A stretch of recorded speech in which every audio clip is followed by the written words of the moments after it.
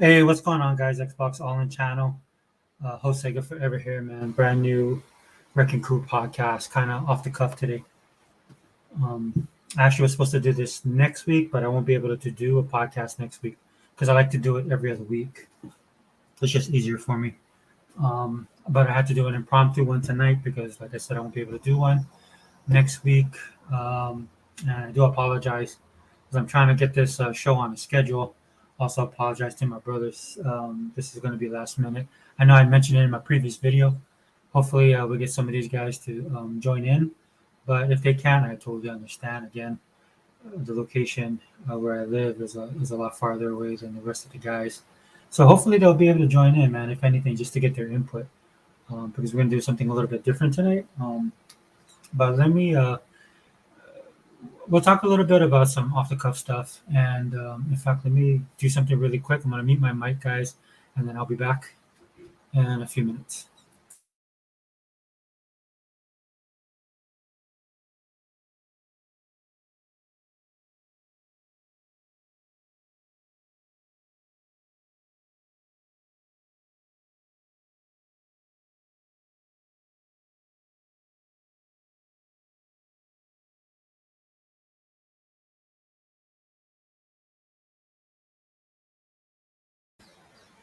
All right, sorry, guys, I'm back. I got to apologize, man. There's a lot of noise in my neighborhood. Hopefully, it won't disrupt the show. Um, I notice sometimes that with the noises that I hear, but when I listen to the playback of the show, it's not as bad, or you can't hear it at all. So hopefully that's the case. But I don't know what's going on today, man. The trucks going up and down the street. It's actually after working hours. I wanted to do it around 5 o'clock because it tends to slow down around about that time, especially on a Friday. Um, but man, I got birds all over the place. There's chickens going crazy. So again, if that distracts you, I'm sorry. There's nothing really I can do about it. Even if I had like a better setup, it would be hard. Um, the area I live in, man, I live in this little valley. It's pretty cool. Doesn't seem like a in the city, but if I make a left turn out of our neighborhood, just drive a little bit down. I mean, I'm in downtown Honolulu. I'll keep on driving. I'll be hitting Waikiki. So I mean, it is kind of cool. It is like we're in a little valley, but it's not that far from the urban sprawl, man. And where I live, man, they just constantly keep on adding more homes and high rises and apartments. It's absolutely ridiculous. I know Hawaii is not the only place that's suffering from this. I know it's happening all over the country, even in those areas that was considered flyover states. A lot of people are moving to these areas, and of course, with all of that kind of stuff goes on, is the sprawl and crowding and all that kind of stuff, and the noise again. So I do apologize for that. Before I get started, like I said, I'll give you guys a couple minutes. But the purpose of this podcast is just to be a little bit positive for a change. I know I do my rants on my channel where I talk about a lot of different stuff, but especially focusing on Xbox, man. But there's also a lot of stuff to be happy for and to be thankful for when it comes to the ecosystem that Microsoft has built under the leadership of Satya Nadella and Phil Spencer. So we'll focus on a little bit more positive stuff. But like I said, I'll give you guys a couple more minutes. We'll talk about some other off the cuff stuff. If you guys haven't checked out the games or the deals with gold, I know everybody's hating on the games with gold. I've never seen those two games, but I'll definitely download them and check them out. I mean, they're free. So, you know, I guess there is some stuff that Microsoft can do to improve games with gold, or some people just want them to get rid of it altogether. I kind of like it because I've actually found games within games for gold that they gave us that are actually pretty good that I liked. Not everything's going to be AAA, not everything's going to be the best, right? It is what it is. For me personally, I wish they would actually work a little bit more um, with the indie developers and kind of use that as a focal point, another focal point for them to kind of promote some of the indie guys that they're working with, or indie developers that specifically come to work with Xbox, and kind of build that Xbox the Games for Gold program as part of the indie program, or and they could do like bigger studios too, right? Some of these bigger studios, they tend to want to do smaller games, make smaller development teams to put their stuff out there. Basically, Microsoft needs a way to compete a little bit more with that, and so I definitely think they should use the best of their advantage. Now, money and all that kind of stuff aside, I don't know how that's going to affect Microsoft. I don't think it'll hurt them too much. I mean, if you guys seen what's coming for Game Pass this month and next month is absolutely ridiculous. Of course, they're saying that Microsoft pays for these games to come into the service, um, so it appears that they're not hurting for money. But I just think, for me personally, as a guy that likes ID at Xbox games, I think it'd just be a great thing for them to have um, just another avenue for the games to be showcased. Because so many good ID at Xbox games get overlooked for a lot of various reasons. Man, I mean, it's a problem worth having as a person who is in the Xbox ecosystem that likes the console and likes the games that they have. Having too many games or missing games is better than not having any at all. Contrary to the popular belief that a lot of people talk about, right? When it comes to what Xbox has and what they don't have. Okay, so yeah, definitely check it out because they got some really really good games. Because I'm definitely looking at picking up a few. In fact, I'll say they have two sales going on, right? There's the sales and specials, which has some good stuff too. The games that I'm most interested in the sales and specials, I've actually already picked up. I bought them already, most of them. That kind of happens if you have Game Pass as well. There's games that I own that come to Game Pass. Um, but the games that I own, I really like, and I think it's great that other people get a chance to play them as well. So it's a win for everybody, man. I'm not gonna hate on the system. I'm not gonna hate on the service just because I bought a game. The way I buy my games, it's games that I absolutely know that I want, and that games that for whatever reason usually has a lot of replayability or just the art design. There's just something specific about the game I like that I don't mind paying the money for. So I never regret when I see it on sale, or when I see it come into Game Pass and I could have played it for free. That's not the way I game. That's not the way my mind thinks anyway. But if you check out the Games for Gold sale, I'm definitely gonna pick up Inquisitor, Warhammer 40,000 Inquisitor. I've been wanting to get that for a while. I see that it's 80% off. Again, this is another good thing about having too many games. You tend to let some of this stuff fall to the wayside. Oh, wait a minute! I just realized I have it. See, I like that about the Microsoft Store too, because I bought this game and I signed in, and then it's showing me I already own it. Because I have I think I'm reaching about 700 games, guys. Honestly, my backlog is crazy. Another game you guys might want to check out is a Rift Breaker. That was I think it's still in Game Pass, right? Is it in Game Pass? Yeah, it's included with Game Pass. If you guys haven't checked it out, it's called Rift Breaker. It was in I believe it was the Summer of Games. There's a demo for it, and I played it there, and I loved it. Downloaded it for Game Pass. Played it a little bit, but then got distracted by other stuff. Normally it's $29.99, but you can get it for $10 off, right? And it is a pretty awesome game. It might have a little bit of a learning curve, um, kind of a top-down action shooter sim type game, which I love those. Superland, dude, this was in Game Pass. They took it out, and I should have bought it, and I totally forgot about it. This is why I'm pushing the wish list stuff, guys. Make sure you put these games on the wish list. But right now it's 30% off, and it was $20, and it's right now on sale for $13.99. And the great thing about it is, um, about Superland, the reason I really like it, and I got to play it. So the level design is pretty solid, right? The concept is pretty basic, but the actual artistic side and the graphics is what pretty blew me away, man. I mean, it kind of had a Toy Story appeal towards me when I was playing it. Of course, I was playing it on my 4K television and stuff like that. But the colors really pop. The level design is solid. Everything looks pretty good. I mean, it looks like you're in a toy box. So I definitely appreciate games like that.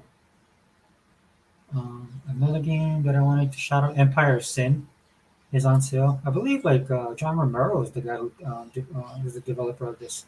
Paradox Interactive. I think that's his. If I'm wrong, correct me in the comments, guys. But I'm pretty sure it was him. But you can get this game right now. I think the base one. Yeah, it's in Game Pass. I played it. It's awesome. So if you get the base one, I believe it's $9.99. Yep, $9.99 for the base one. If you want the premium edition, is $55, $10 off, and Empire Sin Deluxe Edition is 24 for 49. So that's another great game. I was addicted to that game for a while. I definitely knew once it went on sale, I was going to add it to my collection. Or, well, since it's on sale, I'm going to buy it. But as soon as it's going to drop on Game Pass, I'm going to definitely buy it. Yeah, dude, there's a bunch of good What's the other one I want to talk about? Yeah. Oh yeah, Dodgeball Academy, man. Humble Games, dude. I absolutely love these guys. Humble Games. So Microsoft worked out a deal with them, so a lot of their games came to Game Pass, and that's kudos to Microsoft that they did that. I think they did that with 505 games as well. They worked out stuff where they bring their games, pretty much all their games. They just stick it in the Game Pass. Of course, we all know the console war is now a content war.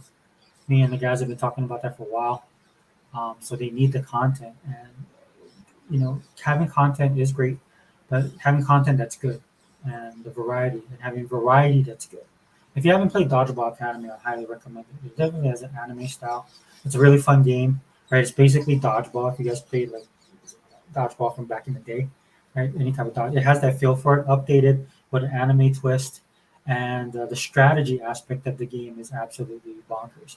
Has a little bit of sim side to it too, right? You can create your character, or you get your character, and you can level them up and stuff like that. Have a pick on your team.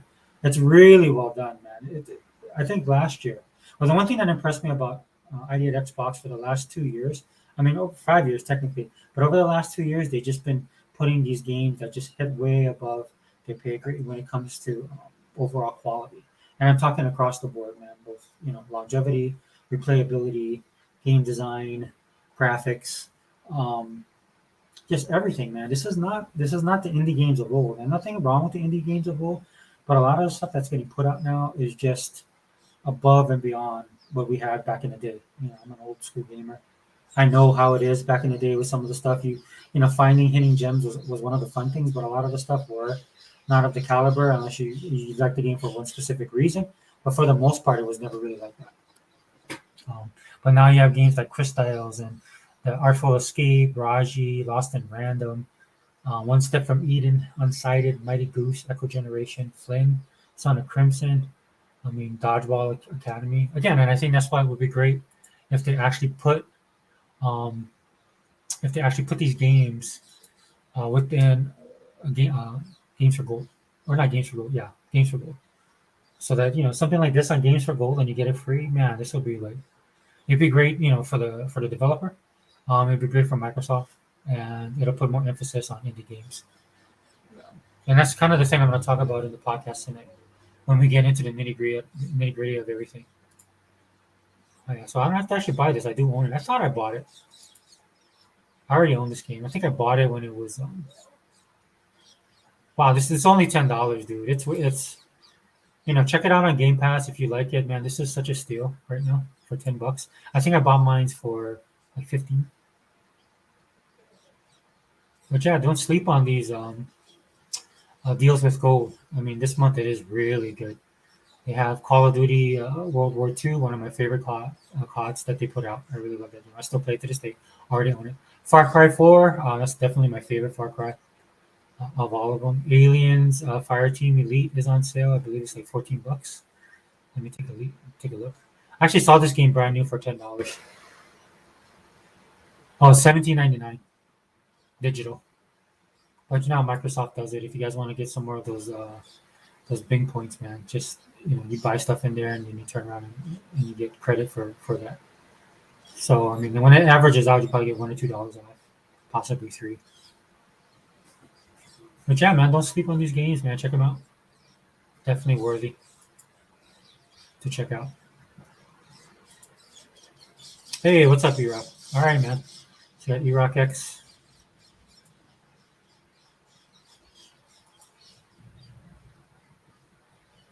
Yeah.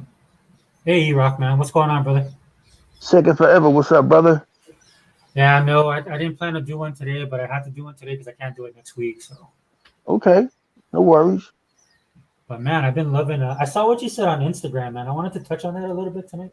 If you're gonna jump in, when you're talking about Netflix, how Netflix is just killing it. I think you were talking about Slumberland, that one with Jason Momoa. Oh yeah, Netflix, man. They're Give me 1 second. Give Yeah, me yeah. give me 1 second. No, go ahead, bro. Take your time.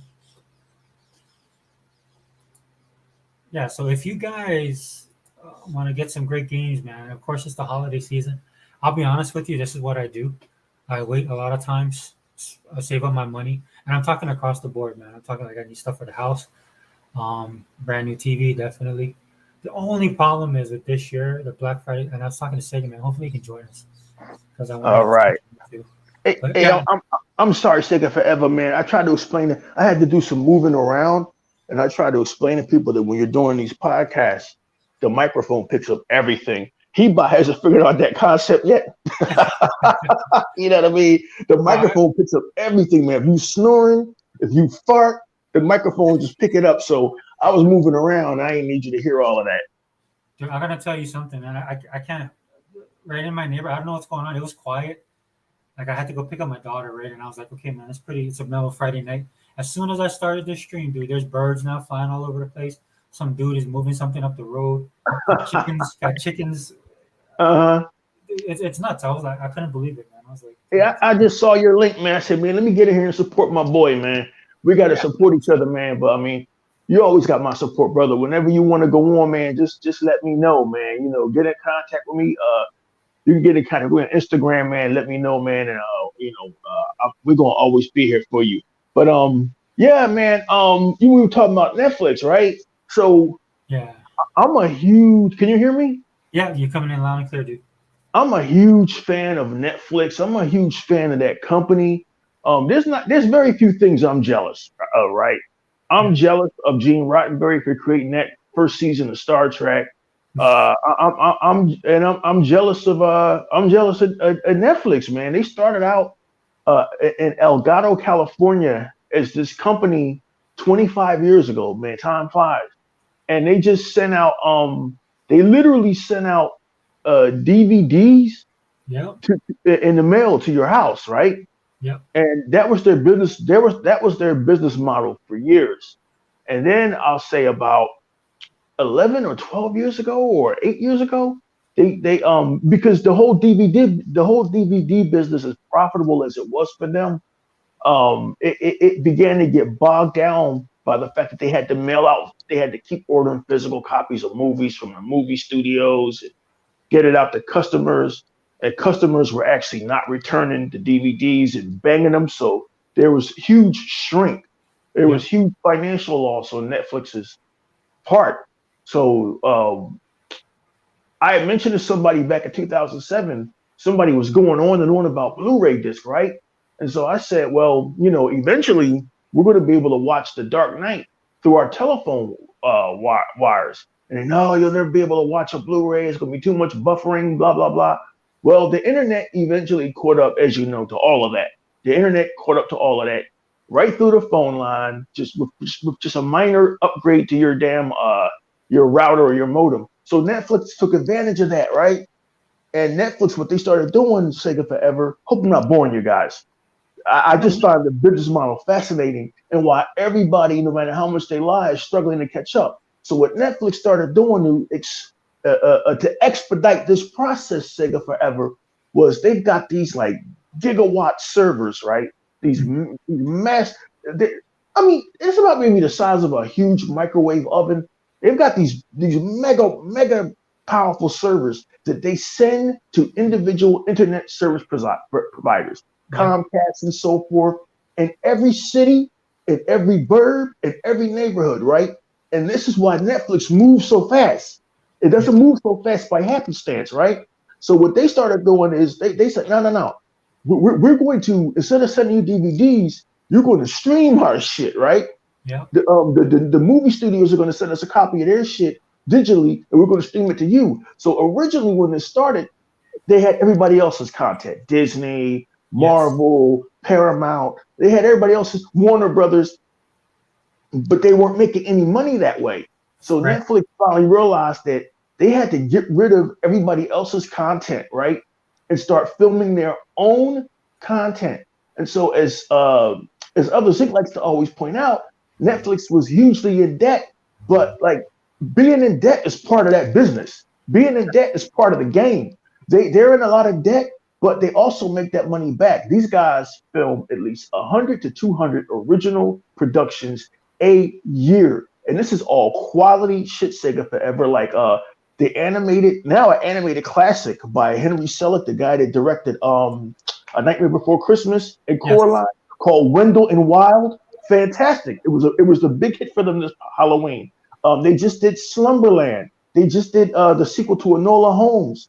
Every Christmas, Netflix is my go-to, and every October and every November, they're my go-to for holiday films. But they just don't film stuff for me or for you, the Marvel fan.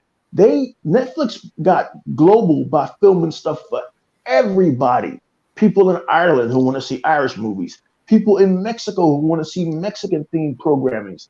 People in France. The big controversy a couple of years ago was this movie called Cuties, where Americans had a fit because, it's sexualized to 13-year-old girls. No, it wasn't. Cuties was the story of a young woman who came to France from the Congo. She was Congolese, telling her experience being an African woman in France. That's what Cuties was about, right? So Netflix makes programming for everybody, and that's Sega Forever. To wrap up this long elegy is why they're so successful and why Disney Plus, no matter how much they tried to lie last September about surpassing Netflix, they didn't. They didn't. Paramount Plus, HBO Max, and Disney are trying to catch up, but they can't catch up because Netflix has got so much money involved. Like Slumberland was so good that could have actually been released in theaters last December. Jingle Jangle, starring I think his name is Keegan Michael Key. That could have been and Forrest Whitaker. That could have been released in the Wendell and Wild could have been released in the theater. But here's the bet that Netflix took Sega Forever. Netflix took a bet and said, no. We're not going to release our movies in the theater. Maybe one or two of them will release day and date, like the sequel to Knives Out called Glass Onion. They'll take a risk on some of that stuff. But for the most part, dude, I want a copy of Wendell and Wild. And guess what? I cannot get a copy of Wendell and Wild. The only way to watch Wendell and Wild or Glass Onion is Netflix. That's smart because they make it so you have to pay that $15 or $19 a month. They are fucking brilliant, and I'm jealous of them, Sega Forever, and I'm done tooting my horn about Netflix. And not only this is they're putting out programming that's not woke. They're putting programming out that's not woke, so they're not facing this huge backlash like Disney is, where they lost millions of subscribers because of that She-Hulk shit. They lost millions of subscribers because Disney now wants to preach to you about how you should be living. They want to preach to you about, they want to tell your kids about sexuality with this new movie, Strange World. And they're trying to figure out what the fuck is going on. Why is folks not watching our movies? The world is trying to preach to you about sexuality, like with this movie Bros that failed. And Netflix ain't doing none of that. Sega Forever. Netflix is just putting on wholesome family entertainment like Slumberland, where there's nothing offensive, no wokeness. It features a strong single father, two strong single fathers raising a kid, right? And that's the kind of shit we want to see, man. That's the kind of shit that I want to see on television. So Netflix figured out how to make me a devotee for life. And to end this Sega Forever, that's why I'm a huge supporter of Netflix, man.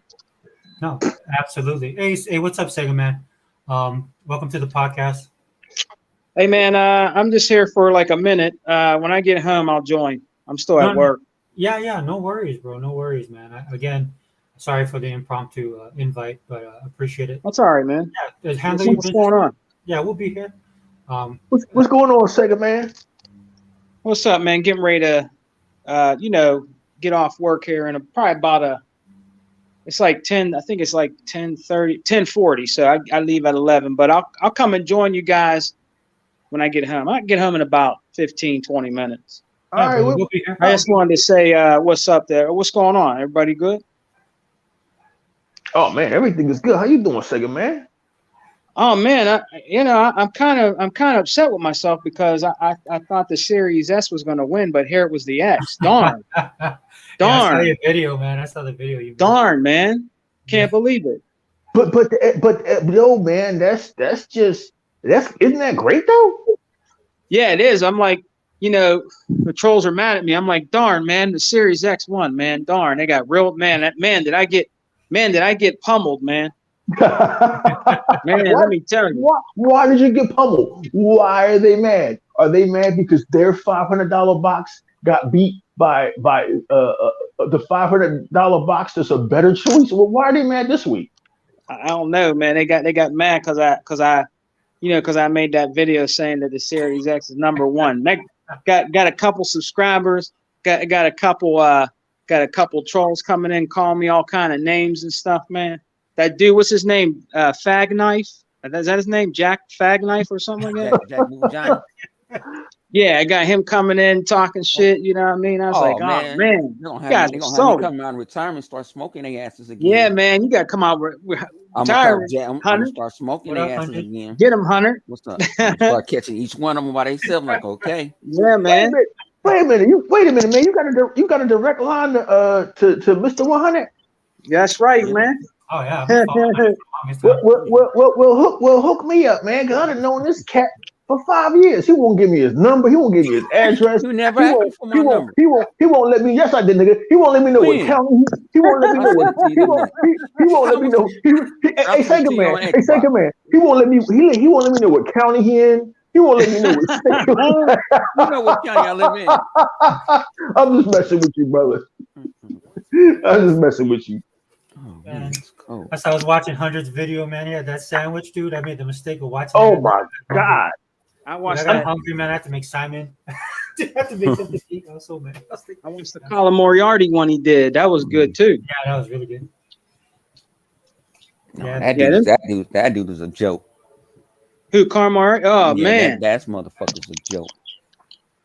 Yeah, I don't understand why people. They all drones. That's when them ponies are drones. Yeah. Did you see that dude next to him, man? He's just a yes man. I'm like, dude. At least in our podcast we disagree. Yeah. But at least he looked at Lost. Yeah. Hey, E-Rock, I heard you talking about family movies, right? Yeah. Did you catch the sequel to the Christmas Story? No, dude. No, I didn't. It's just good. So much stuff. Well, that's good. You know what? I'm gonna take it. Is that on Paramount Plus? Which one is that? It got most of the characters from the original one in it. Okay. Mm-hmm. Yo, man, what's it on? It's on Netflix. It's on. It's on HBO Max. Oh, HBO Max. Okay. Yeah. Yo, man, the streaming services is what's up, man. The streaming services is what's up. All of these guys that own the streaming services need to get with the program. That it's just my personal opinion. I've discussed this before with Unlimited Production. The movie theater business model is no longer viable, and it's no longer viable because they want too much for the tickets. Back when I was coming up, when I was a kid, Mr. 100, used to literally get in a movie theater for $5, and maybe they'll have $2 matinee. Yes, sir. Free hot dogs.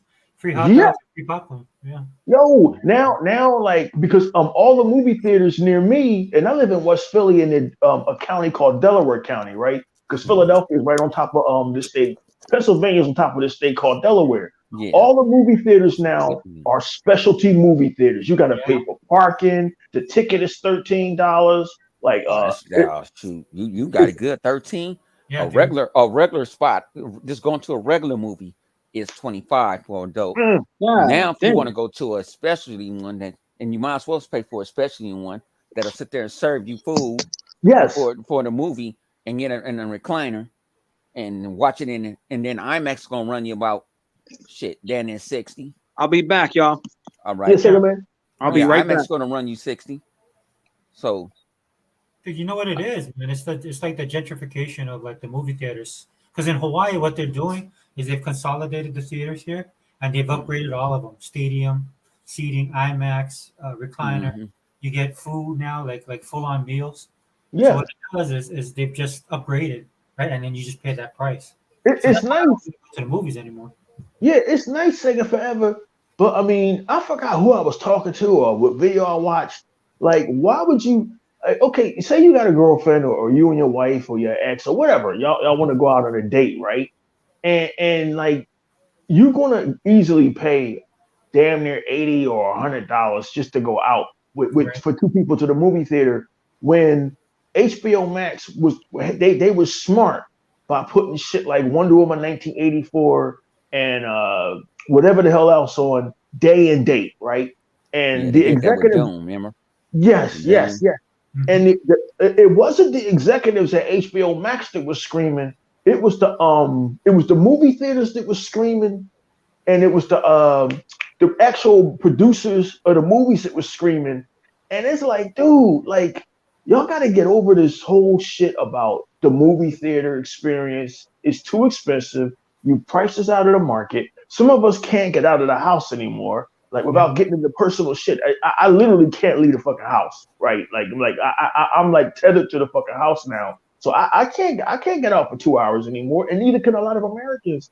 So the idea of a movie, like you get to watch some shit like Slumberland at home. You can stop it or start it whenever you want.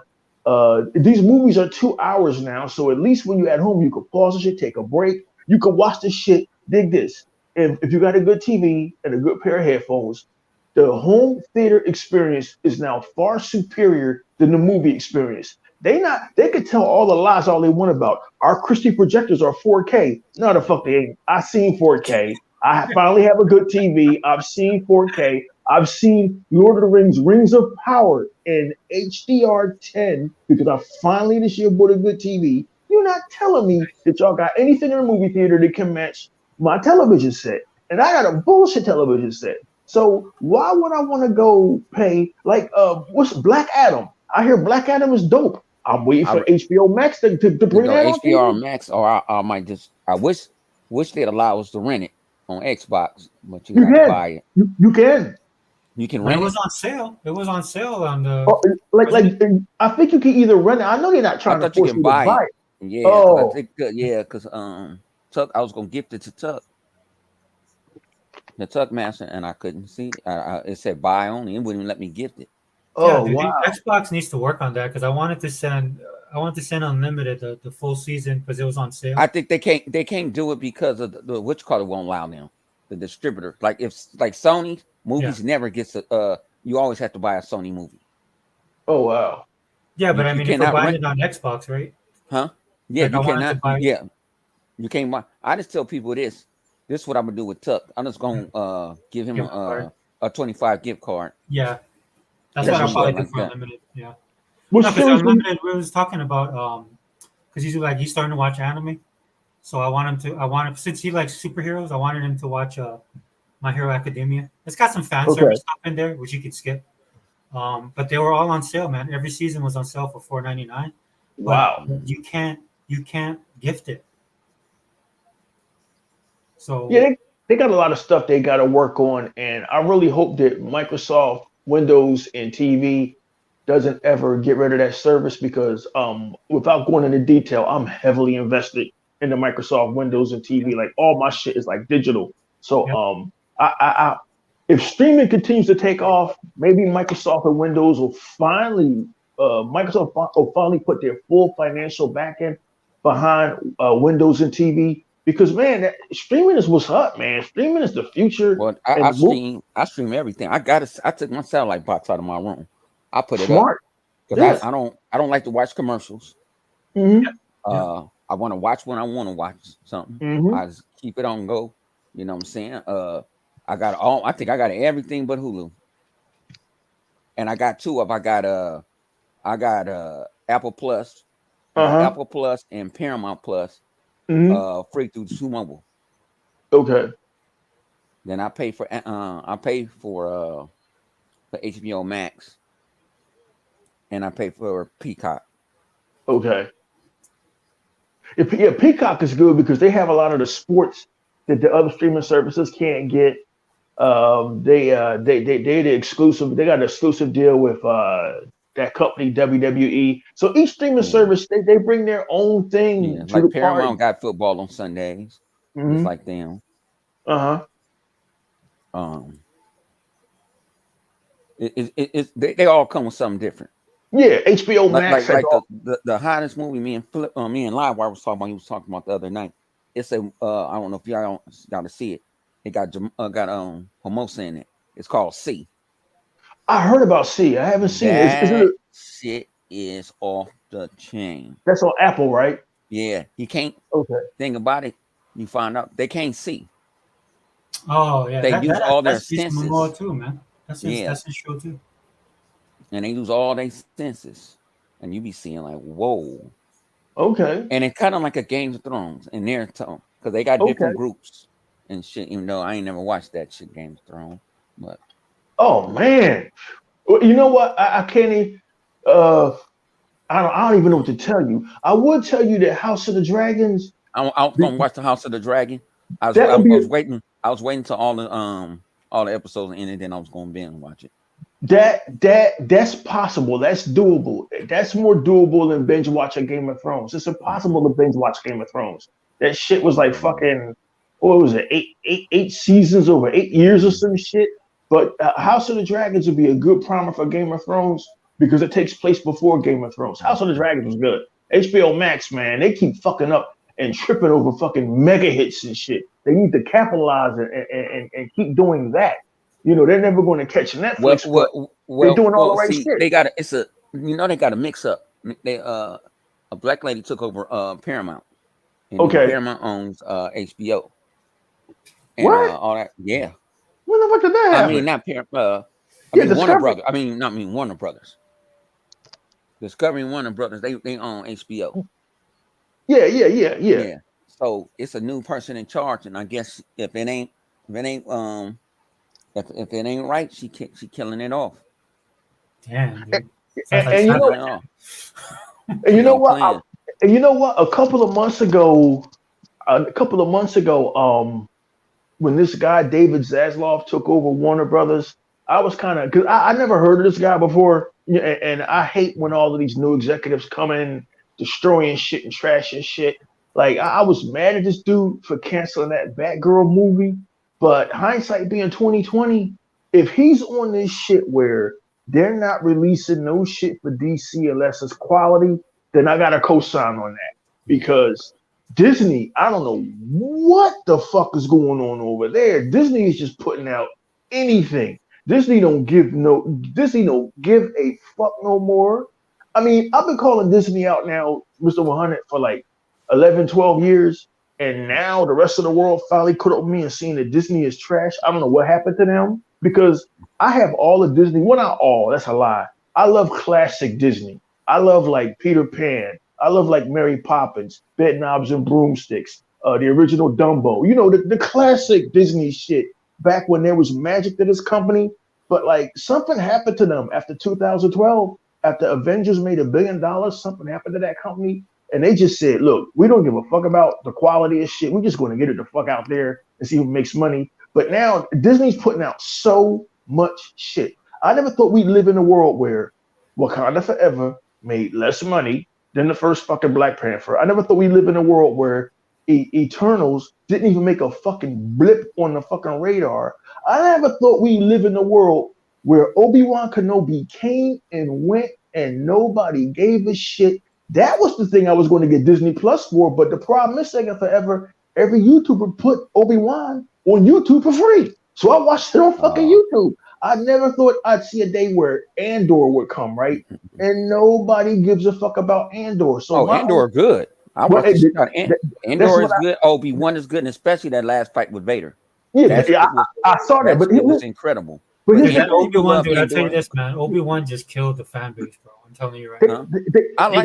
They killed it for me, man. I was watching Star Wars with my kid. I watched that show, dude. I was done. What was wrong with it? I don't like that they just broke canon, man. It's just like every time I watch Star Wars now, it just pisses me off. It's Disney canon now. Yeah, I'm not with Disney canon. So I don't like Disney Plus. It's like the only reason I'm keeping it now is because my daughter wants to watch Guardians of the Galaxy Christmas special. Mm-hmm. So when she comes back, we'll watch it. And then in fact, I think I just cancel it because I think I'm good for till January. But I'm done, man. I'm out the door with those guys. The problem is I like the new direction they're going to. The problem is 100 is like at some point these companies and I'm gonna direct this to both you and Sega Forever. The problem is these companies have to show some kind of restraint. Like just because Disney, you own everything, that you really need to put out all of those Star Wars series, and basically you oversaturate your market. The BBC owns this franchise that's been running forever since 1963 called Doctor Who.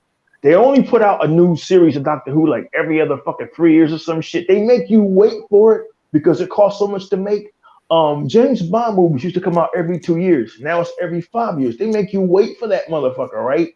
Over at Paramount Plus, did we really need 3 fucking Star Trek series? So what happens is you oversaturate the market and there's no excitement no more. Like, people could talk all day, all the shit they want about Rings of Power. That shit got 25 million viewers for Amazon Prime because motherfuckers waited forever for more Lord of the Rings. House of the Dragons got 29 million viewers because it was like 3 years since the last Game of Thrones. But with Star Wars, with them putting out so many Star Wars series, and with Paramount putting out so much Star Trek, and with Disney putting out so much Marvel, Miss Marvel, She-Hulk, and a lot of this shit is woke. People are just now, they just saying, I don't even want to watch this shit. And this shit costs She-Hulk is more like a comedy, and it's only 30 minutes. It's not an hour. Mm-hmm. So you can watch She-Hulk. You can actually watch She-Hulk. And She-Hulk, it's like we call it a red Deadpool. Don't really take it serious. Right. Like that. It's supposed to be funny. You know what I'm saying?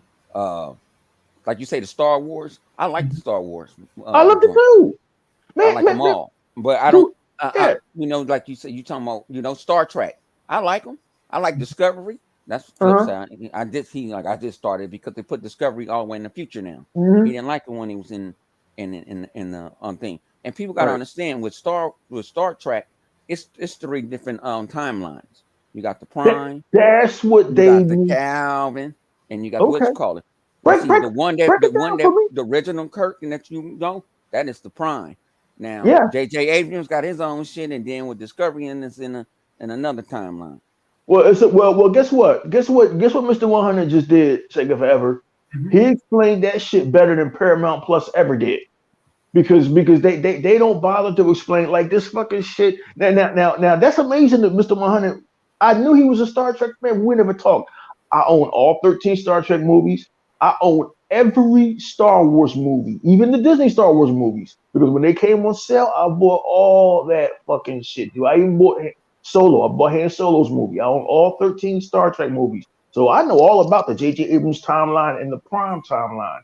I was waiting for these motherfuckers to explain what's going on with Star Trek, because now you got Strange New Worlds, and is that an alternate timeline? It can't be the Prime timeline. How can it be the Prime timeline? That is Prime timeline. That makes no sense. No, because he's going to die. That makes I understand, but that makes no. Because his future self came and talked to him last season, right? Because his number one was telling him, since you saw what happened, you can divert it. Mm-hmm.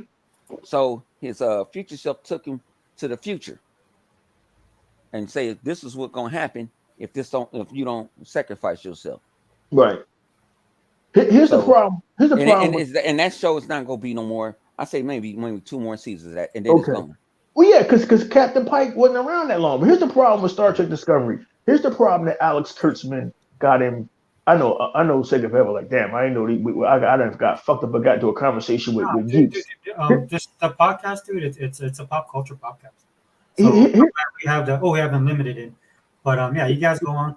Here's where Alex Kurtzman fucked up, because he's in charge of Star Trek now. This guy named Alex Kurtzman. He was J.J. Abrams' partner, and he brought us the Kelvin timeline, right? And I own those movies. I loved all 3 of the new Star Trek movies, right?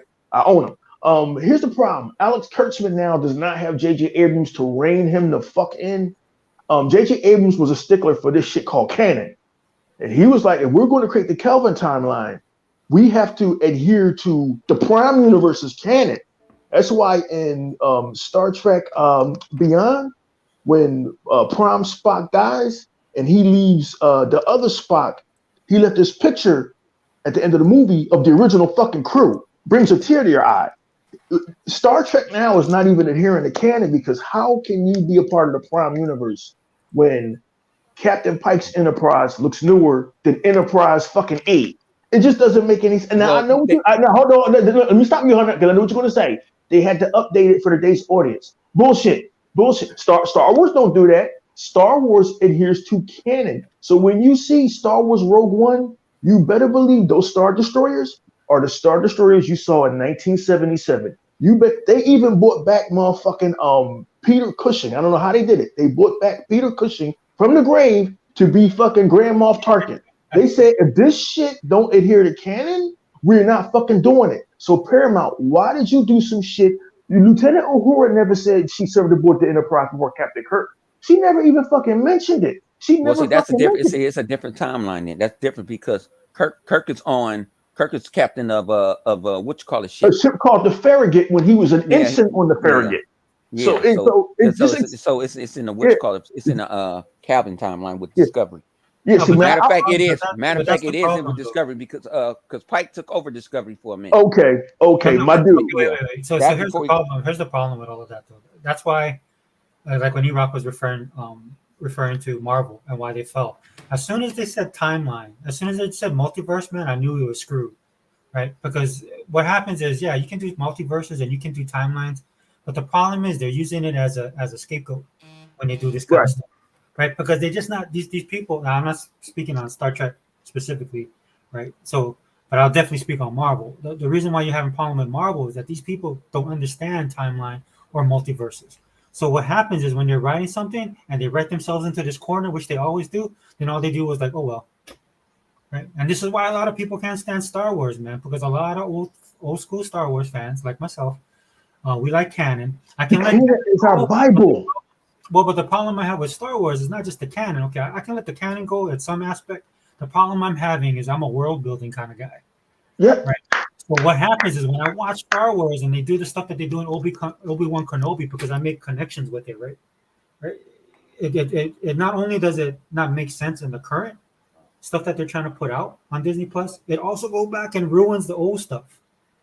And that's the problem. And look, if anybody likes that kind of stuff, dude, I'm not going to go on there and just like, look, dude, if you like it, you like it. I've come to the conclusion that, this stuff is definitely not written for me. Like I was bitching on a chat because of the Scarlet Witch show that they did, which I was liking up until the end.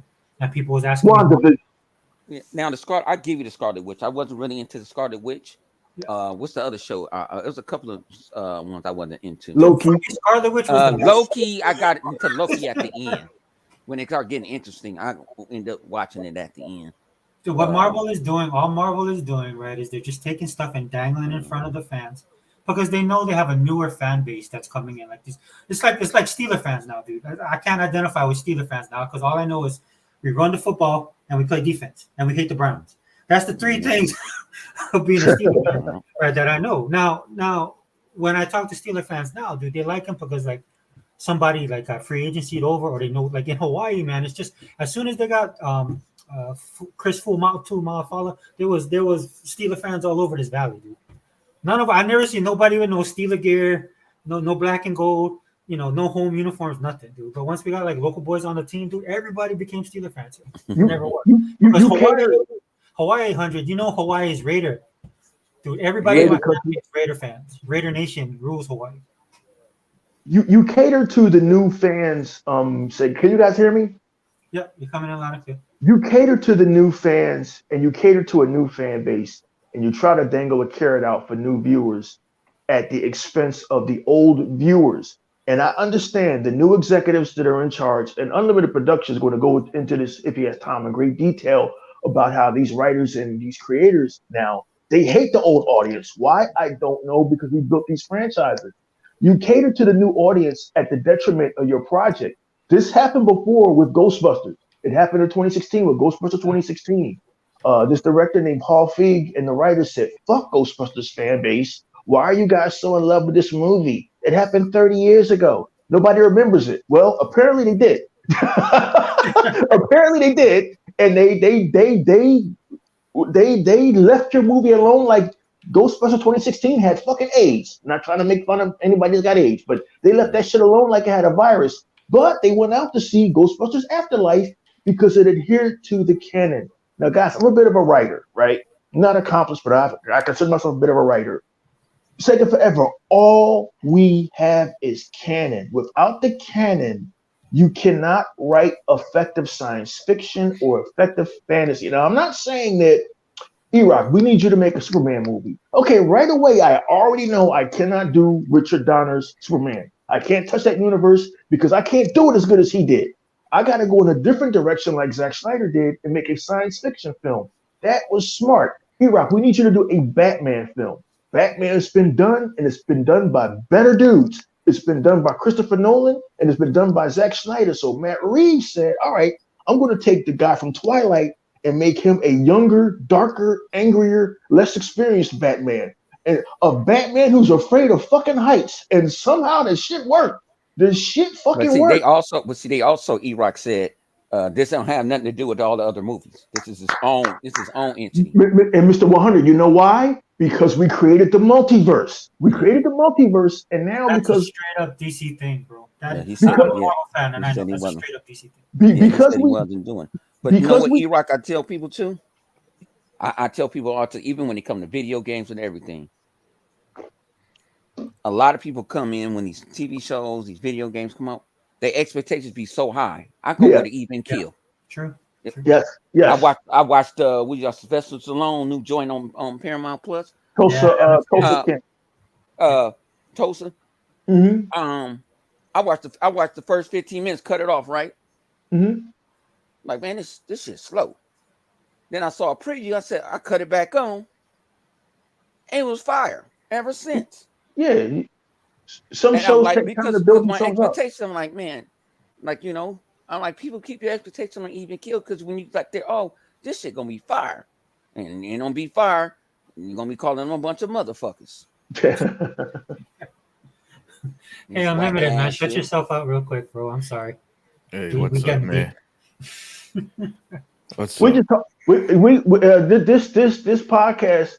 We broke into pop culture tonight, man. It started out with me gushing about being jealous of how successful Netflix is, and then it went into just the flood of all of this entertainment is so much that we can't absorb it all. We don't have time to absorb it all. But because there's so much entertainment, unlimited production, some of these companies are just pushing shit out there so fast and it makes no sense. Like the new Indiana Jones.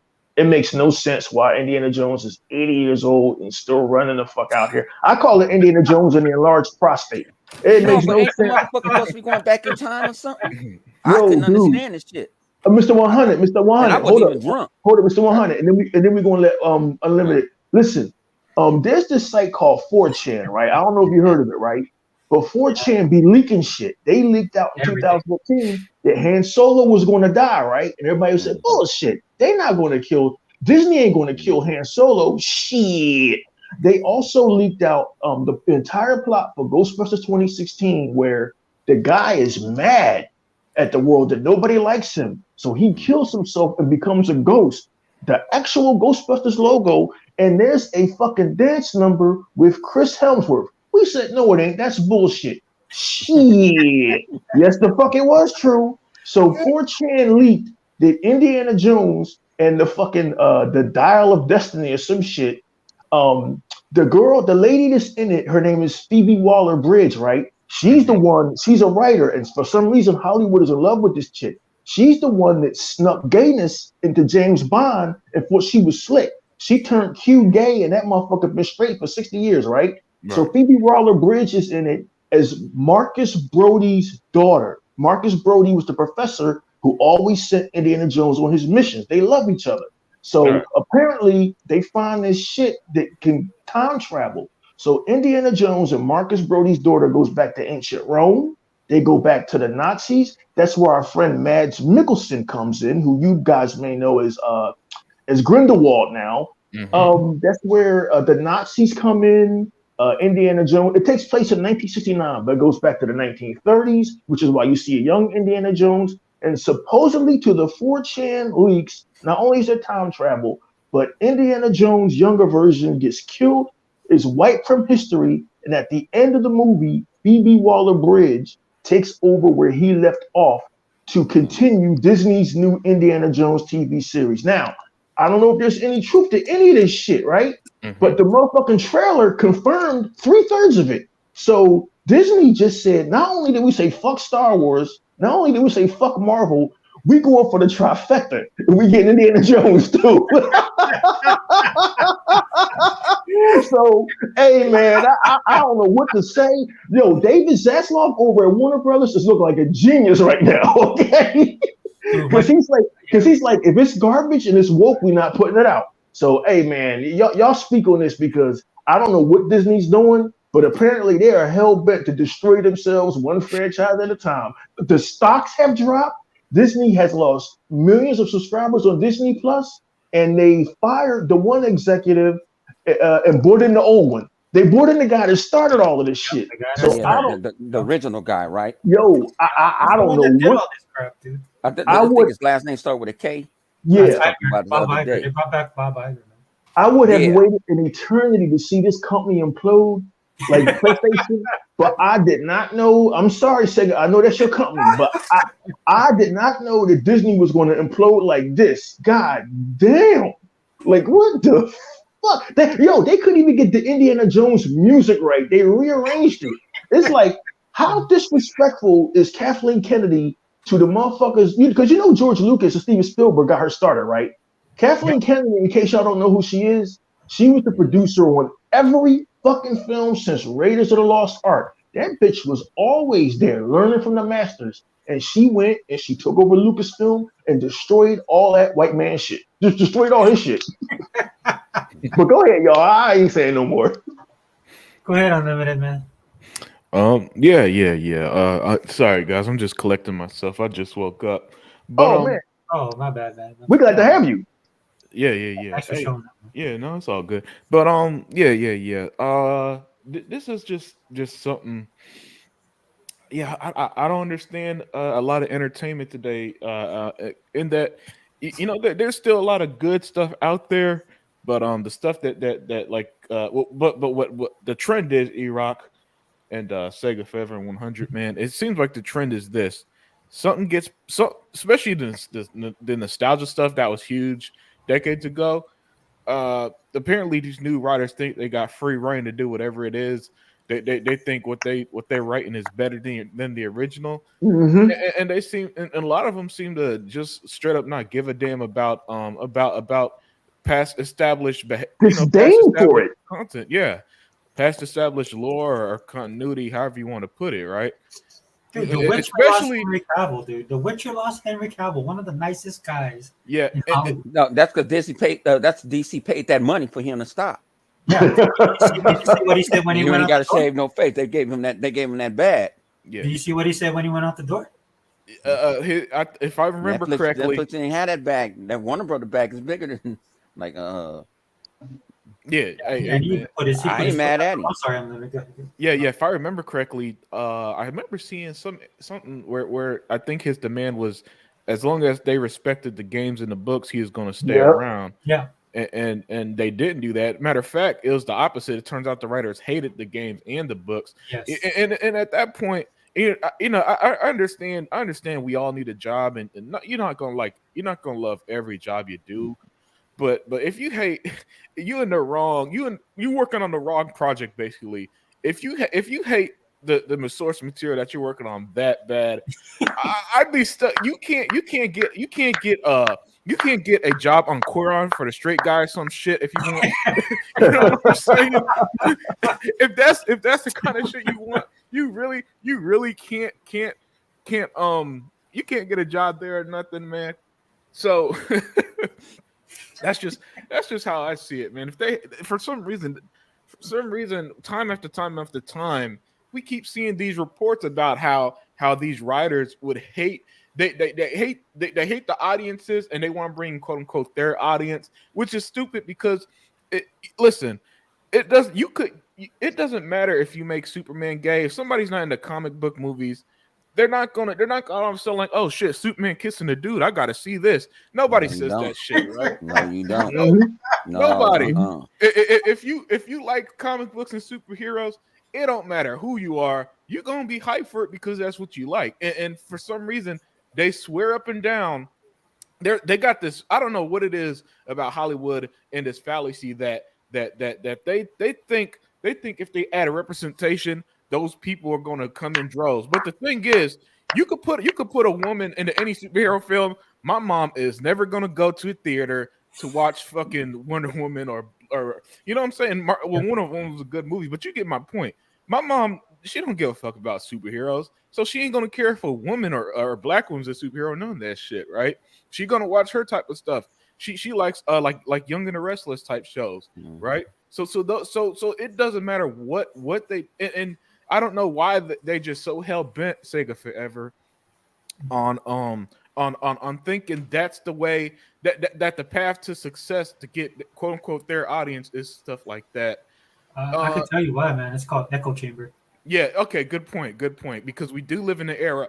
Oh, excuse me. There. We do live in an era of people being stuck in the echo chamber, like that, man. Where they and then not only that, it seems like whenever people just outside their bubble tells them what's up, you know they just treat you as like you hate them or hater and all that stuff, which isn't true. You know what I'm saying? We gotta. I miss the days of context and nuance. Yes. Awesome. Yeah, because context is always important, and so what happens is that we see this all the time, especially with quotes. Quotes are always taken out of context because they never explain or add what was said before or after that just makes sense. Hey, what's up, Sega man? What's up? And nuance seems to be definitely dead because everybody seems to have the most extreme reaction to everything. It's never just why can't something just be good, right? Why does it have to be this is the best fucking thing ever? Why can't something just be bad? Why does it have to this is so bad it's gonna kill the franchise? No, it's not. You know, and not liking, you know, not wanting gay characters doesn't mean you hate gay people. Not wanting a character to turn white to black or black to white doesn't mean you hate that race. That's too extreme and nonsense. But for some reason, and listen, we're going to see this next year with Disney after The Little Mermaid comes out because when E-Rock showed me that trailer and it was this lifeless trailer that had no color to it. Like, how are you going to hire a black girl in a movie have no color? You know what I'm saying? No, but that's that racism of low expectation, right? Yeah, that's a problem, man. Yeah, and that's my point. When that movie comes out and everybody hates it because it looks boring, Disney's going to hide behind the shield of racism. What grown man watching Little Mermaid? No, it's not going. No, but listen, little kid, your parents are going to take their kids to this Little Mermaid. It's going to be bad. It's going to get bad reviews. I'm telling you right now. Nah, it ain't gonna get no bad. Like my little niece, they might take my little niece to go see the shit. She like anything damn thing. She don't care. No, she might not care, but I guarantee you, the moment that there's a negative reaction, Disney's going to hide behind. Well, it's going to be negative. See, that's what I be tell people. Quit listening to these Rotten Tomatoes and all these other stuff. I'd rather you listen to a YouTuber that knows what they're talking about. You got to watch them too. Some of them buy, some of them go buys. You know, some of them I see go for the clicks now. I used to follow. But the problem is, 100, man, is a lot of these guys didn't grow up like we did. Like I look at my kids now, man. My kids aren't interested in stuff that I was interested in, man. They can get into anything they want to. And a lot of the stuff, like my kids don't really care for Star Wars. My daughter got into like. Well, my son don't really. My son is into. My son just like he into video game. He watch movies. I haven't watched Harry Potter, but he has. We can watch The Lord of the Rings, but other than that, we can watch some anime. What do you call that? You know what I'm saying? Some Dragon Ball Z. Some Dragon Ball Z. But see, my boy down there grown now, so he ain't want to watch nothing with his dad. No, that's 16. What I mean. This is what the problem with these studios don't understand. Don't want to, and I give him the space. But these studios don't understand, dude. They're losing the audience that they have. And they're not going to gain these guys that they're hoping to, because these kids just ain't into this stuff. Sega Forever. We now, Mr. 100, Sega Forever, Sega Man, and Unlimited. We now have numbers. Now this is what I do because the last couple of years, you know what I mean, I've been semi-retired and I had nothing to do but follow this shit. We now have numbers. We now have a paper trail, so they just can't say, "Well, you old grumpy people just hate everything now."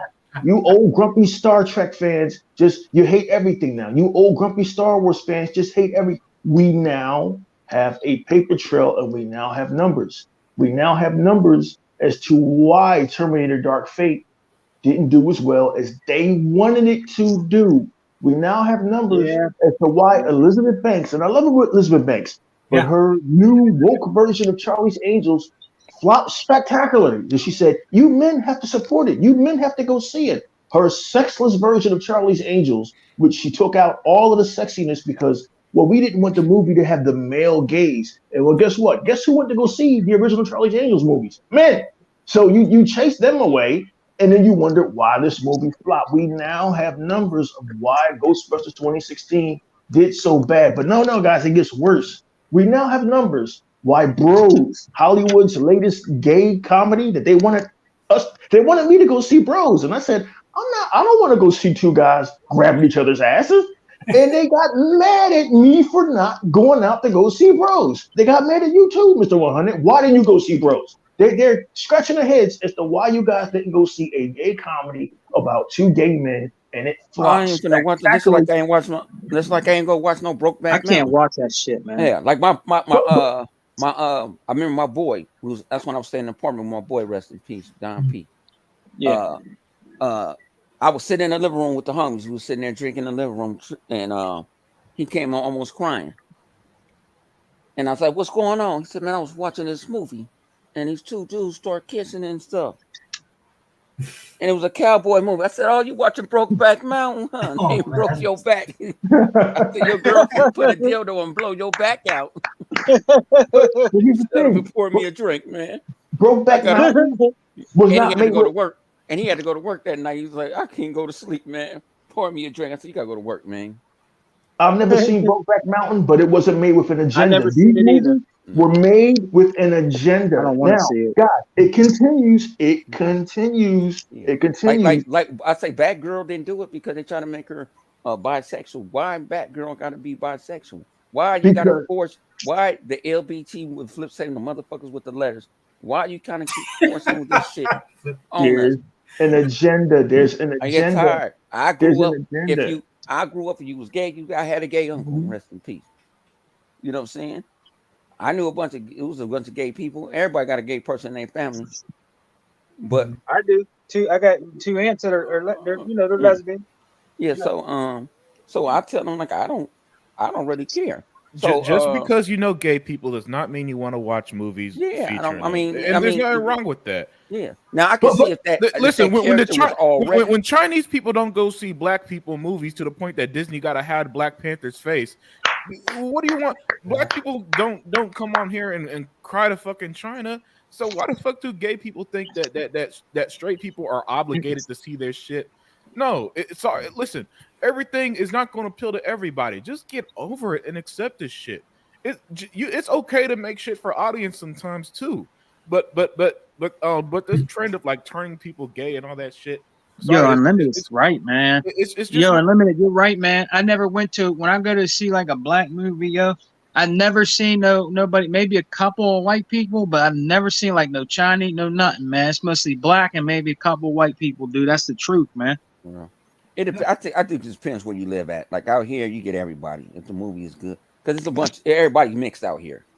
Yeah. But here's the thing: we're seeing from the numbers I'm talking about, the LGBTQ community, they're not going to go see this shit. They're the ones who should have supported Bros, the gay comedy. They're the ones that should have supported Disney's latest flop, Strange World, where it's a biracial couple, it's a young boy who's gay, and it has an ecological message. Look, it's so woke that even the dog is handicapped, and people didn't go out and see. Yep, they went full woke with this shit, and nobody went to. Disney stands to lose $147 million. Now, $147 million. Disney made that Bros movie. No, they didn't make it. Universal made that, but there's a chain reaction happening to all this woke stuff where the agenda is first before actually making a good movie. She-Hulk, even though it's a comedy, She-Hulk was a series from Marvel that deliberately went out to disrespect the Hulk, one of the pillars of the MCU, and they knew the fan base was going to hate it, so they made fun of the fan base. I don't understand how you bring in new viewers by attacking the fan base. This is the same. Well, She-Hulk is, like I said, it's more like a comedy. It's 30 minutes. So what's they brung in the original Daredevil from the Netflix shows. Right. The characters. Right. It got interesting, and like I said, it didn't. You had to sit there for 45, 48 minutes. So you don't see you don't see that there is a problem with the They call it the MCU, but the whole Phase 4, Kevin Feige just said, "Look, I'm stamping on it. I want the whole shit to be woke." And we can see now that there's been a decline in the Marvel Cinematic Universe, with the exception of Spider-Man: No Way Home. There's been a decline in box office. They thought that Wakanda Forever was going to make $1 billion. It ain't going to get nowhere. I don't think they looking for all box office. They thinking about when that shit hit their streaming service. Also. Yeah, but it's hurting. It's killing their streaming service too, man. That's the problem. I mean, one TV show ain't gonna let me It's several movies and several TV shows. We now look. This is all I do. We now have a paper trail. The BBC is guilty of it too. They lost 1 million Doctor Who fans, right? Doctor Who been around since 1963. It's one of the longest running franchises other than James Bond, right? So what they did was, it wasn't making Doctor Who a woman that chased the viewers away. It was the first season of her was woke and it was preachy. How do you have an episode of Doctor Who? Hey, you brought up the great point that I let me touch on this point. Yes, sir. Go right ahead. But this is what drives me crazy. And even as a kid, let me tell you guys, when I was a kid, there's this cartoon called Captain Planet. And I hated Captain Planet. I hated it. You know why I hated Captain Planet too? Because it was a 30-minute cartoon about how bad I am for destroying the environment. I kid you not. Every episode, people fuck up the environment.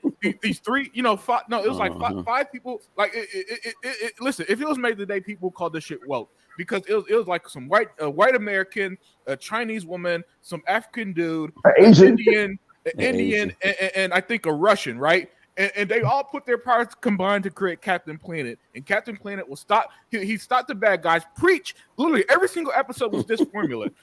So some assholes, people, humans ruin the environment. They form Captain Planet. Captain Planet preaches at the end of the episode how terrible we are for destroying the planet and we need to do better. And then every episode was like that. And as a kid, I fucking hated that show because it was so preachy. And fast forward, but What's It Called used to be like that, Unlimited. People don't. Which card used to be like that? G.I. Joe used to be like that at the end. Yeah, but it wasn't the same type of messaging, dude. Ted Turner, Turner is responsible for Captain Planet, dude. I love TBS. Oh, go ahead. I'm sorry. Go ahead. Oh no, I was just responding to the 100th G.I. Joe comment. I'll say this about G.I. Joe. I was during the pandemic. I was watching it when there wasn't shit to do. That show had a lot of action, at least. Like the motherfuckers in G.I. Joe, I was like, damn, man, this cartoon fire, because every episode they had like new guns, new weapons. I was like, damn, I see why kids like this shit in 1985.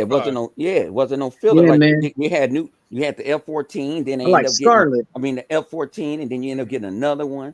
Then you got to the characters. You got Duke. Duke and Scarlet. We already knew they were fucking. I don't care what nobody was saying. They was fucking from the get-go. You know what I'm saying? You got Snake Eyes, Roadblock. You start getting immersed in these characters. And then, Zartan. Yeah, and then Flint was fucking old girl too. Lady J. Yeah.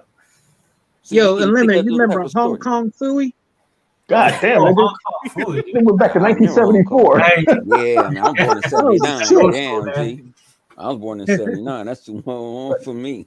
But it's not too late, I don't think, for Hollywood to course correct. I think David Zaslav was trying to do this, to end this conversation about where Hollywood is going. But it is disturbing, guys. I know you guys don't follow this shit. I didn't even know about Strange World.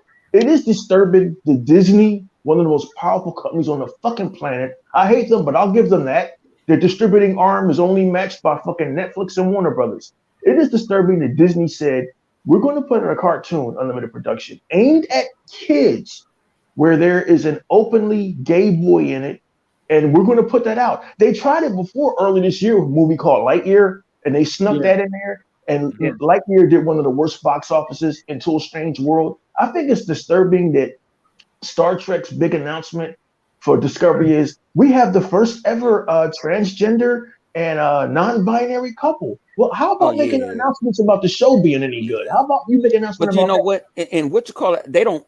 Only thing I like about on Discovery, they don't force it on you like that.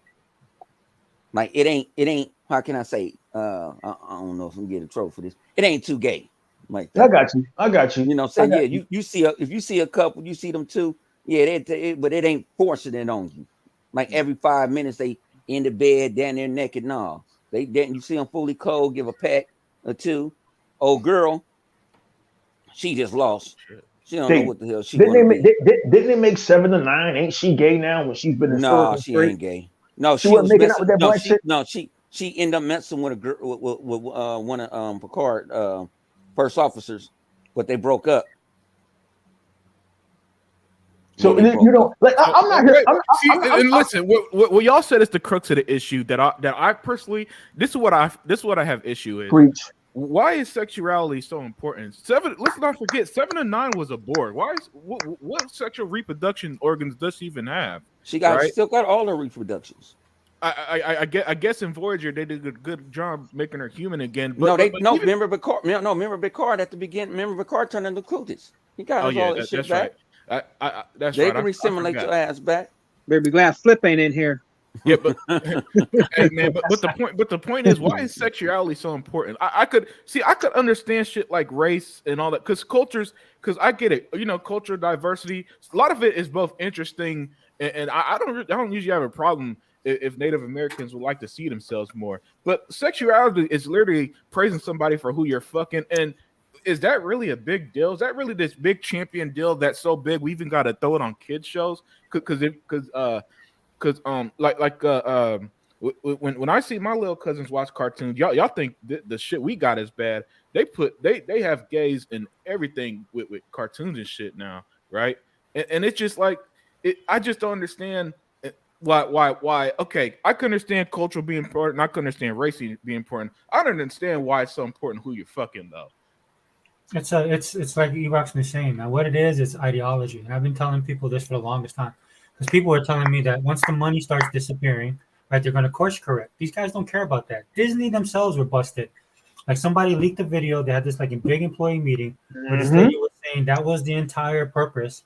All the stuff you're seeing now has been built over the last couple of years, right? This is an agenda-driven content that they're putting out there. This is why, for me personally, it's irritating. Not just because of the ideology. It's just piss poor writing. These people cannot write. Right? They can't tell a story. I looked at my daughter one day and I said to myself, I don't think these people read books.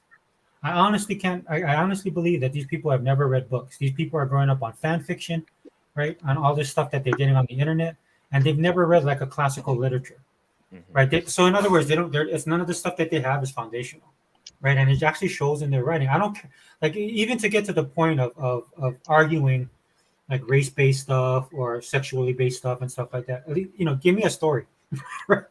like make your own character, right? Like when you look at what they're doing with The Witcher, right? I love Michelle Yeoh. She's one of my favorite actresses, right? And then they're going to create this Witcher version of it that looks like Arcane, right? What is that? What's that?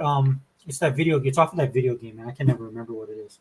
But they did animated special. They did this animated show on Netflix that was huge called Arcane, and it has all the stuff that a lot of the people that League of Legends. Sorry, I couldn't think of it. Right, so it's all based off that League of Legends stuff, right? So like my son know what it is, my daughter knows what it is. We watched it, and then they had like the gay stuff in there, right? But it made sense in that context. And then they have people of color in there, but it made sense in that context, right? Because it's its own world. They've created that world, and it's flexible enough, right, that you can do a lot of different things within that world, right? So it doesn't follow the same type of canon, This is why me and Hunter, this is why I was telling Hunter, this is what pissed me off about the Halo 5 with Locke. Everything they did in Halo was for Master Chief in that show. And people just got mad because they had Locke in there and it wasn't Master Chief 24/7 when Locke himself was basically they still talk about that too, Sega Forever. They still talk about that. How they didn't like Locke, bro. They still talk about that today. Dude, that's why I say it's karma for everybody that bitched about that, because now we get the crap. Like E-Rock's been giving this symposium right now on all this stuff, right? Correct. Because this is why we get the crap we have now, because people bitched about stuff that was actually good. Like you were saying, like some people, like you said, 100, man, you watched that Sylvester Stallone. I'm interested in checking that out. But it started off slow, but then you went back and then you liked it. Not everything's going to hit off. You got to give stuff gotta give stuff time to develop, man. It's very rare that a show is like Smallville where it just punches you right in the face right from the first episode and you suck in for like the whole season. You know, is there a new Halo coming out? Is the new Halo series coming out soon? I heard it got greenlit. I'm not sure when. I haven't even watched the first one yet. I was thinking about buying it. I think they have it on sale so that I can watch it because I don't have Paramount. Oh, you didn't watch it yet? No, because it's pretty good. Sega for real. I think you'll like it. It's pretty good. You know, it's pretty good, man. I thought they did a good job on it. I think it's pretty decent, man. Well, I like the main actor. I forgot what his name is. Yeah, a lot of people said that that he shouldn't have shown his face or some dumb shit. I don't know, man. I thought it was pretty good. Hey, I'm gonna have to get out of here, man. You leaving? Yeah. Yeah, I'm kind of under the weather, man. I got a sinus headache. Oh yeah, hey, take it easy, 100. My behind down, man. I appreciate y'all.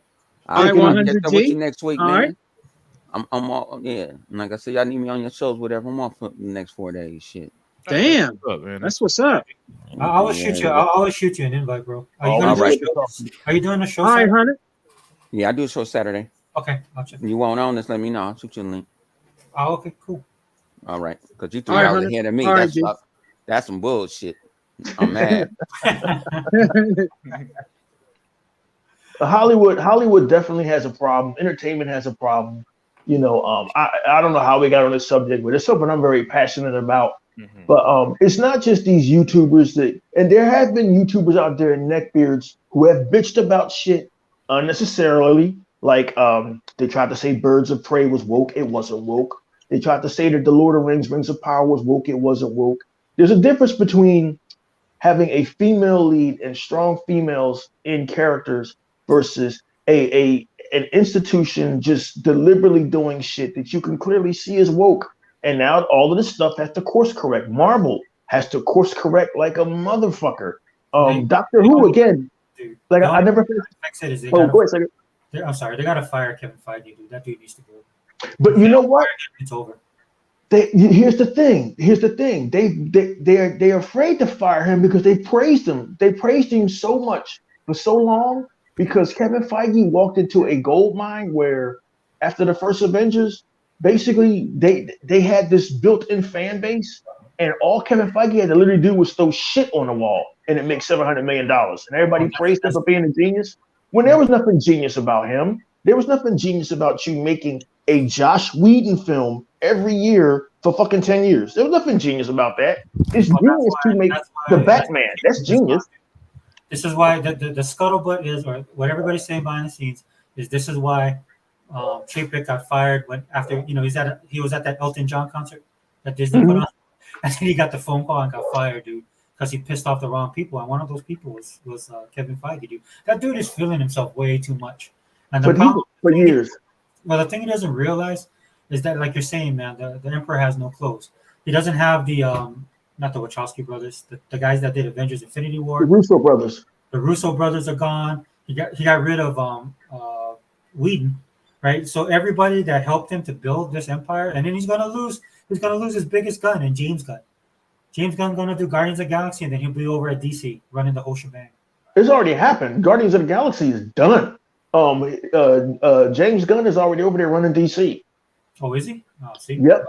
He's already over there because Guardians of the Galaxy is finished. They showed the trailer already, so that means the movie's fucking ready to be distributed in another couple of months. So this is all happening, but I never thought I would see entertainment implode like this. Like I know you guys don't follow Doctor Who, but Doctor Who, since 1963, is about this time traveler, right? He's from another world, and he travels around in a fucking time traveler police box with these companions. And it started out with a straight white grandfather, and they did something brilliant. When Doctor Who dies, he can regenerate into somebody else. So that was a clever way to always bring in new actors, right? So the series went from 63 to 87, went away for years. There was a TV movie on Fox, and it came back in 2005 to much applause because Doctor Who, he was the same character. The canon lined up everything. He was a straight white male going around the galaxy, even fell in love with one of his companions, this chick named Rose Tyler. And when they had to leave and break up, Grown fucking men were crying. They had us. They had us. And then the next Doctor Who was this gentleman named Matt Smith, who you guys may know as Damon from House of the Dragons.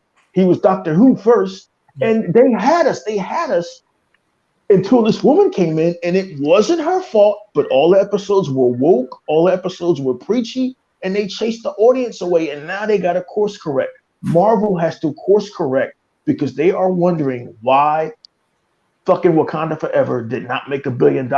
They are scratching they can't talk shit about DC no more because Aquaman cleared $1 billion easy. They can't talk shit about DC no more, right?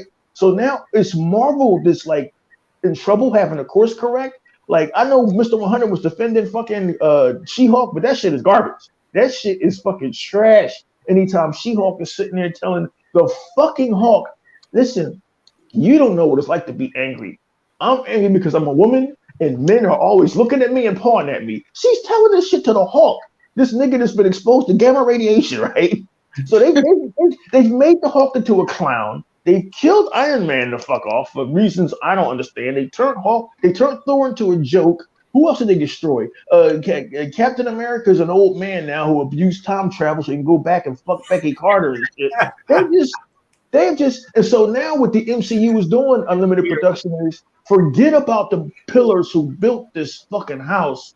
This is all about these women now. It's all about the black women in Wakanda. Iraq. I gotta say something, man.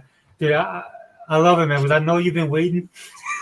Right? This has been the moment, right, for Marvel.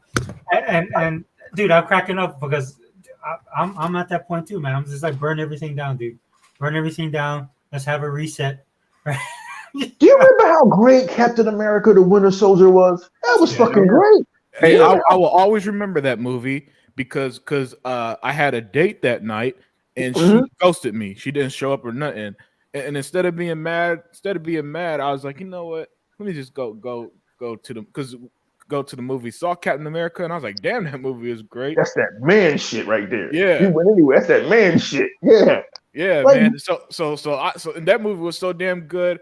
That shit. I was a Marvel fanboy for a week after that. It was plausible. It was plausible. It made sense. Everything now has to connect to the next movie. They showed a trailer for some shit called Ant-Man Quantumania. It looks like it was filmed in front of a green screen. Like, it's like, I don't know what. There's no reason to have 3 Ant-Man movies, man. I'm sorry. But that's like having 3 movies of the fucking Atom from DC. Look, the Atom is cool, but I don't need to see 3 movies of this dude shrinking. Don't get on Atom, man. Hey, Unlimited, man, and E-Rock. Me, I grew up as a Marvel fan. I always liked it. I liked it DC. I used to watch the old school, Batman with Eartha Kitt in it. Like the really old one. Batman, growing up. Yeah. I used to love that, and I did like DC, but I mostly was a Marvel guy, and kind of still in today. But I'm just afraid is Marvel actually going to go away? Because after this Wakanda thing, it seemed like Disney is like in trouble. It's like all this is like happening all at once, man. So it just makes me wonder: is Marvel possibly gonna be over? You know what I mean? I don't want it to be. I would like it to come back and come back right. You know what I mean? But I don't know, bro. It's real like strange now, man. With that, I'm just afraid Marvel's just gonna fall to the left side. I hope it doesn't. I really hope it doesn't, man. You know what I mean? It's kind of need to. It's kind of need to. In order for it to correct itself, it needs to die. They made too many movies too fast. Disney will drag it on, like they do with all their properties. They'll drag it for as long as they can, suck every ounce of blood out of it. So it'll be around for a little while, but unfortunately, it won't be that Marvel that you grew up with. Sorry, Rob. Man, I'm sorry for cutting you off. What did this second man is? They made too many movies too fast. You can't. Let me see. Since 2008, you can't make 26 movies in fucking 14 years. Okay, yeah. Yo, let's put it this way. You know how in the gaming world, Xbox has this large roadmap of games. Yeah. Marvel also have a roadmap, except for their shit, everything comes out in 2023 and 2024. That's too fucking much. Yeah. At least with Xbox, we got shit until like 2028. You ain't lying, man. Xbox is the exact opposite. Everybody, where's our triple A first party AAA, where? And Phil's just like, it's coming, it's coming. Here, by the way, here you go. Here's some Persona. Here's Lego Star Wars collection. Here's this. I'm just wondering if I'm just wondering, E-Rock, if the great Stan Lee was still here, would this be happening? Oh, he had no control over that shit. Yeah, unfortunately, he hasn't had control of Marvel like that. And you know, these corporations, man, you know how they are, Sega, man. When something gets hot, they will run it to the ground. They'll run it to the ground. Whether the way corporations used to work, though, Sega, man, is that they would run it to the ground. In terms of merchandise. So let's say, like, I remember when I was a kid, the Lion King. Oh, every fucking kid loved Lion King. Then they put the Lion King on everything. You had Lion King video games, backpacks, lunch boxes. Like, there was so much Lion King shit that eventually they just start sitting on the shelves because there's way too fucking much of it. Now the way that they're killing franchises over exposure with content, because we're in the content wars. So now you got like 3,000 Marvel shows, 10,000 Marvel movies, all releasing. Oh shit! It just released right now, and then to make things worse, you can't follow if you don't watch a show. You're not going to understand a movie. Like when I took my ex to see Multiverse of Madness earlier this year, right? Yeah, I didn't know what the fuck. It took me a while for things to click with Elizabeth Olsen's character, Scarlet Witch. Now, she was still the best part of the movie, but the fact that I'm never going to watch the Scarlet Witch TV show is like, okay, so wait a minute. When did she become evil? Last time I saw her in Avengers Endgame, she was a part of the Hero Squad, and so shit like that. It's just like people don't have time to watch all this shit and follow it. And so of course you're going to lose interest when there's so much shit to watch. And then by the time you want to watch the one thing you're into, you don't know what the hell's going on. Yeah. I've never seen a company. I've never in history, Sega Forever. And I don't think you guys have either, never will again. I've never seen a company like Disney in my life this is how busy Disney has been under Bob Iger and his Chapek guy. They have cannibalized their original intellectual properties, Pinocchio. I bet y'all didn't know that there was a Pinocchio movie. Yep, there was. I only knew about it because people were saying about the fairy thing. Did y'all know there was a Dumbo movie? Y'all probably missed that one. Yeah, the reason why I know there was is because the homie who directed it. I always liked this stuff.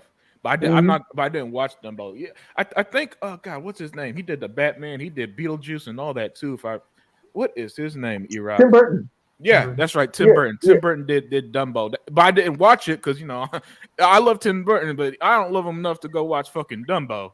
Especially when it's a live action version of the animated film and they have all been terrible. I'll pass. I'll give that Wednesday Addams show a chance instead. The only one that I like was the Dalmatians one. Oh, 101 Dalmatians. But not the Glenn Close was cool, but the newest one. Emma Stone was in it. Oh, the Emma Stone one. Okay. Yeah, I love that. That's the only live action Disney thing that they've done in the last couple of years that I absolutely love. How many fucking people work over at Disney? Can any of you three learned gentlemen explain to me how many people work over at Disney where they have drained Pixar Drive?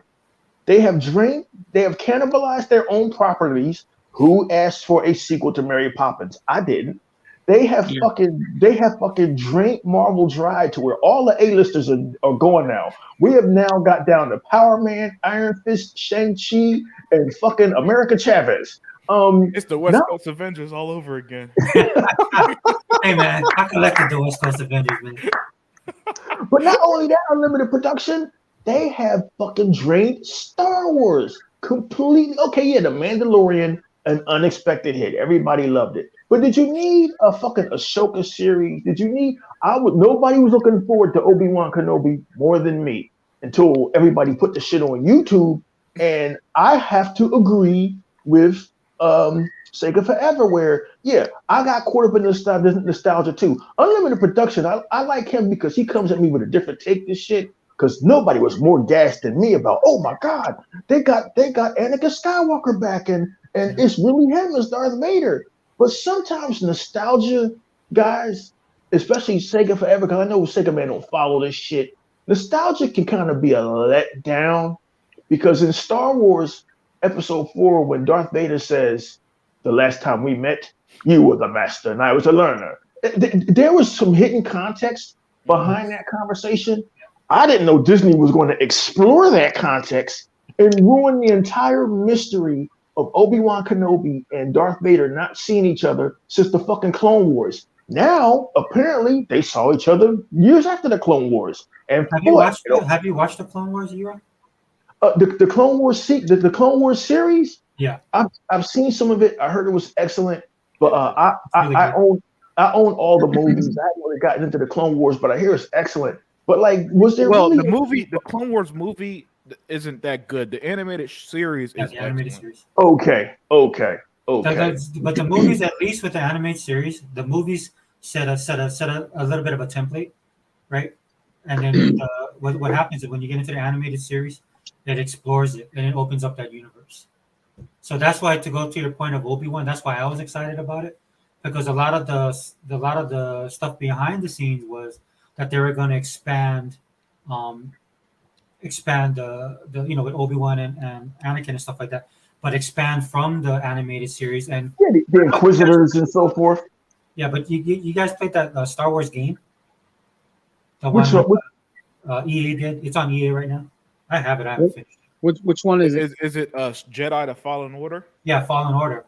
That's awesome. Yeah. So what's supposed to happen was what everybody was talking about. See, and this is when you know you're in trouble, when the people online and the fans talking about it paint a better picture than the actual I almost swore, than the actual show that was produced. But everybody was thinking it was going to tie into that, because you're going to have, and then there's like the sisters, and there's going to be like hunting the Jedi and all this kind of stuff. That's what people were looking forward to in Obi-Wan, and that's not what we got at all. I mean, like I got the story. I thought everybody hated the black girl Reva, but I got her story. I got her story that Reva was one of the kids that was there the night that Anakin Skywalker killed the Jedis and the younglings. So she's angry at the Jedis for not protecting her. I get it, and that explains why she knows who Darth Vader is. But like sometimes, guys, you can show a little restraint with shit. Like if Disney had been in charge of DC, you would have got this might have been awesome, but you would have got Cyborg, you would have got Green Arrow, you would have got 10 more Green Lantern sequels. Sometimes it's okay to let up off the gas. And I like the way DC is spacing their films apart, seeing what's viable, seeing what's not viable. They experimented with the Joker, they experimented with Birds of Prey, and maybe 2 films a year, but like it's too much entertainment too fast. And again, I want to get back to Doctor Who, because I don't know how you now have to course correct something that's been around for 60 years. I don't know how you now have to course correct, because the new Doctor Who is a black man. He's gay. I'm hoping that you can just have the actor be gay, but not, he checks all the boxes, but don't write the show to be gay. Just write good science fiction. This is how you got yourself in this problem in the first place. This is how you got yourself in this problem in the first place. I don't understand why Star Trek isn't adhering to canon. I don't understand how everybody in Star Trek Picard is talking down to this legend. I don't fucking get that.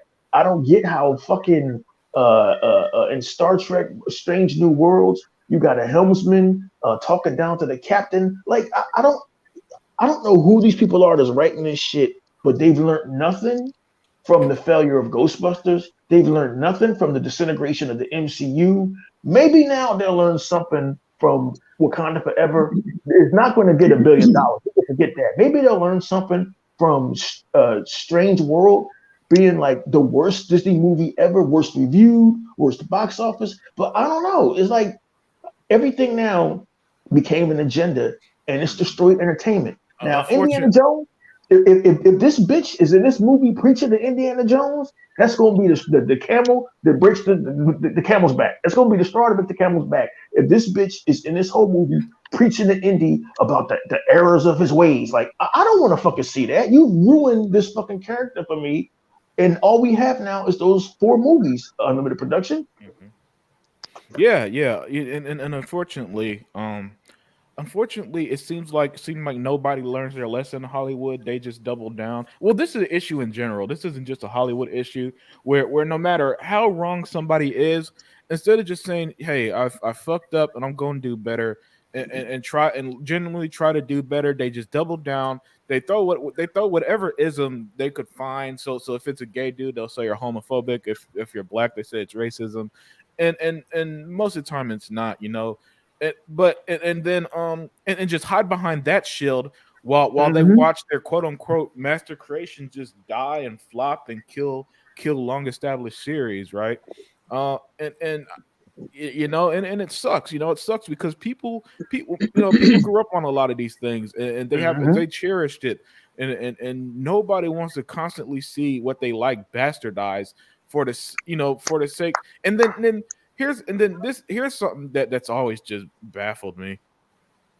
And maybe I'm the only one that feels this way, but of all the places in this planet to preach to me, corporation should be the last. I'm sorry, corporation. Yeah. I don't need you to pretend you're my friend like how every commercial in 2020 was. We're here from you. Bank of America, you charging my mom for late fees when she got laid off. You're not here for nobody. All right, so go fuck yourself. so you know, and I just don't need every corporation to stand for everything, literally every fucking thing, unless it's Christian based, right? Like, you know what I'm saying? I don't need every Pride Month in June to have every single corporation turn their YouTube channel to a rainbow flag, right?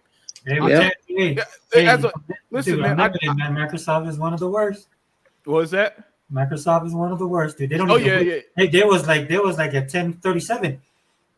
yeah. Hey, man, they got that West Coast poison in them with shit like that. Yeah, dude. And you know, I don't need every February during Black History Month to be reminded how bad my great grandfather's parents had it in fucking 1814 and shit. Right?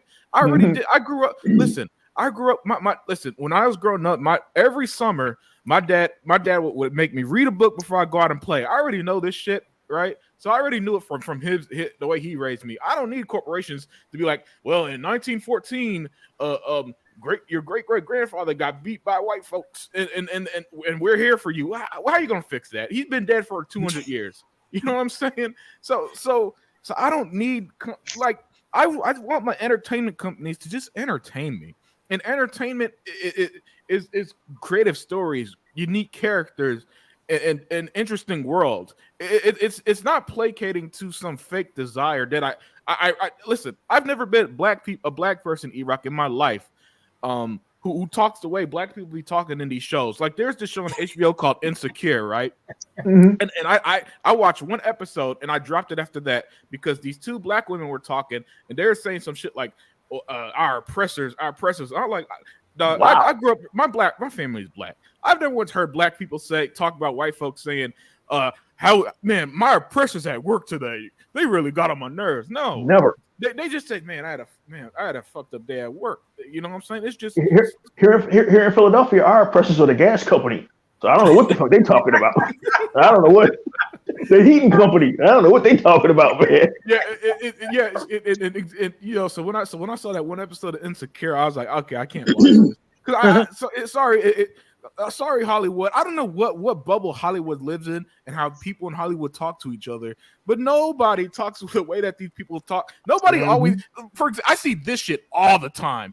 They start off their quotes by saying, "As a gay black woman," who starts off a sentence like that? Iraq, has I ever talked to you and be like, as a black Texan, I think it's unfair. Yeah, nobody talks like that, and yet that's how they always start all their shit.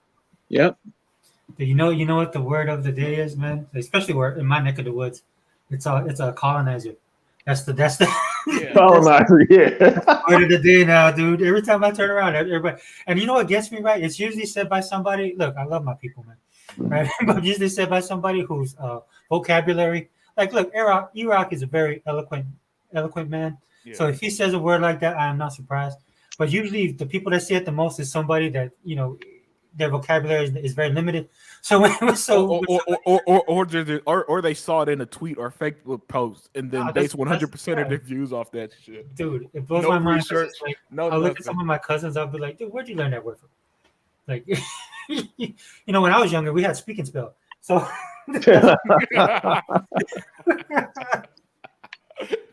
Yeah, Yo, we are living in crazy times. You know, I never even heard that word colonizers before until September when Queen Elizabeth died. And that's all I saw dude, on Twitter. That's all I saw on Instagram. Like, who cares about these colonizers? Like, colonizers.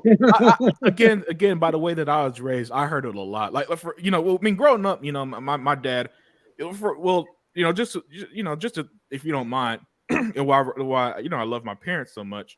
My dad, he didn't have running water in Jamaica growing up, right? And so when he came to America, he came to America in the early 80s and then met my mom like a decade later in like around the late 80s before I was born, right? And so when he got here and he had us, his thing was always, and he always told me this: I want your life to be better than mine. Wow. And so as someone who literally didn't have running water, where at night didn't have electricity, so if he had to use the bathroom at light, he literally had to get a candle and go to an outhouse, basically. Shit that I'll never experience, and I'm thankful for that.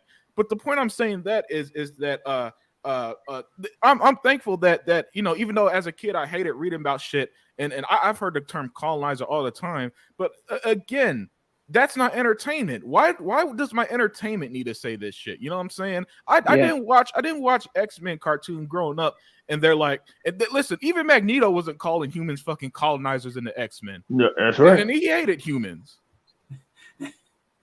Man, and we got on this whole conversation because before you guys showed up, Sega Fever and I was talking about Netflix, and again, how I'm jealous of them, man. I wish I I'd have thought of Netflix, man. Damn. But we were talking about the juxtaposition of Netflix making programming for everybody, but also having the wisdom to put out something with Jason Momoa called Slumberland, where there's nothing offensive. It shows a father loving his daughter, taking care of his daughter, and then, I don't want to spoil it, but then the uncle, another man, straight white men taking care of a child, right? Something we don't see too often. There was no wokeness, no gayness, and I'm like, this is what entertainment used to be. I got this app called Pluto TV. Pluto TV is fantastic, and I've been watching a lot of it. Yeah, I've been watching a lot of reruns of The Love Boat, and I'm amazed. Like, how did they get away with this shit back in the day? Just good, wholesome entertainment. Nobody's woke. No women are preaching down to men. No gays running about. And I understand. I'm not bashing the gays. It's just because they're a part of our lives. But when you listen to that leaked call that Disney had, and every other sentence was representation. Everything comes into focus now because I don't see things right away. Sega Forever, and Unlimited Production. I don't see things right away. I didn't know what review bombing was. I didn't know that Rotten Tomatoes was rigged until 2016. I didn't know that Metacritic, that does the video game reviews, I didn't know that shit was aggregated, and there's a lot of fanboys that write these fucking reviews. So back in 2017, there was another writer who I used to, talk to and commiserate and go over ideas with, and he was like, my daughter, she went to go see Wonder Woman. Wonder Woman was fucking fantastic, right? Wonder Woman was amazing. It's a crown jewel in any DC era, okay? So, my daughter's 12 years old. She really didn't like Wonder Woman, but she really loved Spider-Man. She loved Spider-Man Homecoming. And I was like, okay, well, that's cool. I didn't understand why his 12-year-old daughter liked Spider-Man Homecoming and wouldn't like something as spectacular and gritty. Because she's a kid. And listen, I don't suffer from I always say this, E-Rock. I don't suffer from short-term memory. You just shut me up. Thank you. Yeah. And so I don't hold kids' entertainment standards to the same as ours, right? So because and look, man, when I see I got little cousins who are around that age, 11, 10, 11, 12. And they love their little cartoon stuff, and it's cool because they're fucking kids. They're not gonna get the deep nuances of why that battle and Wonder Woman, why that amazing scene on the battle, Man's Land scene was so wonderfully done. You know what I'm saying? To them, they just want to see a fun movie, get some laughs, and for 2 hours, and they're good. So like in Spider-Man as a 12-year-old. Perfect sense, right? So I get that. What I didn't understand, what I didn't understand, Unlimited Production, is that nothing sinister by DC. That movie was designed to appeal to them. You got a younger Spider-Man who's cracking jokes. You got Tony Stark, who's his link to the MCU, who's now his mentor versus Uncle Ben, which made so much sense in Sam Raimi's excellent Spider-Man movies, the best version of Spider-Man. Mary Jane, instead of being that hot redhead that we always wanted to bang, she's now a smart and sassy black woman who tells you that slaves, who tells you that slaves built the fucking Washington Monument, which they didn't. And now Spider-Man, for some reason, has an Asian friend.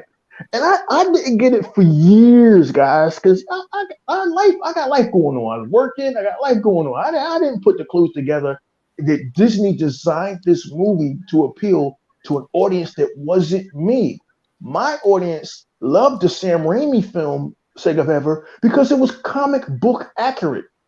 Except for the web would come out of his hands, but that shit was comic book accurate.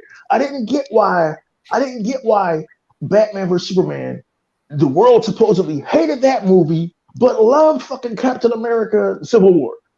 You do realize these are the same movies, only one is fucking inferior, the one is superior, in my opinion. These are the same movies, but you're killing this other one because Martha. I didn't get this shit for years until I finally put the pieces together that, damn, Disney is designing their entertainment for the lowest common denominator. Look, there's a reason why every time, Sega Forever, you've ever gotten into an argument online about how great Marvel is, it's always foreigners from India, Pakistan, Pego, Daklakistan. It's all these fucking foreigners, right? Because I'm not trying to be funny, because I used to love the Indian people, and I still do, even though they hate black people, but I still do. Their entertainment is a bunch of dudes and girls dancing around singing Johnny, Johnny, Johnny. So that's their entertainment. That's their shit. So they think the MCU is like Citizen Kane, going with the fucking wind. They think it's the greatest shit ever. So when they see an actual good movie, they don't know how to respond to this shit, man. They don't know how to grasp this shit, right? So it took me a long time to put these pieces together and shit, and just realize that entertainment has been dumbed down. Dude, as an Xbox guy, I equated it to like Xbox and PlayStation, right? PlayStation was Marvel, and Xbox is DC. That's the way I looked at it, because it's the same type of mentality with the fan base. And I know I get a lot of crap from other Marvel guys online. They're like, "Oh, I thought you was a Marvel fan. You're not a Marvel fan." I'm like, "Yeah, this Marvel is not. It's not my Marvel anymore, man. When I was growing up, it was make mine. The tag was make mine Marvel, and this is not the same Marvel. This is not Marvel. This is why some people say it's Disney Marvel, which makes that's exactly what it is. And even though I bought all the Star Wars films, I classify the last 4 films: Star Wars Episode 7, 8, and 9, and Solo and Rogue One, Rogue One is awesome. That's Disney Star Wars, and it's like you could see like George Lucas knew what he was doing. He had a clear outline for this shit. And the directors like Gareth Edwards, who did Rogue One, and the guys who did Mandalorian, when they follow George Lucas's outline, they're okay. But when you go off the script, you got problems. But with the MCU, hey, listen, me personally, Sega Forever, I know you're going to scream at me right now, but this shit went off the rails for me with Avengers: Age of Ultron. But some people, they hung on. They hung on through Guardians of the Galaxy 2. When fucking Peter Quill meets his father, Ego, and at the end of the movie, Ego turns into fucking David Hasselhoff. Man, they love that shit. I said, man, get me the fuck out of here. That's a running joke in Guardians, is the David Hasselhoff thing. Yeah, and that he was his real father, some shit like that. Yeah, I think James Gunn kind of lost the narrative a little bit. He didn't get as bad as Taika. Taika. Oh my god. Taika would.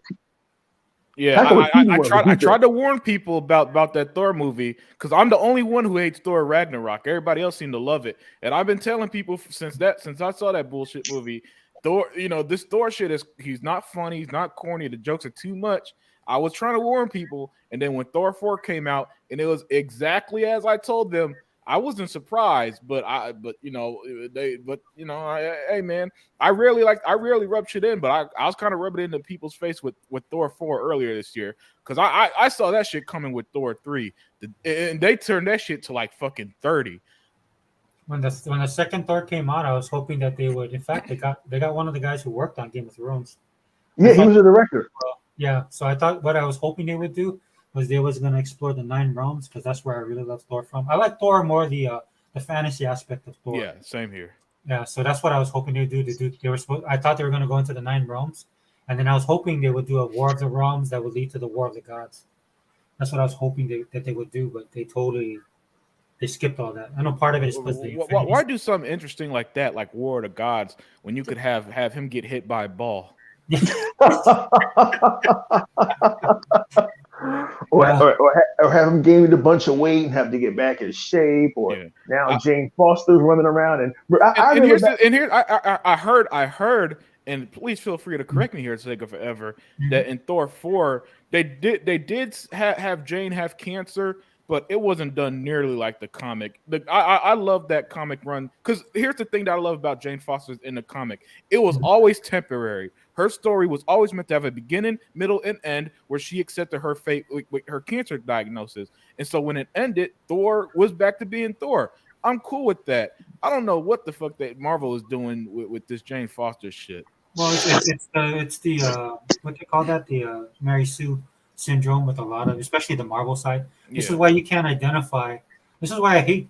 I love phases 1, 2, 3. I hate Captain Marvel. Is the only one I want to acknowledge. Because that was the beginning of the Mary Sue stuff. Because that you couldn't criticize that movie for nothing. No, people like they were all on YouTube. This is what cracks me up, man. I get called white supremacist. I get called Nazi, right? I get called homophobe. I get called all these things for my opinion online, and I laugh because like I'm Hawaiian. And of all the minorities, in this world, man, I'm not even on the totem pole. They call the Hawaiian a white supremacist.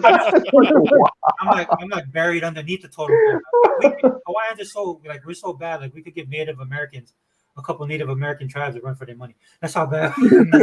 That's how bad we are. But I mean, that's what it is, dude. You can't criticize these people, right? And but that's all falling apart because at the end of the day, regardless of the politics and the ideology, these people just can't write a story. And they can't. They don't. They not only can they not write a story, but I know Sega Man is bored with this shit. Not only can they not write a story, this is good. This is good. Not only can they not write a story, again, I'm just seeing this last couple of years, and so is Unlimited Production. They have a disdain for canon and established lore. Sega Man, a Mary Sue in writing terms for entertainment writers, a Mary Sue is a female character who can do no wrong. She's perfect. She has no flaws. She's good at everything, and she just has no flaws. Examples of a Mary Sue are the black girl from Star Trek Discovery. This bitch can fly in space and defeat entire space. She's such a good actress. She's cute too. Shaniqua, whatever her name is. Hold on down with just terrible script. Hey, Sega Man, Sega Man want to talk about Lead Belly, man. That's his type of movie. What's Lead Belly, man? Nigga, you know what Lead Belly is. You told me you got that you got that VCR tape. You know you got that shit. Lead Belly. Yeah. I think you said on the last podcast, right? Captain Marvel, she's a Mary Sue. She can do no wrong. There's this character that was in the new Star Wars movies named Rey, right?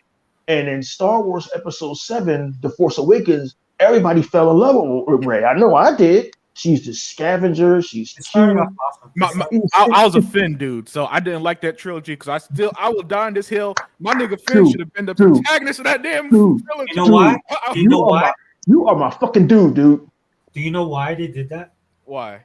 Because you saw what they were trying to do, right? They were trying to shift her. They were doing it with Rey, right? But then Rey can't have no man, right? So then they tried to shift her to what's her I can't think of her name. Kylo Ren. The fan base took over. Over and made them a couple. And because obviously Finn liked Rey, and in the last movie he had something he had to tell Rey, but he never gets to it. So it's like, who is writing this shit? But Rey push her off on the Asian girl, right? And then China was like, We ain't having that.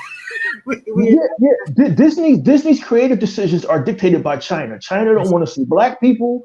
They don't want to see interracial relationships. They don't want to see none of that shit.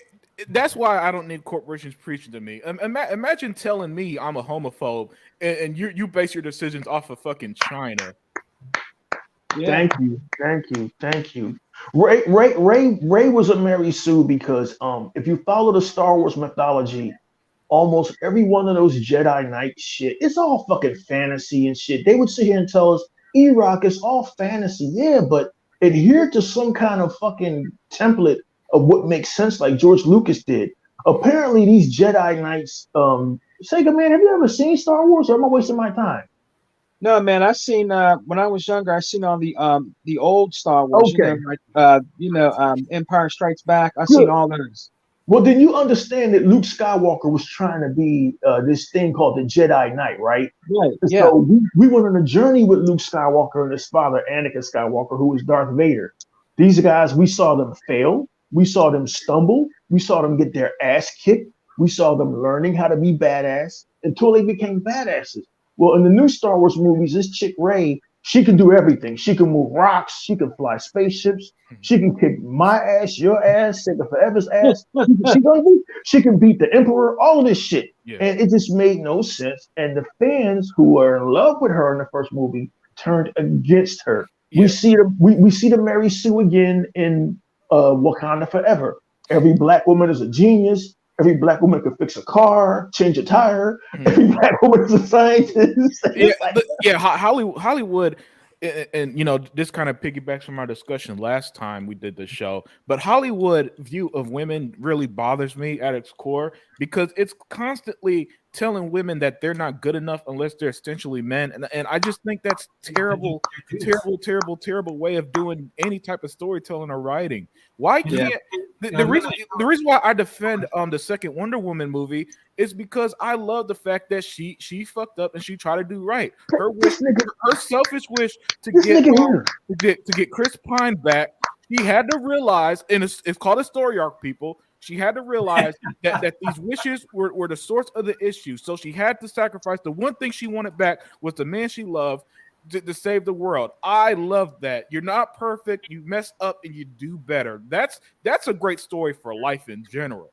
This bitch is 5,000 years old and she's a flawed character. I love it. Yeah, but women in everything else, especially with action movies, they got to be able to beat men and arm wrestling and outdrink them and all this other stuff. And it's just like, no, can't a woman just grow into something, and then at the end of the journey, now she's at the peak of her whatever her expertise is. Why, you know what I'm saying? Why couldn't I don't even know any other examples because they're all the same. They're all it's all the same too. Rock. They spend the movie talking down to men, being better than them at everything, even with stuff that don't make sense. You know what I'm saying? And it could be a movie where she could be from 1713, never seen a car in her life. Come to the future and she could repair cars better than men type shit. Right? all just to have this weird Hollywood fascination of men bad, women good, and like I said last week, it's more like if everything's a balancing act in this world. You know what I'm saying? Same with the relationships of men and women. Why I don't think being a femininity is bad and none of that stuff. And I just don't understand why we can't have more Wonder Womans and less Captain Marvels. You know what I'm saying? Wonder Woman movies, she never talked down to Chris Pine in any movie. Never. They work together. They learn from each other. Never talks down to Batman. Yeah, exactly. She never talks down to Batman, and she got powers and he don't. We could have easily had a stupid ass scene in Justice League where she picks him up or some shit overhead like, oh, you can't do nothing to me, rich boy. Well, I think that's why one of my favorite scenes from Wonder Woman is when she sees a baby for the first time. Yes, that is everything about that movie was so well done. When she tries ice cream for the first time, before the no man's land scene, she's baffled as to why nobody's helping to hurt people, but you're beating this horse. She wins you over by being so naive in a way. Yeah. That's how you write a character. And here's the thing, and it's it's the perfect. That should be the ideal feminist movie because Wonder Woman heard her, and the Woman movie she heard all her life how bad man's world was. She goes to man's world and falls in love with it. And now she wants to protect it and make it better. How is that not a brilliant story to people? Because it shows the vulnerable. Oh, I'm sorry. Go ahead, Sigmund. Go ahead. No, I was listening. Well, it just shows the. This is the one thing that's really bad about a lot of the stuff they do with women now, right? So this is why I'm watching a lot more foreign stuff, because foreign market still does these classical character building, character arcs. So like I watch a lot of K-dramas now, and there's women in there that they're strong and they try and be as strong as men, but then they realize they can't be. So what do? They find other means to take up a powerful person, a powerful man, or another powerful woman down, right? And it's in those characters that you find a lot of, the shades of gray, as people like to say, and then you create these characters that you could hate them, but you could also absolutely fall in love with them, right? That's something that Loki had when he first started off. That's why a lot of people like Loki. Yeah, Loki was cool originally. Yeah. But then they did the same thing in Loki's show with the new Loki, right? Clipped his balls. Yeah, he basically neutered him. The women talked down to him, clipped his balls. Which should win Video Game of the Year for its writing and its realistic portrayal of a young woman. It's called A Plague Tale Requiem, and I'll explain to you why. Yeah. This is a young girl named Amicia who's been protecting her brother Hugo. I know you probably haven't played the game. I'm going to try not to give any spoilers. Her brother Hugo has got this weird disease, whether the origins are mystical or whether it's chemical or whatever, where he can control rats. Sometimes he can, sometimes he can't, with disastrous results. She spends the entire first game trying to help him and to escape their oppressors. In the second game, they're looking for a cure. She's a little bit older now, and she's tired of everybody coming in her face trying to kill her and her brother, so she's becoming a fighter. We get to see her grow, but she's also fallen apart. She's angry. She's angry at what's happening to her brother, but she wants to protect her brother. She's insecure. She gets her ass kicked. She kicks ass. She gets her ass handed to her in this fucking game, right? She's not Batgirl. There's plenty of times I wish I had Batgirl, because Batgirl would have kicked all of these soldiers' asses and shit with her fighting skills. This girl is not a trained fucking fighter, right? So they get across that she's vulnerable, she's angry, she's tired, she's sad for her brother, all in one game. That's good writing versus writing a game where now Ellie's a lesbian who's got a lesbian girl than The Last of Us she's in love with, and these motherfuckers are kicking men's ass. This girl that Ellie's with is more buff than you, got more hair than you, can kick your ass. Versus Amicia, who is, you can see she is losing it. She's stressed out because she wants to help her brother, but she can't believe that everybody's trying to fucking either take her brother or kill him. If this game don't win some kind of award for its writing and for its realistic portrayal of a female character, they've lost the script. Tomb Raider, doing Tomb Raider reboots, in the first Tomb Raider game, we see Lara Croft is scared and vulnerable. By the second game, Rise of the Tomb Raider, she's getting more dangerous. She's learning that she has to kill in order to survive. Then by the third game, she is such a badass that the agency she's fighting against is now scared of her. They're scared of Lara Croft. That's good fucking writing. I don't know why Hollywood can't do this. I don't know why Hollywood just can't get it the fuck together. Yeah, but I want to point out something important about the Lara Croft games, the Tomb Raider games. At no point does Lara Croft start beating dudes with her fists. To get through every map, you got to do a combination of stealth. She uses either weapons, firearms, or if you do use melee, you got to sneak around and use her axe, right? Because she's not going to go out there and start overpowering dudes like she's the Hulk and tackling a dude through walls and shit. That don't happen in the Tomb Raider games. Batgirl is kicking ass because she was trained by fucking Batman. So there's a reason why she's kicking ass in this game, and her suit is armored and she knows martial arts and shit.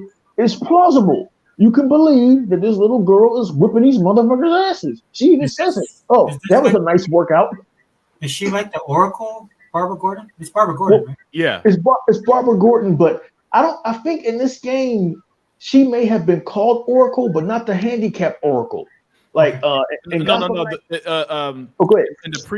They released a comic, a 6-part comic, a prequel, and basically she was healed before the game. Oh, so okay. She was Oracle, but they healed her. I think it was some. I think they did that in a comic book, right? Because she was Oracle for a while. She was running Birds of Prey, right? Or she was part of it. Yeah. I wish they kept her handicap in the main storyline. She was excellent as Oracle. Her fighting skills in the game make sense. Look who she's around. Fucking Bruce Wayne. Fucking Dick Grayson. These motherfucking masters of combat. Amicia's fighting skills in A Plague Tale in a Requiem makes sense because she's basically a child and shit. And her attacks are fucking stabbing, using her slingshot, throwing rocks.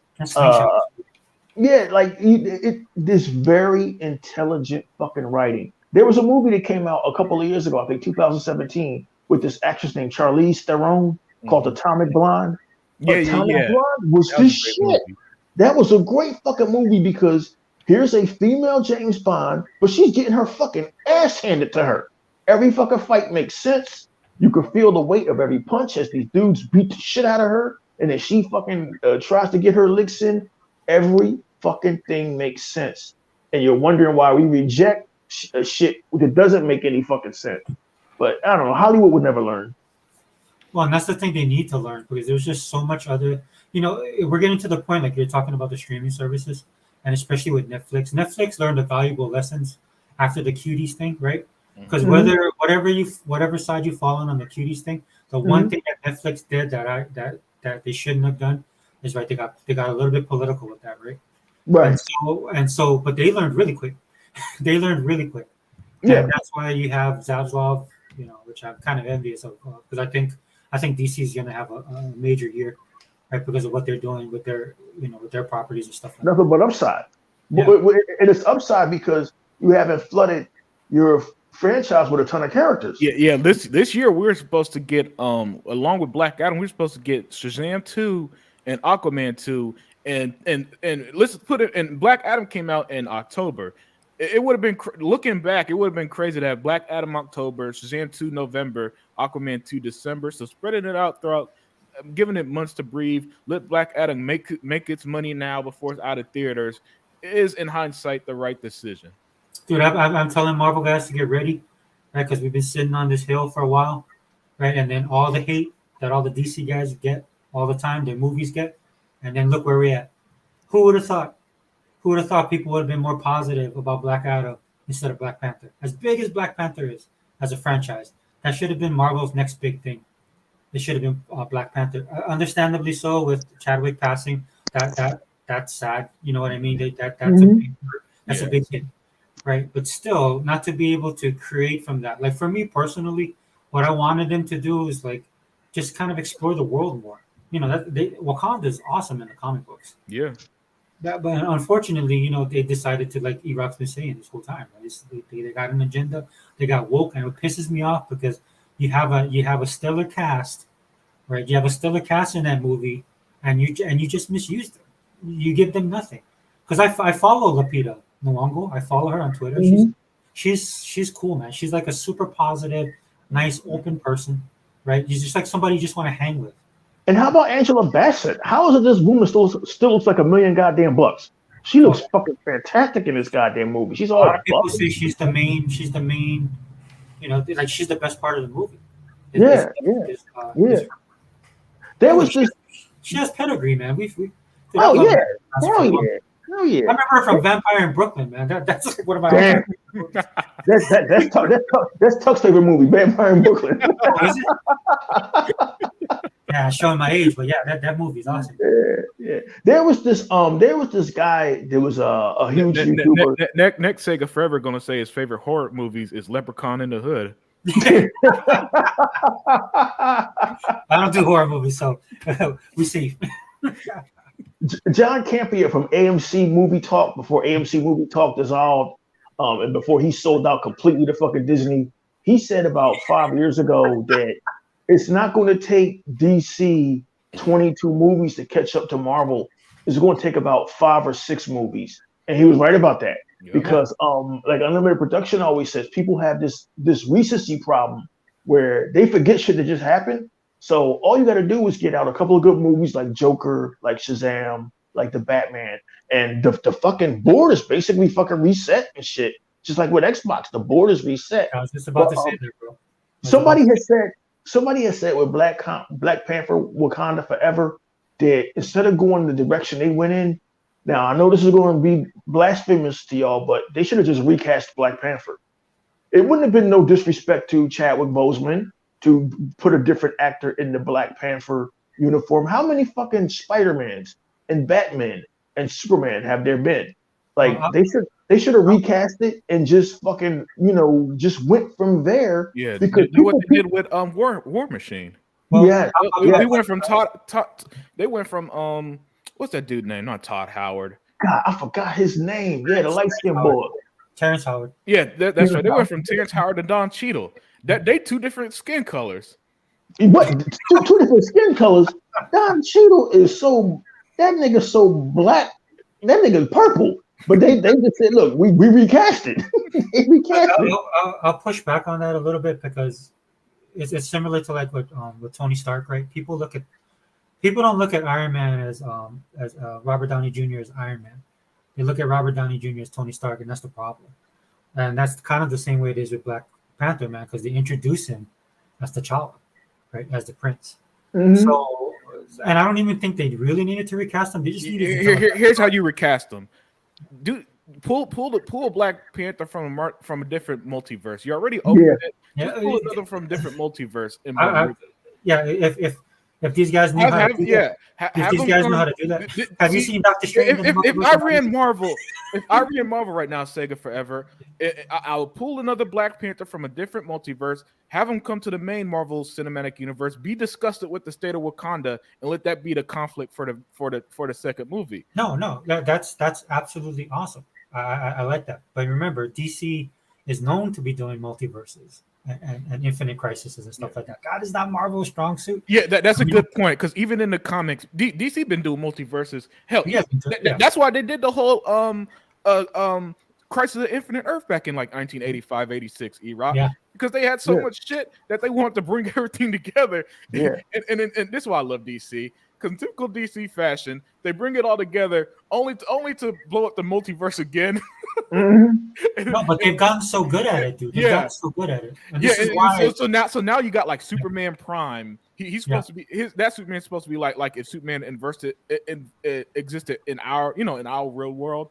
So you got like Superman Prime, you got Superman Earth 1 and Earth 2 and all this stuff. I love it. And they do it so well. They also do legacy characters better than Marvel. And and if you don't know what legacy characters, it's pretty much whoever takes over the mantle. So that's why there's a short time when Nightwing was Batman in the comics. It was excellent. Oh my God, was that era excellent when he was Batman? And Marvel has its strength, but stuff like multiverse and legacy characters, it's not it. They always seem to lose a step whenever they try that route. Everybody knows Spider-Man. That's about it, and the Hulk. And then it falls off from there. What Kevin Feige was able to do, which I do give him props still for, was to bring even the D-listers he brought him in, right? And they were able to build off of that, which is amazing in and of itself. But the problem, again, like you just said, right? And this is little. I'm going to be little Sega Forever, right? It's absolutely blasphemous. If this was me, like when I was younger collecting comic books, and you told me like they should do a multiverse, I'd be like, no, this is not what we do. We follow canon, right? We have a set stuff that we do, and this is how Marvel does it. If I want multiverses, I'll go over, like what version of the JSA, how much, which Dr. Fate is this, right? Which Superboy is this, or where is the Legionnaires now, right? That was a very DC thing, and they know how to do it. And Marvel was never like that. And like I said, if you watch Multiverse of Madness, it shows it's really bad. Yeah, it's terrible. First of all, don't call your movie Multiverse of Madness when you go to Two Worlds. Dude, the running joke was among all the Marvel guys is like, what is this, a porno? It's all the titles on like 70s porn, man. It's just like, okay, well, we trust in Kevin Feige, he's brought us to the promised land. We just have to trust. Everything that goes on this long is bound to implode. It just took Marvel a little bit longer to implode. Star Wars imploded quick. Star Wars imploded. Star Wars imploded almost the moment that Disney got their hands on it. But it took Marvel a little while longer. The problem with Black Panther: Wakanda Forever's fall off is that, and this is what I've been hearing from people on the internet, is that they wanted to see T'Challa versus Namor. That's what they wanted to see. They didn't want to see T'Challa versus Shuri. Namor, because DC, I'm so glad you got out first with Aquaman. I'm so glad you got out first with Aquaman. For some reason, Marvel didn't want to use Atlantis because they didn't want to. Heaven forbid we ever follow behind DC Comics, even though we've been biting them for fucking centuries, decades. So it's not Atlantis. This Namor is from Tulakan or some shit. And I can tell you why. These guys are like they're not Atlanteans. They're like from Mesoamerica and shit, like the Latin American gods and shit. And that would be cool if his name was not Namor. They couldn't use it. They couldn't use Namor because Paramount. It's just like so Namor and the Hulk technically are still with Paramount. Paramount has some kind of Paramount? Yeah, Paramount has some kind of claim to it still. No, Universal. Sorry, Universal still has Universal. Yeah. Use somebody else. Yeah, that's what I was saying. I was like, why did you even use Namor? Right? They didn't have to use Namor. They didn't even have to do any of that stuff, dude. They got too much. That's like too much for people to comprehend.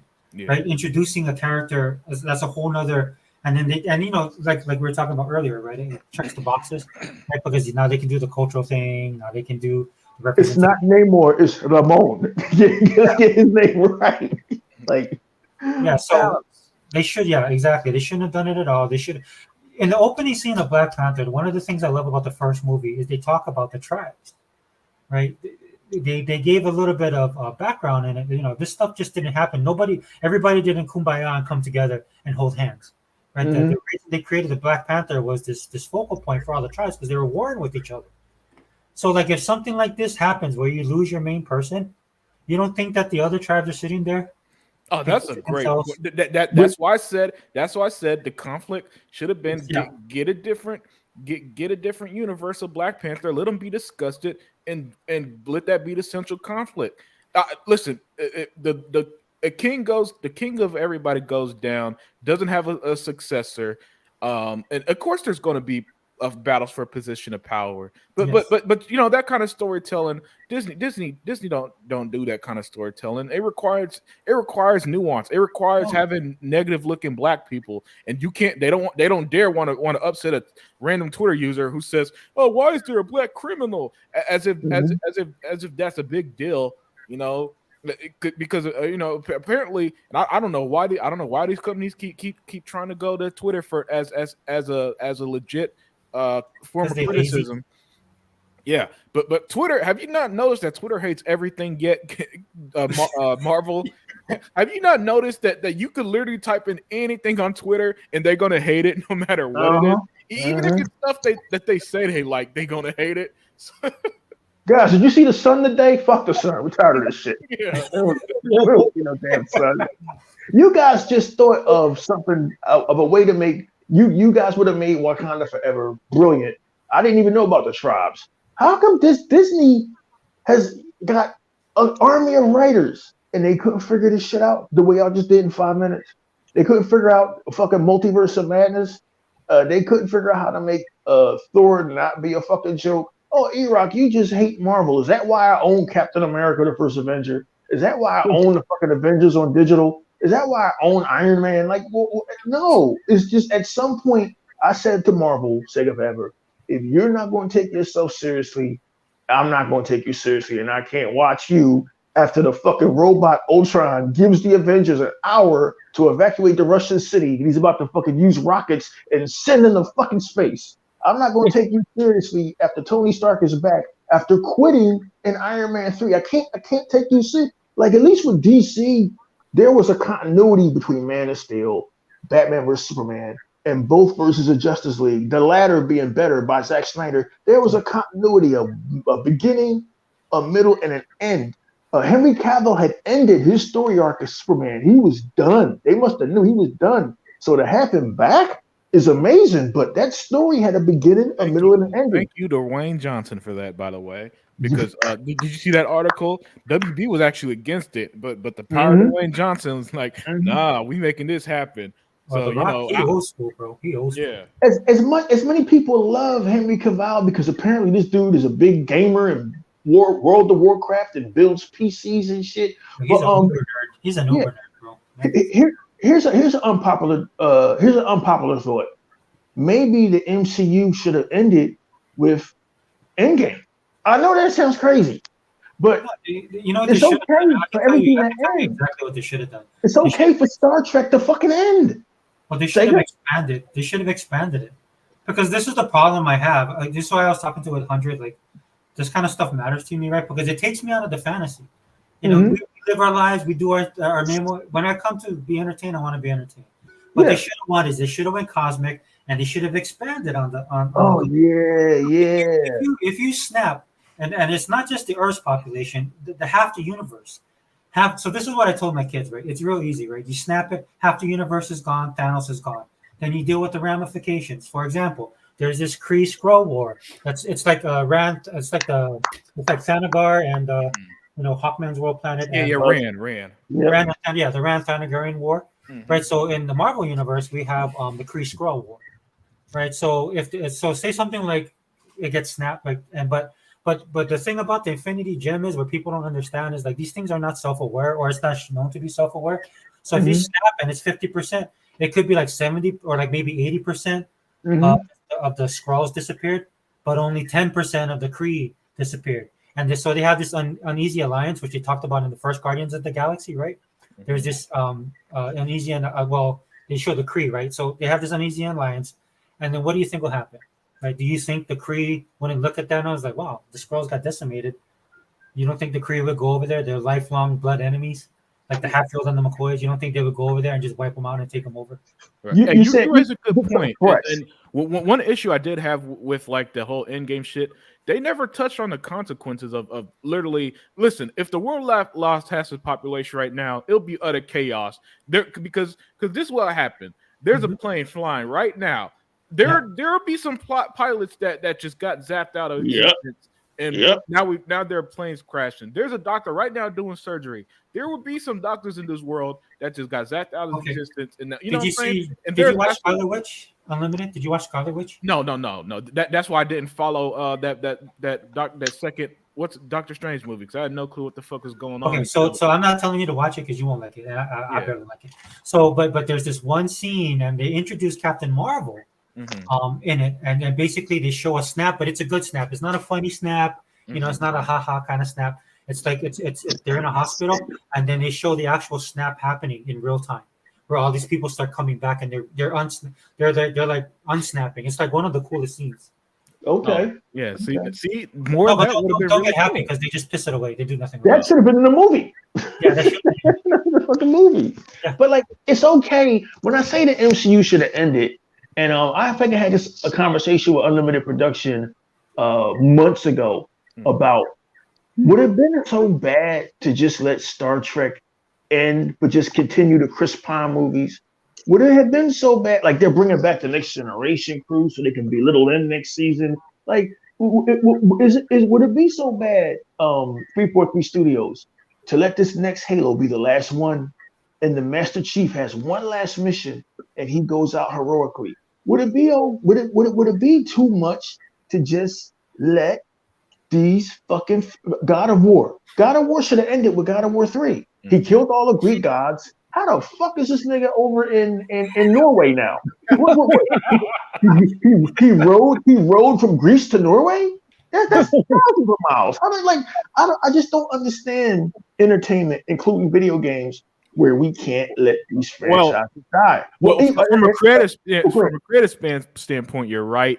However, at the end of the day, corporations want to make money, and as much as they want to pretend they're our friend, they want the bottom dollar. And to pretty much every corporation these days, that's why nostalgia is so damn huge right now, and I'm kind of sick of it. They think we want the same shit over and over and over. So Sony has literally, like I said the other day, E-Rock, you go in a PlayStation store right now, you could play The Last of Us remaster and remake right? That's how bad nostalgia is right now. Where It's for crazy. some reason, a lot of companies think we just want the same stuff instead of giving us new experiences. And to be fair to them, whenever something new does happen, it takes audiences for fucking ever to adopt to it.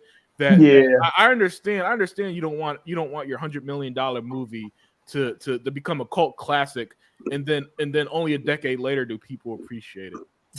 And but that thought sentiment is just so crazy because there was a time where people made shit not expecting it to be an ongoing series. But again, when that was happening, video games weren't $100 million AAA games, and movies didn't have these insane $300 million budgets. So yeah, even adjusted to inflation, they're not as expensive as these movies are now. So that did leave some leeway. You know what I'm saying?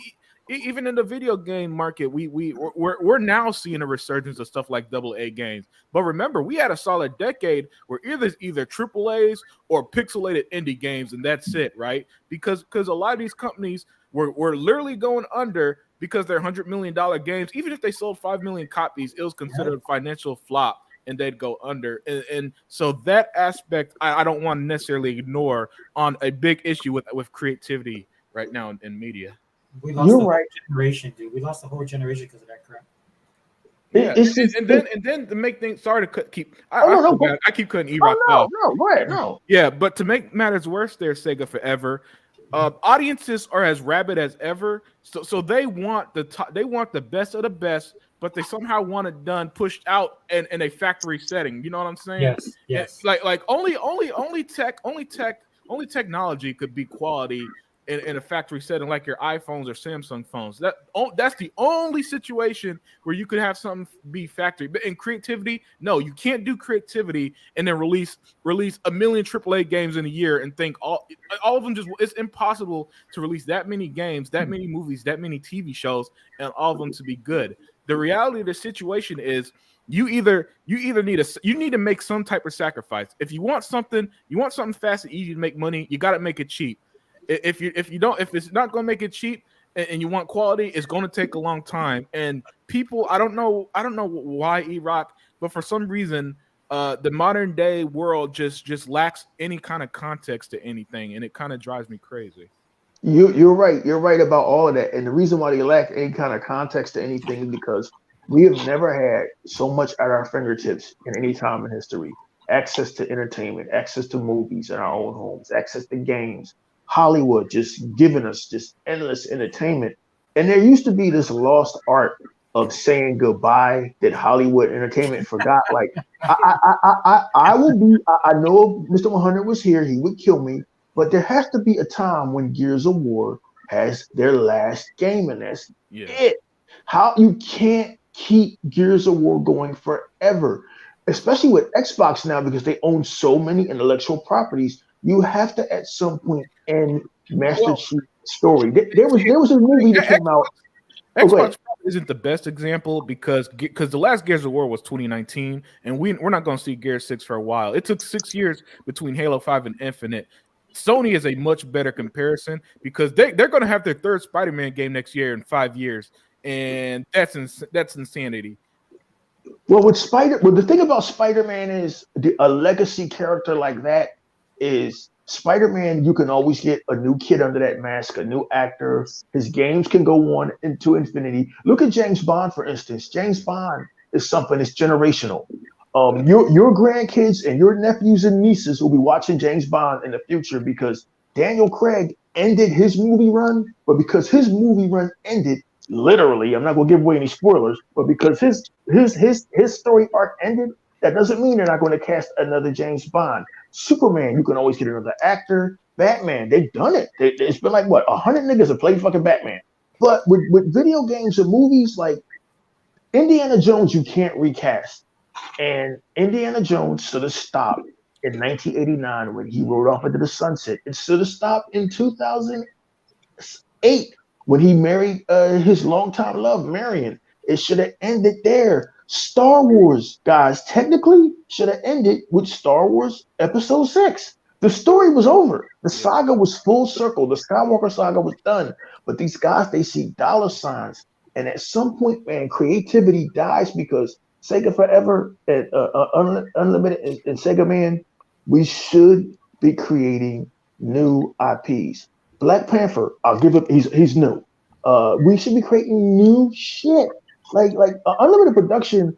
I didn't agree with him at first because I'm a huge Batman mark, but he did say, "How many fucking Batman games can we play?" And he was right. He was right. Gotham Knights is the shit because Batman ain't in it. It's somebody different. He was right. So sometimes you gotta just take a risk, and everybody's like, "Well, they should bring Harry Potter back for Harry Potter and the Cursed Child." You're gonna hate it. Your characters are older. They're not those people anymore. Finish Fantastic Beasts because win, lose, or draw, at least it's a story we haven't seen before. But Hollywood, they are so stuck on giving us shit we've seen before that it's almost bizarre how these companies aren't bankrupt. But I digress, man. This Captain Kirk died in 1994's Star Trek Generations. Yeah, that was a good death. That was a good death. The Next Generation crew, whether you liked it or not, said goodbye in a movie called Star Trek Nemesis. Maybe that should have been it. And then you let Chris Pine and them guys take over because they did such a great fucking job. And now let them be Star Trek. Is anything I'm saying make any sense? Oh, 100%. I wish that would happen more often. Listen, I don't need to see fucking 90-year-old William Shatner back on my TV screen. Hell no. All right, he was awesome. And get this, 1960. And you do realize in 1960, black people were still trying to drink at water fountains here in Texas, right? Without being chased by dogs. Yeah, that's how long ago. That's how long ago he was popular with the Aurora came up. Mm-hmm. Yeah. Was it? Aurora came up. Yeah. Oh yeah. Yeah, so I don't need to see 90-year-old William Shatner on my TV screen reprising his role as Captain Kirk because of nostalgia, man. I said a million times, E-Rock and Sega Forever and Sega Man. I love the past. I love the stuff that I grew up with. Love it. I'm okay leaving that stuff in the past. I enjoyed it. I have great memories. I don't constantly need it brought up again. Hey, you remember this thing you liked as a kid? Well, it's back. And then in today's era, it's even worse because it's like, and it's back. But wait a minute, your favorite character is now gay. Yep. Even though in the show you grew up with, even though in the show you grew up with, he had a wife and kids. That don't matter, because we know better than you. You know what I'm saying? So that's why I'm one of the few people who's openly against. I'm not against nostalgia per se. I'm against the levels that we see now, where it just seems like every single thing that I've enjoyed is being brought back, and then it's never done with the same love or care or in the same way. And then all it just ends up doing, E-Rock, is pissing people off, and they end up hating it, or some of them even retroactively start feeling what they grew up with wasn't good to begin with. That's just like Gears, guys. I'm a big Gears fan, and I understand what you're saying. Let's start out with Marcus Phoenix, but now that his son is in it, and you got Kate, and all the new younger Gears, it should go on. That eventually, like Coltrane and all them, should be not in the games anymore. If you want Gears to go on, I would say the same thing with that. Let it go on, but let it bring something like new, fresh coat of paint, like with JD, and the younger Gears crew. It can go further. Just because there's stories, like to Sega Man's point, there's stories. As long as there's stories to tell, right? You just gotta do a good job of telling the stories. Mm-hmm. The Gears for a lot of this stuff, just from a fandom perspective, right? A lot of this stuff, it's also the worlds that they've built. Yes. Yeah. Because I'm a huge Stargate fan. Now, if you would have told me Stargate, the movie would have spawned into several series, right? I would have said, no. How could you possibly do that? But they did, and you've gotten some of the best character development, some of the best universe building, and that's what it takes. But in this day and age, like to E-Rock's point, right? I mean, giving everything that's going on, right? This is why we got onto the Netflix thing, right? Because Netflix is like one of the few people doing it now with the streaming service. like they're actually taking the time out to build stuff. And like you're saying, Sega Man, dude, I could see Gears going on for, I don't know, at least a decade more if they do it right. Yeah. Listen, Gears would not work if Gears 6. If they never brought in Kate, JD, and Dell, Gears 6, people would not be interested in Gears 6 if it was Marcus Phoenix again in Gears 5 or 6. Listen, I guarantee if they never made that change and they showed Gear 6 right now and it was a trailer starring Marcus Phoenix, I guarantee you every single gaming outlet would be like, we're playing as Marcus Phoenix again? You got to do something new, Xbox. Yeah. I guarantee it. I guarantee it because because listen, the way that and you and Sega Man were spot on with this. The way to keep these long-term IPs going is to give it a new fresh coat of paint every so often, so that it's something different and something new and tells a new. This is important. Tell a new connected story to something already established, but that could be explored more. You know what I'm saying? And Star Wars. This is what baffled me about Star Wars fell in Iraq.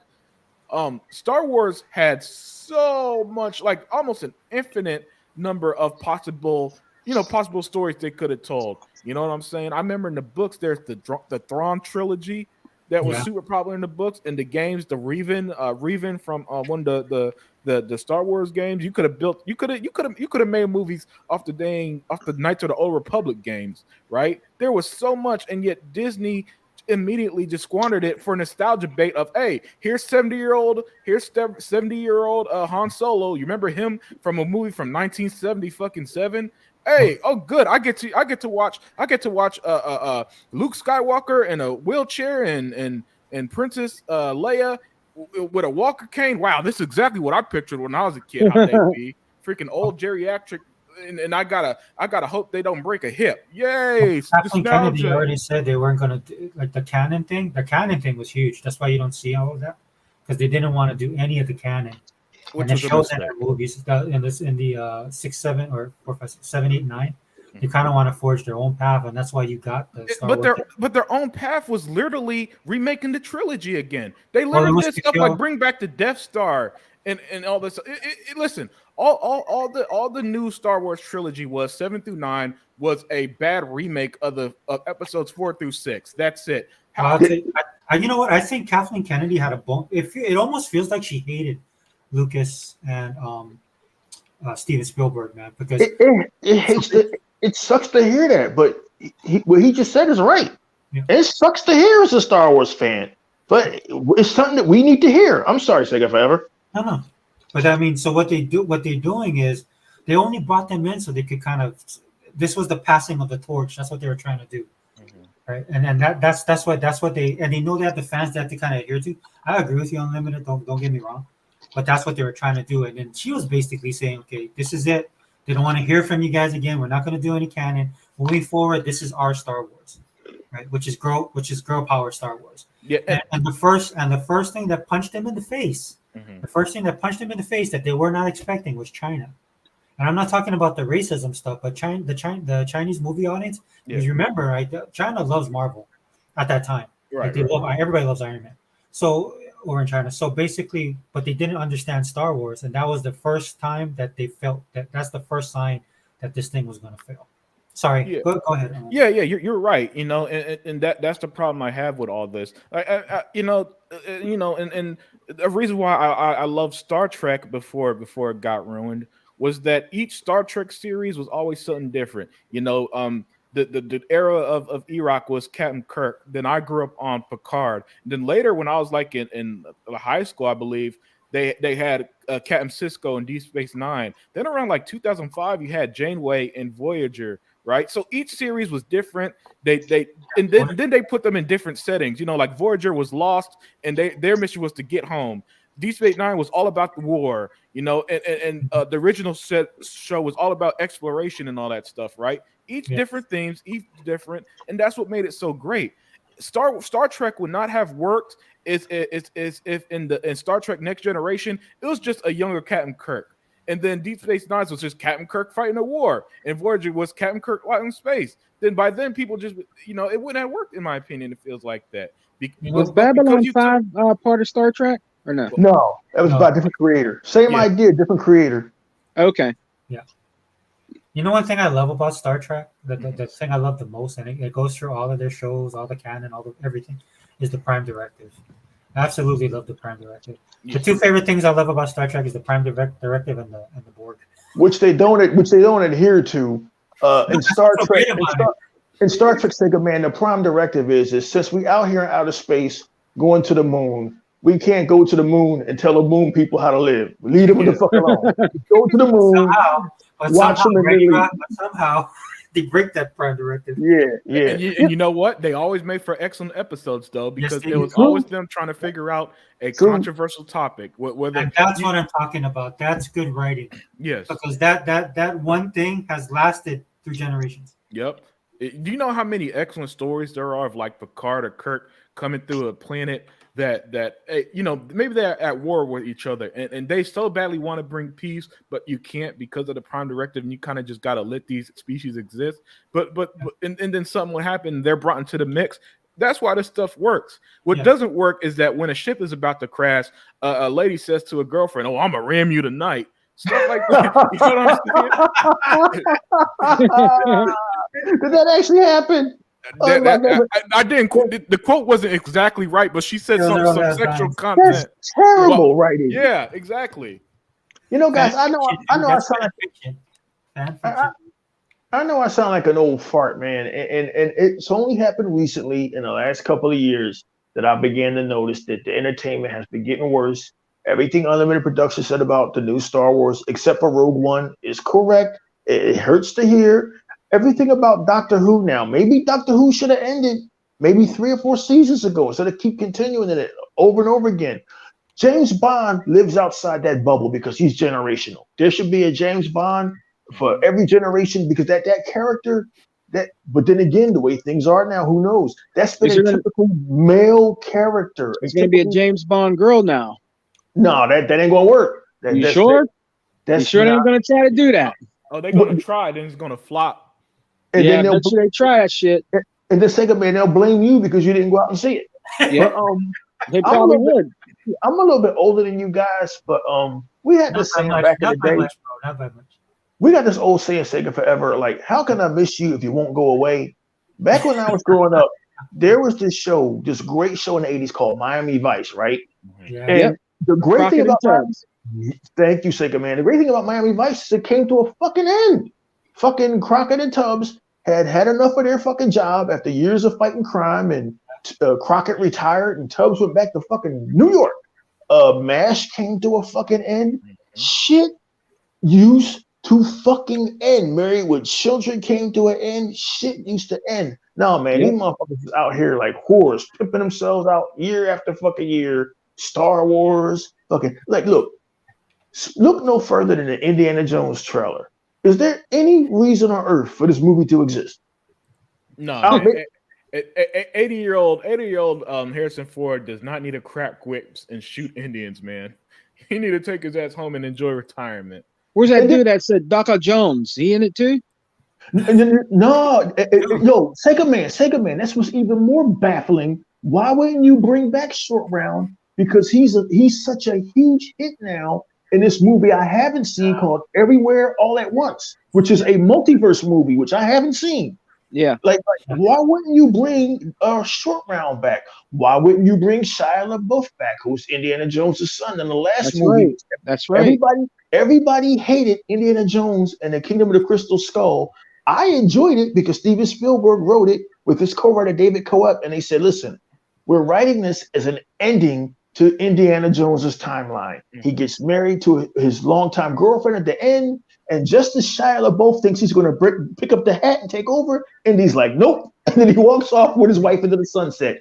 That's where it should have fucking ended. But Disney, in 2015, bought this company called Lucasfilm, and I said to myself, I was so fucking naive. I said, no, there's no way Disney's going to bring back Star Wars. There's no way they're going to bring back Indiana Jones. Shit. Man, are you fucking serious? Harrison Ford, it was implausible that he was running around fighting the Russians, but it kind of made sense because in Kingdom of the Crystal Skull, it was so brilliantly done, Sega Man. As 18 or whatever it was, 19 years had passed for Indiana Jones. His father eventually passed. His mentor Marcus Brody had passed. America was going through this shit called McCarthyism, where they were seeing Russians in their sleep and they were scared.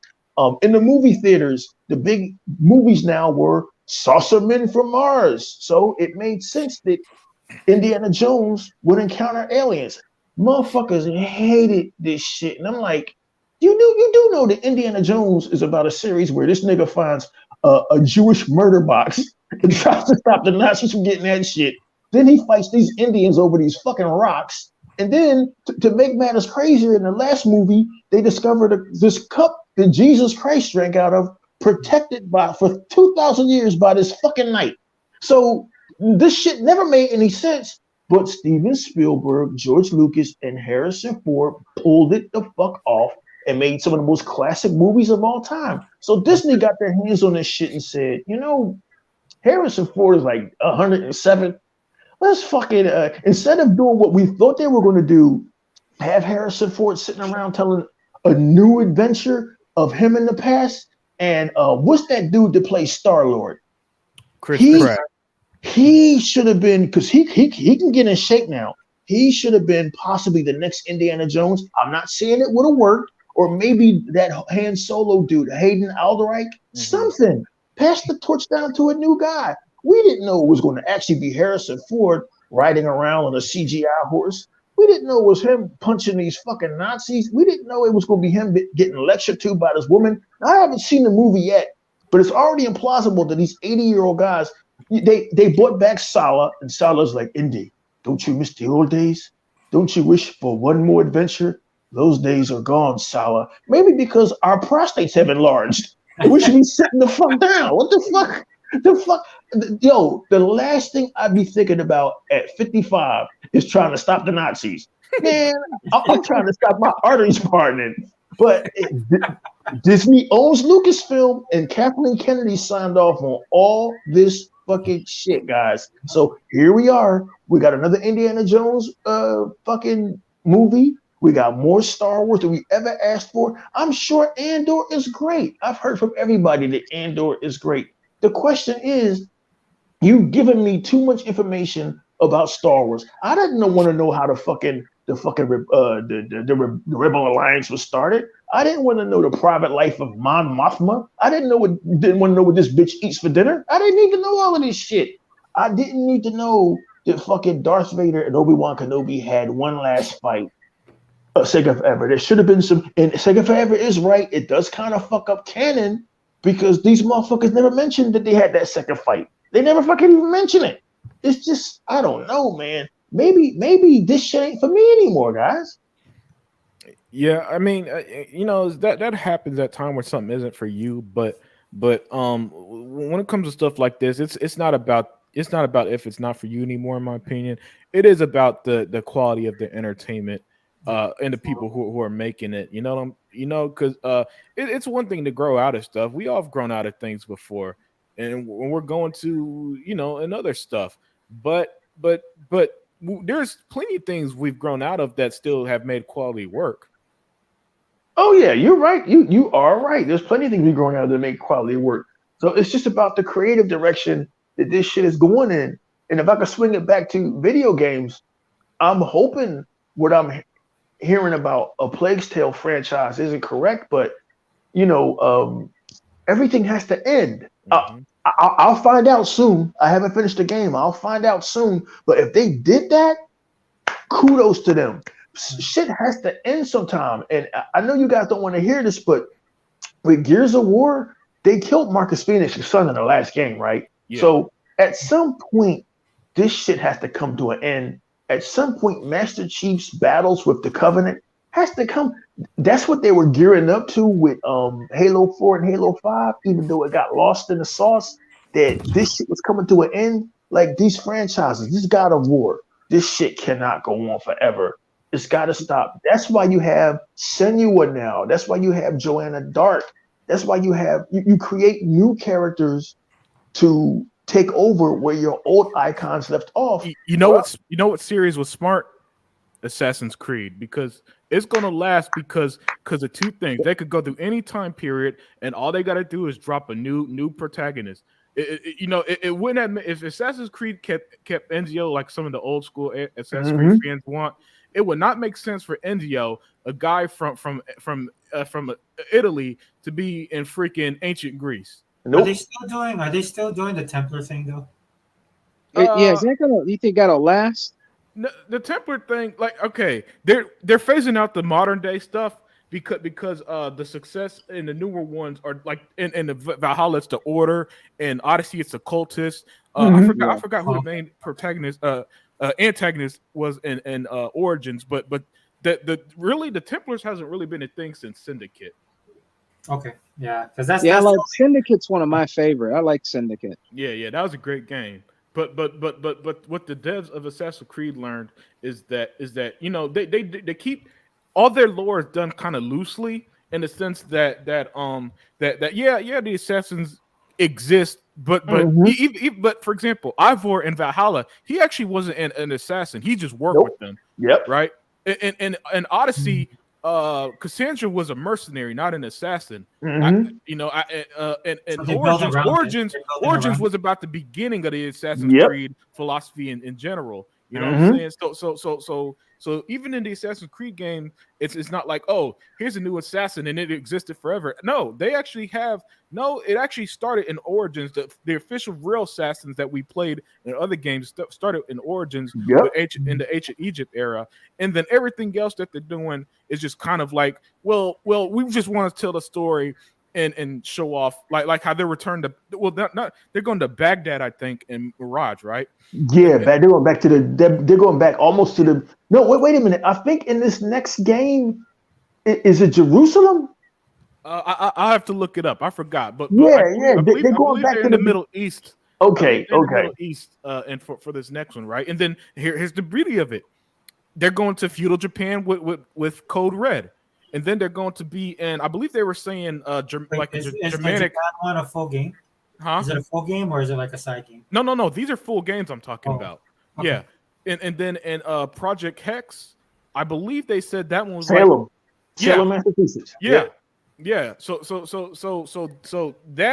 you can keep franchises going like that. And then not only that, we don't get annual Assassin's Creed games anymore. Which drives me crazy whenever I see people hate on Ubisoft and they say, "Man, Ubisoft keep releasing Assassin's Creed every year." I'm like, they haven't did that in like 5-6 years. No, dude, I hope they keep on hating on Ubisoft and Microsoft can buy them. Hey! If that happens, Sega forever. If that ever happens, you're gonna hate me because I ain't never gonna shut up about that. It's a possibility. It's a possibility, man. You know how much I love Ubisoft. Listen, every time Ubisoft have a sale, I can't buy any games because I own them all. I freaking love Ubisoft, man. I love Far Cry. I love Splinter Cell. I love Ghost Recon. I love Immortals Feud's Writing. I do not understand why Ubisoft gets the hate, but hey, man, the more you hate, listen, as long as they make that money and are able to make games, I'm good. Yeah. Well, hey, Unlimited, I got a question for you guys, man, because you guys said this earlier. You guys touched on it. In the last Gears, you said that Marcus Phoenix's son got killed, but you had a choice to either kill him or the other dude. So So when the new game starts, and Gear 6, how's it going to be? Is he going to stay dead? Is it going to be just the black dude and Kate, or is he going to be in 6? Because is he technically supposed to be dead in 5? This is what I think they're going to do. I think they're going to go 2 routes. They're either if they have the tech, it'll be cool if whatever choice you made in 5 on your profile, they'll know. So in 6, whoever you kept alive, Dell or JD, is the one that's alive in 6. Or they're going to just use their research to figure who do people save more and keep that character in the next one. Those are the 2 ways I could see it. Because I kept saving the brother, man. I'm sorry, guys. I had to. I'm sorry, man. I'm sorry, man. I did it one time. I let him go, but then after that, I kept playing. I kept saving him, man. The brother, man. I had to let JD go. That was a cool character, bro. I saved him. I saved the brother too, only because it made a stronger narrative to have Marcus Phoenix's son killed. Now he has an impetus to continue fighting. I think that's going to be the canon moving forward because Assassin's Creed Odyssey was very bold in the fact that it gave you a choice of two characters, but the female character Cassandra became so popular that she actually became the canon going forward. And she became popular not because she was a woman, because she was just better written than the other dude was boring. Yeah, and her voice actress was fantastic. Yes. For example, in the game, there's a part in the game where unfortunately Phoebe dies. I don't usually like kids in media, but Phoebe was great. That was deep. Yes, and she dies. And if you look on YouTube and watch a comparison between Cassandra version and Alexios, the voice acting is night and day. Alexios, he sounds almost a little too cartoony for a game like this, because his voice is very over the top. He sounds like a Saturday morning cartoon villain, and so it doesn't work. Cassandra's version, when Phoebe dies, oh my goodness, it's heartbreaking. You think you're watching a real movie during that scene. They killed that. That's probably my favorite video game, not just of this last generation, but probably of all time. They really, really. I never played favorite? Assassin's Creed Odyssey. That's your favorite? Okay. Well, it was everything that I would have, as a grown man at 50 something, or I don't know when it came out. As a grown man, it's everything that I would have ever wanted as a little boy. You get to go to ancient Greece. You get to learn about ancient Greece because they had a world tour packed in with the game for free, which was free DLC, where they literally had professors and teachers come in and teach you about ancient Greece, and it wasn't boring. They hated it because she's basically Wonder Woman, but they did it in a way that was smart. The game was interesting. There was a lot to do. There was little shit that you just noticed that didn't make any sense. That these developers had this much time on their hands, Sega forever. Like if you're on a boat doing sea battles, because you could sail at a sea and have sea battles, and you could go to the other boat where you just killed everybody and throw their bodies in the water, and a few minutes later, sharks come and eat the bodies. I was walking around one day, the NPCs, they go about their business. They have day and night cycles. I saw a dog walk by, lift his leg up and start peeing, and then go about his business. Little dumb shit like that. Like, who thinks of all of this shit? And yet all we ever hear is how bad they are. Meanwhile, you can't even swim in Elden Ring. Game of the year. Thank you. She was well voice acted. It was everything you wanted as a little boy, Sega man. It was basically Clash of the Titans meets 300. That's what Assassin's Creed was. It's like Clash of the Titans meet 300 starring Wonder Woman. Hey, check this out, guys. What if they made a new Assassin's Creed called Assassin's Creed in the Hood, and then you had an exclusive character that you could unlock, Blackula. That would be shit. That might work, man. Ubisoft can do no wrong. Even what's that shit? God damn it, the game where you get to hack shit. Damn it. I done forgot the name of the game. You get that where you're a hacker. There was 3 of them. Watch Dogs. Even Watch Dogs Legions was good. Oh yeah, Watch Dogs. Yeah. It wasn't as great as the second one with the brother. Legion. Yeah, dude. They continually come up with new ideas. They continually make these living, breathing worlds, and I don't get all the hate Ubisoft gets. They're one of my favorite developers. That's the thing, guys. That's what I think. What like Sega Forever said earlier. That would be a fantastic collaboration for Microsoft to buy them because of the ideas they come up with. You know what I mean? I think that'd be great for Ubisoft to be under the Microsoft umbrella, man, to be honest with you. I think that would be a good move. Man, everybody from Colin Moriarty to Paul Tassi would have a fucking fit. They hated Ubisoft yesterday. But as soon as Microsoft makes an initial offer, this is a monopoly. We gotta call Elizabeth Warren. We gotta call Elon Musk. Y'all told me that Assassin's Creed was fucking garbage. Even though, and I'm gonna tell you guys something, and I'm sure if anybody's listening, they would smack me in the mouth. I haven't played God of War, the new one, but I know Assassin's Creed Odyssey from 2018 is better than God of War. I know it looks better too, especially now that it's enhanced for the current gen consoles. It looks spectacular now. Look, God of War, I played it, so I'm saying this as someone who played it during Thanksgiving. It's a PS4 game. Don't believe the hype. Wow. It's that bad. Yeah, man. Listen, if my cousin never specifically said he was playing God of War Ragnarok, I wouldn't have been able to tell you the difference in any imagination, any stretch, man. Oh, that's horrible. Somebody from IGN had said that there was too much stuff to do in Assassin's Creed Odyssey, Assassin's Creed Origins, and Valhalla, that it was too big. The same as people, IGN also said there's too much stuff to do in Gotham Knights. When is it a bad fucking exchange, Sega Forever, to get more for your money? I don't understand that. I like the fact that I'm not going to finish Gotham Knights in 5 hours. I don't understand it. Well, I don't know. You know how it is these days. They all listen. Oh, here's why: because Sony don't make games with content. That's why they hate it. How can I forget that? How can I forget that? I think the only thing they got left now is their new VR, right, fellas? Oh no. Sega, man, that thing is $550. It's dead. It's dead on arrival. It's dead on arrival. Listen, PSVR 1 sold 5 million copies on a console that sold like 110 million. At $550, nobody's buying VR 2. And I know guys are going to be on Twitter, Sega Forever.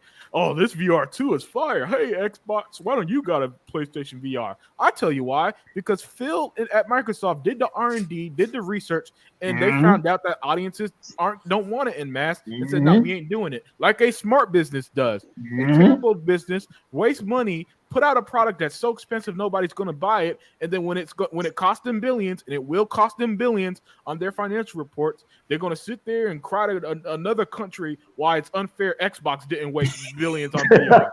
Yeah, I can see that. I wouldn't be surprised if they're like, "Why does an Xbox?" They go to the regulators. Why is an Xbox making a? Why are their finances not in the red like ours? Yeah, that's unfair. They got a monopoly. They need to be investigated. Yeah. So how did I gotta ask you guys this question. How did the Series X it was the biggest seller this holiday season, but I honestly thought that I didn't think it was in that like it was out there that much as the Series S. So apparently they must have had more out there, huh? Because I thought. Yeah, go ahead, Sega. Yeah, I thought Unlimited that. I mean, you think about it, there's a lot of Series S's out there. I thought that's why I thought the Series S was going to kill it, man. But I didn't think there was that many Series X's out there that it was going to be the big seller, dude. That took me for a loop. You know what I'm saying? How did that happen? You know what I mean? I just thought there wasn't as much. You know what I mean? Upon research, and who came in clutch with this one is Hebot. They apparently stores like Best Buy and all of them, they actually had really good deals. For example, you could buy a Series X in Halo, and also came with one of the expansion cards, if I'm not mistaken. Oh, for X amount. And Hebot was telling me how they sold out unbelievably fast at his local Best Buy. It sold out so fast that I didn't even know they had deals.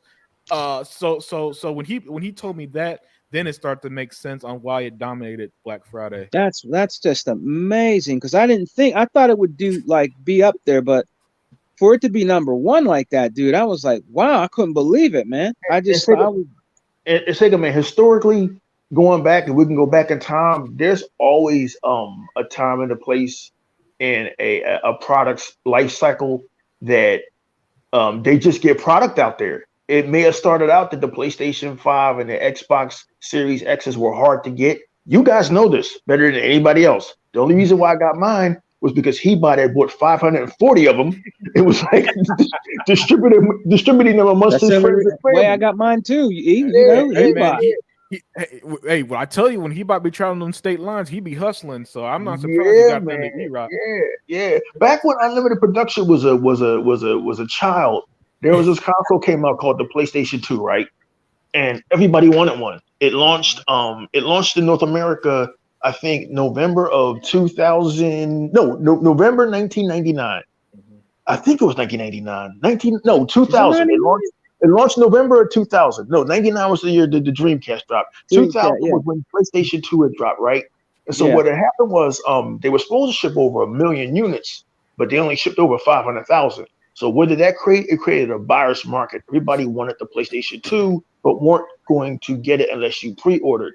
it took about a year, Sega man. It took about a year for the stores and the retailers to get caught up. But I'll say about 2001, you could go into any GameSpot or Electronic Boutique or EB Games or Babbage's. I don't know if you know what Babbage's. It was a computer store. Babbage's Electronics Boutique. Yep. Yeah. You can walk into any one of them stores and get a PS2. It took a year. But sooner or later, it looks like the Xbox Series X, they're getting their stock up. So now you could probably just walk in fucking Best Buy and cop two of them motherfuckers now. Another thing to keep into consideration, it was Black Friday. So a lot of people, if you saw the TVs that were selling, they had LG C1 and C2s, the OLED, the 55, 65 inch were like 1,400, 1,200. Yeah, they sold out fast. So you that's usually a higher end. Like for Black Friday is usually when people buy that higher end tech stuff. That's a good point. And then but to your point, man, I think I said this in my video the other day, but I think overall I think it'll be the S. You do? I think overall it'll be the S will sell the most, because I think the S is still in. I mean, it didn't. I think the X did the Black Friday, but I think the S is overall just selling better. Oh yeah, that makes sense. So by the end of the holiday, because it's just when the normies and the families get involved, they're gonna go for the best value. Yep. Oh yeah. It's a win-win. It's a win-win. I believe it's a win-win, man.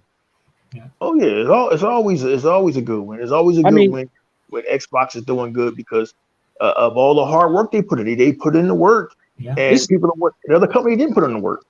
That's the thing, E-Rock. What's with PlayStation? I know we're Xbox dudes, but I mean they're in some kind of trouble, dude. If they have to keep selling the PlayStation 4 till 2026, is it 2025? Yeah, 2026, something like that. Yeah, I mean, come on, man. I mean, dude, they have to be in some serious trouble. They can't even meet demand, bro. Is it their chips? I mean, they can't even get the PS5s out. They got to keep selling old gen. I think it's their pockets, bro, to be honest with you. I think they're really, I mean, nobody's talking about it, but yeah. So Sony constantly lies. So on one hand, they'll say that they're making profit on each PS5 sold, but and yet they need to still sell 10-year-old hardware that 10 years later since it's been released, I guarantee they're making money on every PS4 sold. So it's the usual Sony lie where, like I've been saying this all year, E-Rock, Sony numbers don't add up. If even if you just put a little thought into it, nothing makes sense. So technically, Brother Unlimited, PlayStation is holding gaming back, right? yeah, it is. No technically about it. How bad they're holding back gaming. Street Fighter 6 not coming to Xbox One. You know what console it is going to, Sega man? What's that? PS4. Wow. Wait, which one? Street Fighter 6? I thought it was multi-console. No, yeah, it is, but it's not coming to Xbox One. It's coming to PS4, PS5, and the Xbox Series console. Yeah, he's right. Yep. Wow. So it's technically holding gaming back. So, but they won't talk about that though. They're not gonna say nothing about that though, are they? They're not. They'll make up something. Everything Sony people have been saying about Microsoft and Xbox is actually happening to them. That's why I love this time. I actually love this a lot because it's all blowing up in their face and we get to watch it. Hey, so everything Sony did, same thing with Sony. Sony literally telling investigators, or not investigators, but regulators, sake of ever, Microsoft is going to raise prices of games and consoles. Yeah. And nobody, and then you got Paul Tassi write his articles. I'm like, dude, I don't want to hear nothing from you, bro. Yeah, listen, in the year of 2022, Sony raised the price of their PS5, both versions of it, and they had the gall to sell you a remake at $70 with less content, and they're worried Microsoft is going to do that to gamers. Make it make sense to me, E-Rock, please. Yeah, right? That's crazy. Dude, I want this thing to go to court, man. I want it to go to court so bad. Why the fuck did they raise the price of the PlayStation 5? Why did they raise the price? They need money. They said because of inflation. Yeah. That's what I mean. I think that's why they're hurting, right? They really do need the money, and Microsoft doesn't. So, I mean, in a way, I feel for them. No, not really. In the words, yeah, when they died, I mean, that's crazy, man. In They raised the price.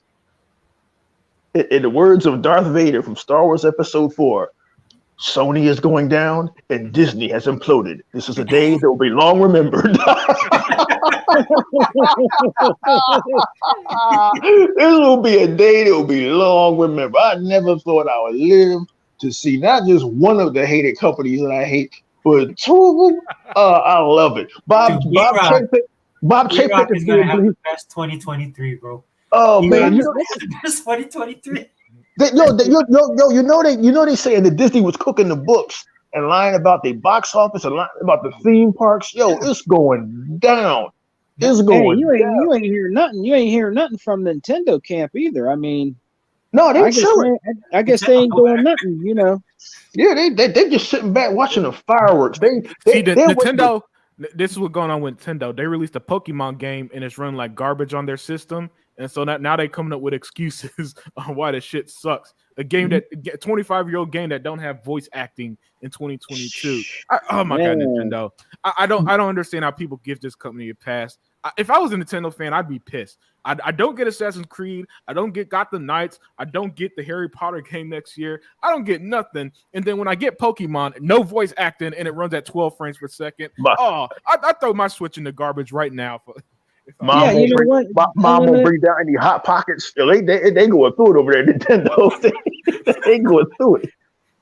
You know what? And Limited and Sega Forever Iraq. I was at my exchange and I was getting some things, and there was a girl that works there, and she was trying to convince me to buy a Nintendo Switch. And I said, "Well, convince me. Why should I buy a Nintendo Switch?" Well, you know. It you can it can hook up to your TV. You have all these kind of games and stuff like I said. Well, yeah, but it doesn't have any. You guys don't have any like good online or anything like that. You good know, online, good frame rates. Yeah, good graphics. She's really wanting me to buy a Switch. You know, the girl that worked there, and I said, well, if it had like a really good online, you know, because I'm used to Xbox and being online with my friends and playing games like Gears and being in there with, you know, my friends and stuff. I said, there's no reason for me to really buy a Switch. I said, I'm a collector, but I mean, you got to give me a better reason or why I should own a Switch. Yeah, you want this? How bad the Switch is, Sega man. You know how you know you guys. Most of you guys buy games digitally, right? And with digital games, they're tied to your account. With the Nintendo Switch, if you buy a game, it's tied to that console. So if anything ever happens to that console, you lose the game. That's how far. How are you that far behind with the rest of the gaming world? And people still. How do people not talk about this stuff? But me, it's. I swear, sometimes E-Rock, it feels like I'm the only one who will publicly say Nintendo sucks because they do. It's 2022 and you don't have functional online. It's 2022 and you can't do voice chat. It's 2022 and you buy a game digitally and something happens to your console. You lost a game you dropped $60 for. Oh, by the way, your games never go on sale. But and please spare me this Nintendo quality crap because Nintendo quality. Games, yeah, that's all I ever hear about Nintendo. But they make quality games. People love it. Yeah, people love their exclusives because of fucking nostalgia. Because listen. He broke it down. Bayonetta 3 didn't sell, but Pokemon sells 10 million copies in 3 days. And Mario sells, Zelda sells, Pokemon, and Animal Crossing. You know what those games have in common, E-Rock? They're all like 50 fucking years old. Mm-hmm. Can I tell you why? Why? It's the antithesis to Sony, right? Where Sony has these titles that they're known for, but they don't sell, like on that level. Well, Nintendo's the opposite. They have all these titles that sell really well, but they can't grow. Yeah, but my problem, Sega Forever, is that everybody used that fact as an excuse for why Nintendo shouldn't do better. And I'm in the case that you can't be a Nintendo fan and like Assassin's Creed, Grand Theft Auto, and literally any big game, E-Rock or Sega Forever, because they're not on that platform. No. How do they do that, brothers? They don't have Call of Duty. They don't have Red Dead Redemption. They tried to fit the. Oh, sorry. Go ahead. They tried to fit the Witcher in there, but that was like a slideshow. He said, "Yep."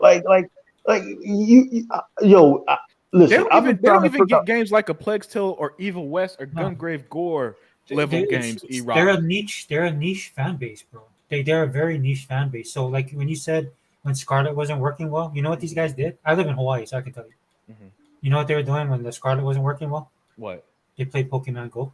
Because I Wow. see them. Wow.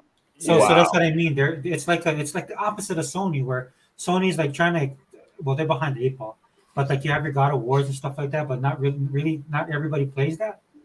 But on Nintendo, everybody plays. Like, my daughter has a Switch, so her and her friends, they still play Pokemon, right? And they still play like Animal Crossing and games like that. Yeah. But they don't play anything else. Like my daughter, like right now, Nintendo's going to lose her in a bit because she's playing all on Xbox right now. Mhm. She's playing Overwatch 2, and then she got into like the Fallout series. That's Yeah. kinda- Well, Sega Forever. That's like my kids. My son got a Switch first. Mhm. He played it for a while, then he was playing his at the time the Xbox One S. Then my daughter wanted a Switch. She got a Switch. She played it for a while. Mhm. Then she wanted a PS4 because her friend Danica, she has a PS4, so they play together. They play Fortnite. So my son now plays on PC, but he still plays his Xbox Series S. So they both don't play their Switch anymore. Yeah. You see what I'm saying? Yeah, and see, I personally think that's a problem. I know E-Rock always says that Nintendo will always have that built-in audience. I think, and I saw this with the Wii U, and that's why I'm a lot more apprehensive. I think Nintendo is one Wii U away from being because let's not forget the Switch was going to be their last console. Yeah. Before it blew up. So if they didn't strike lightning in a bottle twice with the Switch like they did with the Wii, we would have been talking about Nintendo like we do to play.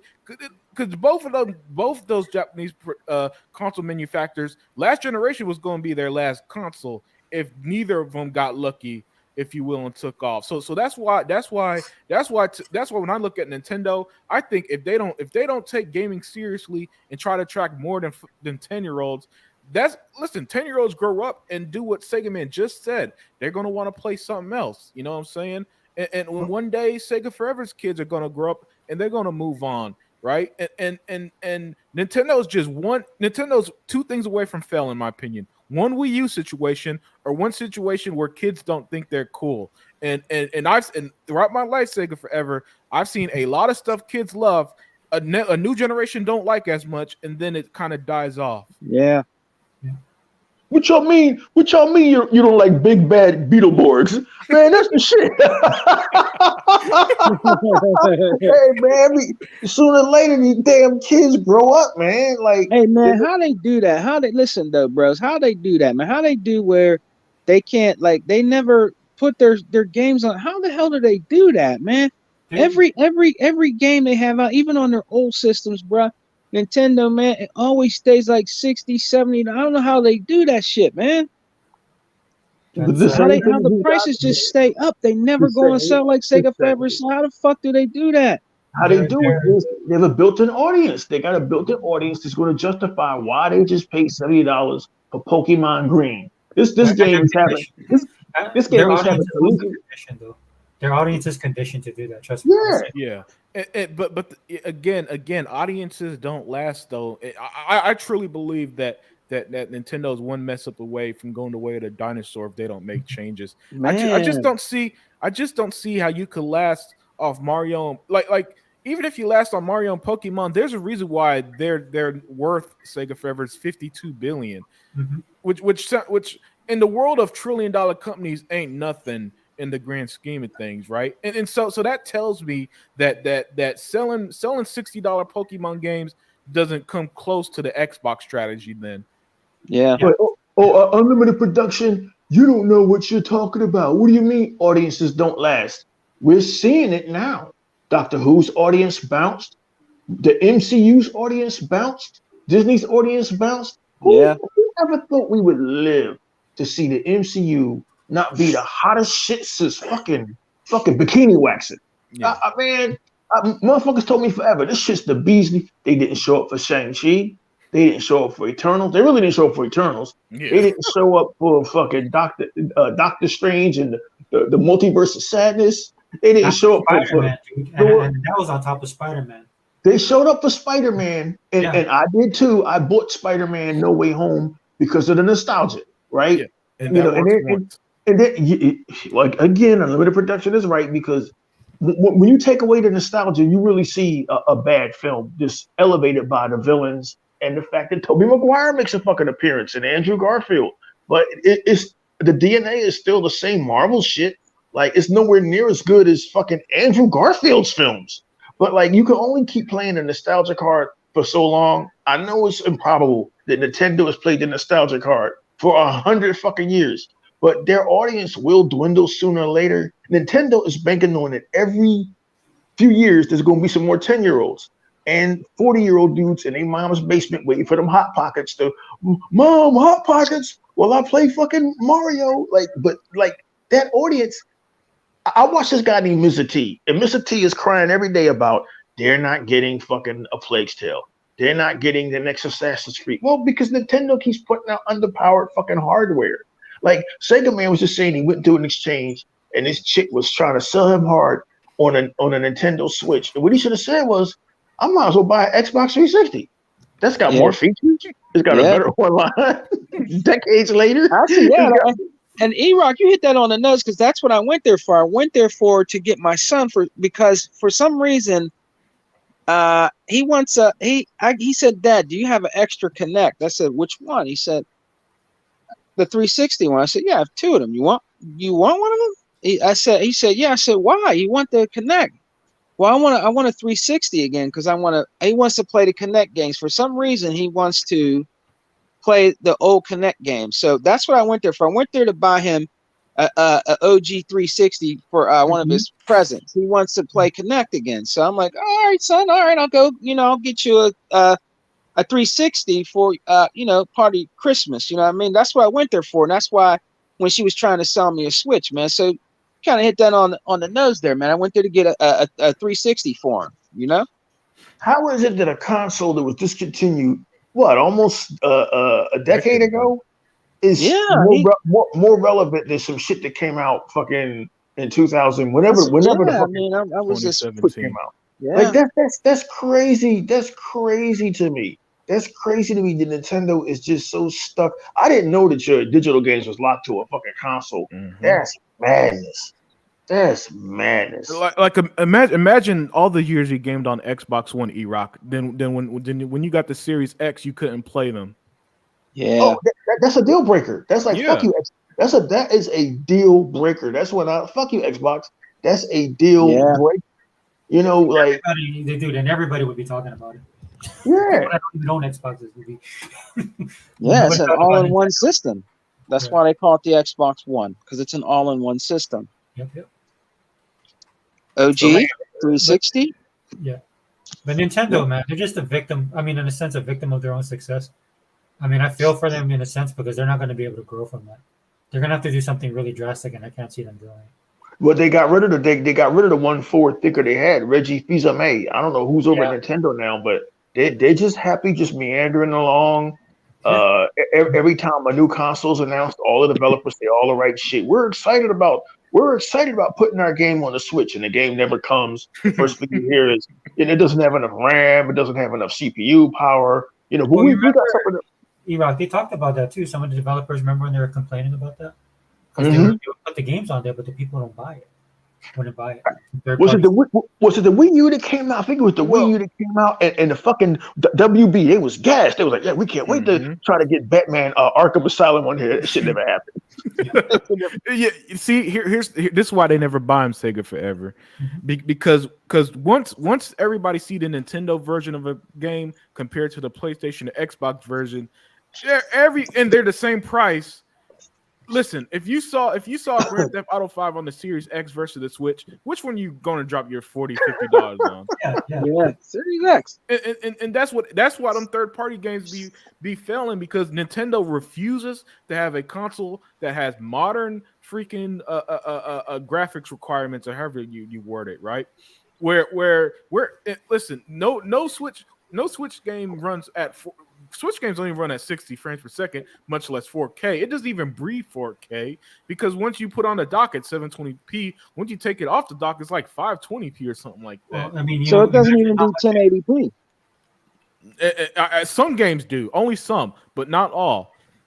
Well, imagine how much money it would cost them though to do that. That's why I'm saying it's like their success is also like one of their biggest. It's just like their Achilles heel, right? Yeah. Because in order for them to be competitive, I don't think they could. I don't think they have that type of cash flow. Again, Sega Forever, we should bring it home because it's almost 4 a.m. in the morning over here. Oh, if you're going to be in this game, you got to spend money. Like I was telling others Inc. about Netflix. Yeah. If you're going to be in this game, you have to spend fucking money. Microsoft wanted to be in this game, so it's no telling because they don't let those figures out how much research and development they spend on the Xbox Series X and S, which I was against that first being 2 boxes. Why? I get why you came out with 2 boxes now. I understand why you did that. So you're not doing this dumb shit that Sony is doing over there with keeping the PS4 around still. If Nintendo's going to remain in this game, they're going to have to get over that shit and research and develop a new system with some new specs and actually fucking try to compete. But I guess they figured as long as people are going to buy 10 million copies of fucking Pokemon, why should we even try? Yeah. I think the Switch is their. Do you think the Switch is their last console? No, they're gonna have like the Switch XL or the Switch 2.0, or they'll just keep on building on it till it. Yeah, they're working on the next gimmick right now for kids moving on. I'm gonna be there day one, and we'll be there day one, and that shit gonna be in their corner collecting fucking dust. Yeah. Why won't you get a Nintendo Switch? Because I'm not 12. Give me a fucking break. I'm not. Listen, I there are 2 type Nintendo fans I see. It's always like either old people, and by old I don't mean like disrespectfully, but by old I mean like these 45-year-old dudes who look like they haven't had a job in 30 years, or little kids, right? It's always those extremes. I never see anybody. I never see just like a normal dude go to like a GameStop or Best Buy. Like, hey man, I'm picking up that Switch game, right? That's the stuff I don't see. For some reason, if I do see an adult who gets a Switch game and it's not for their children, something like that, it's always a stereotype, right? Where it's like, oh shit, that might be real. Sometimes I be scratching my head like, oh damn. Unlimited, it never fails, and this is no disrespect to figure collectors, because we know one. But every time I see these videos of these dudes being gassed about the fucking Nintendo Switch, I'm like, dude, how the fuck did you buy a child's toy? Then he shows his motherfucker setup, and it's a wall full of action figures. Oh, that's why you bought the Switch. Okay, all right, I get it. I'm an adult, so when you come at me with some shit like the Xbox One, and yo, man, you can fucking talk to this thing and tell it TV and every function imaginable. That's what gets an adult to buy some shit. Or the Xbox Series X, where you got more power than any console ever, and it's got features, and I can stream, and it's got 4K Blu-ray. That gets an adult excited. You know what I mean? Hey, Eron, that new handheld that came out, that Logitech handheld for Xbox, it's fucking sweet, man. It's nice as hell. It's a little bit expensive, but that motherfucker's nice, bro. It's nice as hell. Oh. Yeah, it's on the store. I think it's 300 and something. It is kind of pricey, but I was watching these dudes on a Microsoft show. It was tech guys, computer dudes, and he was showing it off, and you could play all your Game Pass games on there and everything. This thing is sweet, man. It looks like it kind of looks like the Wii U pad, but a little like slimmer and smaller. But it's Microsoft's.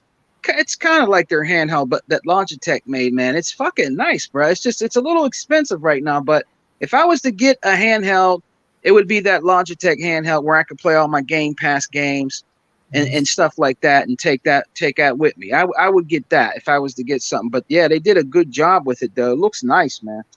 You know what? The thing with me is, man, I'll probably never buy another handheld again because I'm older now, man. My vision used to be 20/20, but I think it now is like fucking 10/3 or some shit. I'm not staring at a little screen. It's bad enough I'm staring at this little screen on my phone or Instagram. Like, wait a minute, is that girl showing her birth canal? Like, I'm not staring at I ain't staring at no screen, trying to play no games. I done got used to like y'all playing my games on a fucking 55 or better, on Sega Man's case a 58. God damn! Like, yeah, I can't. Man, that's a shame, man, because you know a lot of these handhelds that came out, Sony, I'll give it to Sony. I think the best handheld that came out that failed was the PlayStation Vita. It had a nice, you know, screen. I have one. It has a nice screen and all that, but the games were very expensive, and then it just didn't do well. I mean, the 3DS destroyed it. You know what I mean? It destroyed it. And even today, if you were to go to a store and find PS Vita games, they're still expensive. They're like $60, $70, $40 and shit. And the shit doesn't even, it's not even made anymore. You know what I mean? The best was proprietary, right? That's when Sony was going through all their proprietary crap. Yeah. That was the mini disc. My friend had one. He paid like $800 for like some kind of mini display. God damn! Wow. Yeah. Remember back then? Like that's what Sony would do. Like you remember the PlayStation? You had to buy the that split to play 4-player. Oh yeah. Yeah, that's what Sony did. While both GameCube and Xbox had 4 ports, the PS2 you had to get that stupid adapter. Nowadays, man, if you're going to ask people to spend money, I still think these consoles are fucking ridiculous, and I still say that if you can't afford gaming is expensive. Get you a better job. I still maintain that to this day. You're never going to hear me say, "Look, I'm having a okay year financially, but the game console should be cheaper and gaming should be cheaper." It is what it is. These companies got to make money. But if you're going to ask for half of $1,000 for a fucking console, we need to get something in return. So if you're going to go out to buy Xbox Series X, and somebody says, "Well, I got to buy the Xbox Series X and buy games," no, you don't. No, you don't. Get the Xbox Series X. Get you this shit called Game Pass, and you ain't got to buy nothing. You ain't got to buy nothing unless you want to. You ain't got to buy nothing. Hey, you're right. Ian, if you're really see, that's why I like Xbox, because with the PlayStation, when you order PlayStation 5, you also got to get a moving company to help you get it in. That's that residual cost. Oh man! Look, man, even if you can't afford a console, bruh, the cheapest way to play games is Game Pass, because you can play it on your Obama phone, dude. That's right. I keep forgetting about that. All you need is a controller that you can buy for $45 right now because of Black Friday, because they're cheaper. $40. And you can get $40 unlimited, and you can get you a gaming clip I got that gaming clip off the store. It was originally $15.99. The real nice one off the store, they were on sale for $2.99. They sold out quick. They were on the Microsoft store. The nice game clip that you hook up to your controller. They were on sale for $2.99. $2.99. I grabbed that shit quick. Okay. It's real nice too. I just got it today and I hooked it up to one of my controllers. It's an official Xbox clip that you put on your controller, man. And you just get that and put your phone on there. It's real nice, dude. It's nice as hell. Yeah. They sold out quick. Yeah.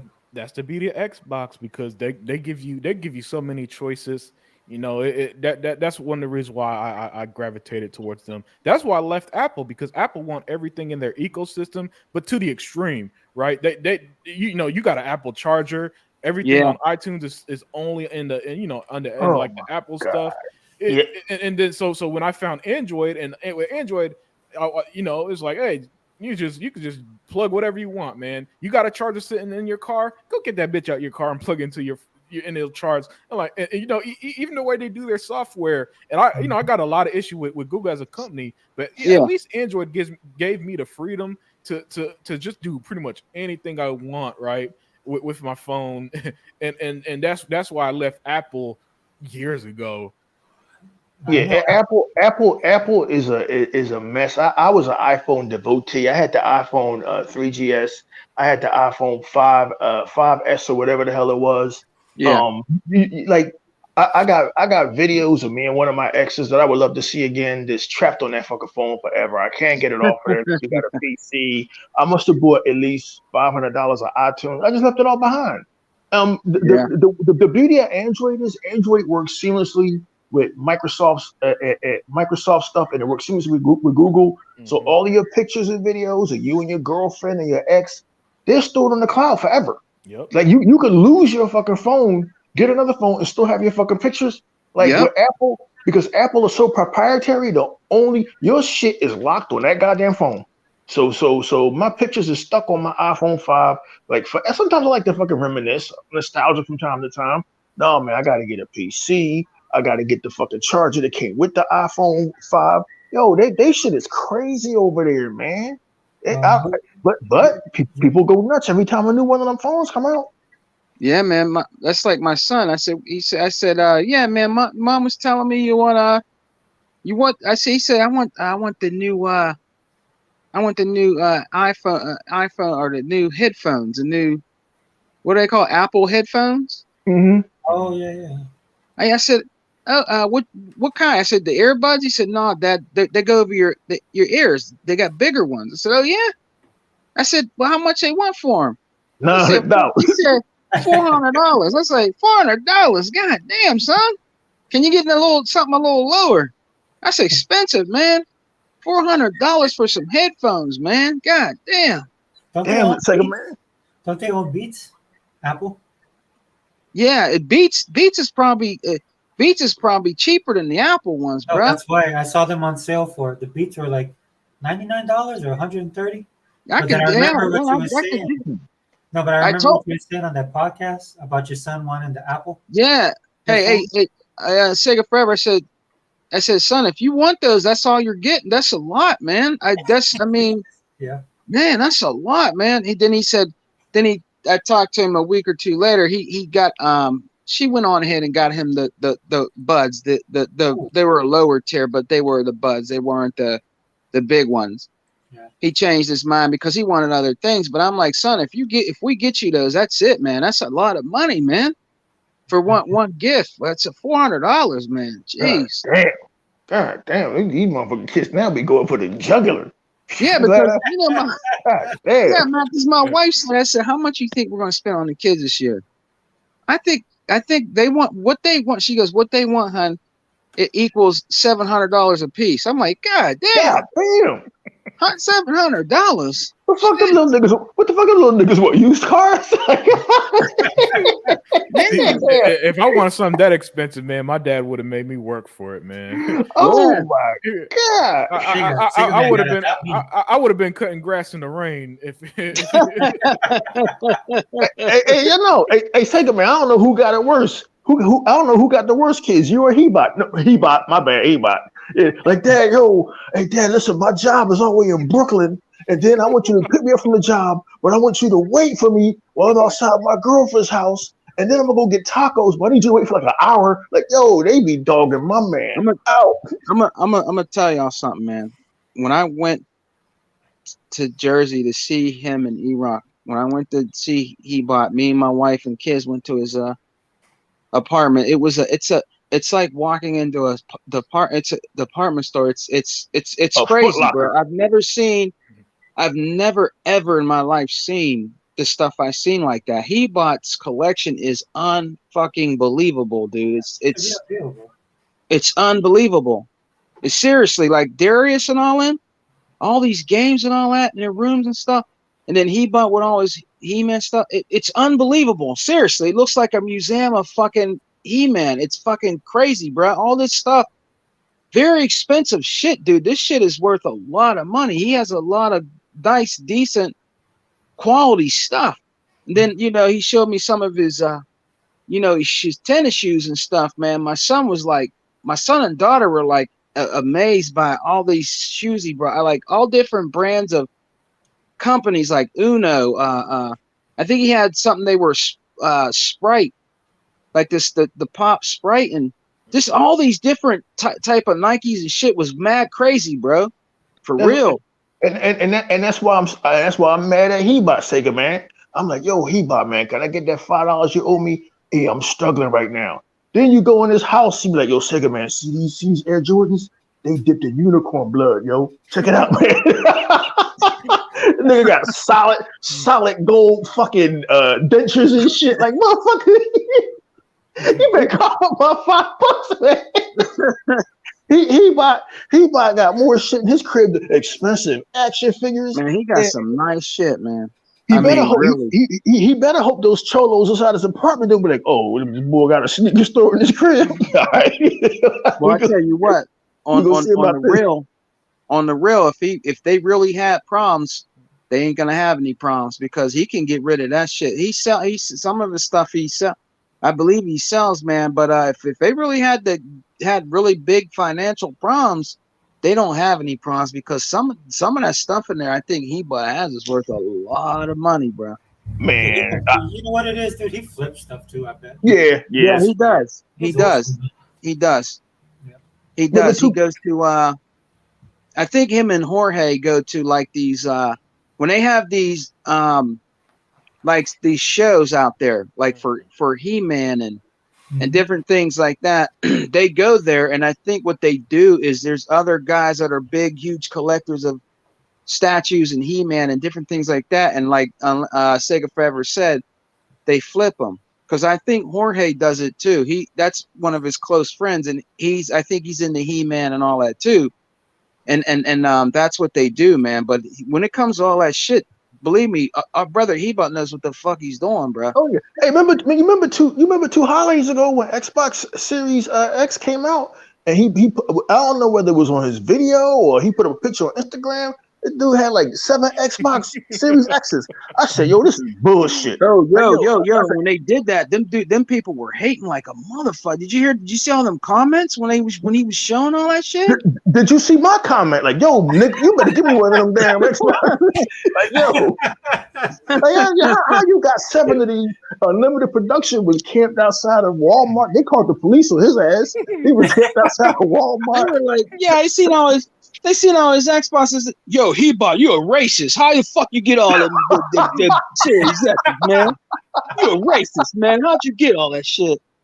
Just weird shit, man. They was putting out on there about our brother Heba, dude. He had he had like $3,000 sitting on the floor. I'm like, wait a minute, how? Like I had to ask him nicely. I did it ghetto, but I like, yo, Heba, man, come across with one of them. Well, one of them's my son, man. Make him wait till next Christmas. Put me down, dog. I could wire you the money today. Like, yo, then Sega man, he was on the hunt for the Xbox Series X for the longest. He was Xbox Series X's for the longest. He's like, yo, man, I still ain't got it yet. He finally got it. And me Unlimited was like, damn, that's rough. Sega man. You know what I mean? Video games making loud noises in the background. Hey man, finally you got one though, man. You finally got one. The series, the One X, man, it was still doing all right. Listen, let's not try. That's baby brother. You know what I mean? You know, Series X is big brother. The One X is baby brother. It was doing all right. No, don't say that, Sega man. That's what broke people say when they can't afford something too.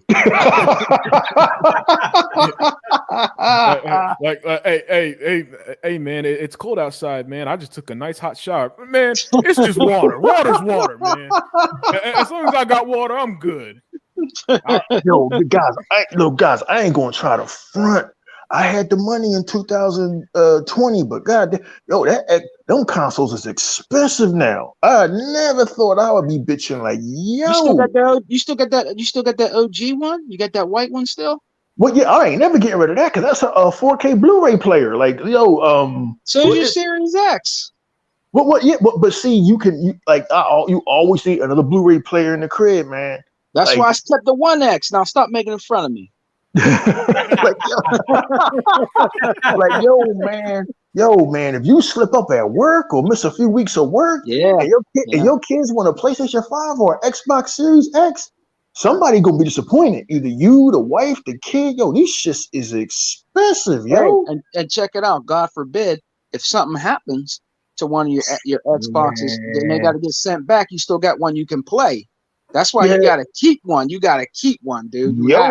It's crucial now with these things. I remember back in the day, you just like it's almost unheard of now. You guys still probably won't believe me.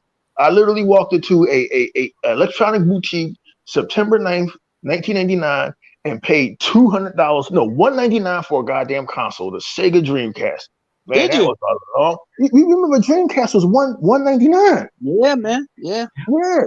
So you could get that with one paycheck, you can get a couple of the launch games, and you were set. Now, Yo, man, my ex-girlfriend now. got me that at launch, man. The Dreamcast, then we broke up. Well, hey, look, at least you got the Dreamcast. Yeah. You know what I mean? Yeah. At least you got something out of the deal. But damn, man, these consoles, this shit is getting kind of hectic. I get it, the chips and all of that shit, and those damn hard drives. But yo, if they try to raise these joints to $600, I'm gonna have to bow out. That's gonna be it for me. Like, yo, this shit is crazy. Like at the time, it was 2020. I still had all my savings from driving buses here in Philadelphia. I was like, fuck it, Hebot, I'll send you the money. Here you go. Get me. And Hebot sent that shit next day, fucking mail. But yo, nowadays, man, you gotta drive out to Best Buys and hope the console is there, and you gotta decide, are you gonna play video games or not eat that week? Like, yo, shit is hectic, man. Yo, E-Rock, man, I don't even think I think even Phil Spencer said I don't think that's the Series X is the last console. I think there's another one. No, no. Man, back in 2020, they said that they're working on the next Xbox, and we ain't gonna see it till 2028. That's how tech works. And they're probably already working on it. I would say they are, wouldn't you? Yeah. Definitely. Yeah, they said definitely. Look, listen. Phil, remember before the consoles came out, Phil said he played was playing Series X games like 3 years before it came out. So wow. Yeah, he was. Yep, he was. Yep. Wow. They have the audience. That's why you can't ignore the way, especially what they're going with that ecosystem. PC, the app that eventually gets released, and the consoles and stuff like that. So they got to cover all their bases. Do you think, brothers? Do you think the new Xbox? Do you think it'll be all digital, or do you think it'll still make it with a tray? No, they're still going to add a tray because Xbox loves choice. Yeah, they all about choice. And we still got batteries, bro. Yeah. Which is good. I'm not complaining. I love that. Yeah. Oh yeah. I mean, it's a pain in the ass always having to buy batteries and shit. But I like the choice because I had a PlayStation controller before, and once that battery starts going in, shit you can do. Yep. That internal battery, you can do about it between another damn controller. And those controllers, the PS5 controller has a set lifetime on it. Like after something like 450 hours of use, they're going to break or something like that. Dude, really? That's so Sony, man. That is so. Yeah. And that's why Tuckmaster makes me sick, man. He made me go out there and buy the fucking new Elite. He makes me sick, man. Buy the what? What happened? He kept grinding it in my head. Yo, Sega man, you should get that new controller, man. You take your ass out there, man. You take your ass out there and get that new controller. He was like pounding it in my head. So I went to my exchange, right? I had some old shit I had here, doubles of shit. I went and traded in. I got the new Elite, the black and white one. I got the new one. I only paid after my trade like $30 for it. You know what I mean? Nice. But he kept pounding in my head. You want me to get you one? I said, no, man. I don't need you to get me no controller, man.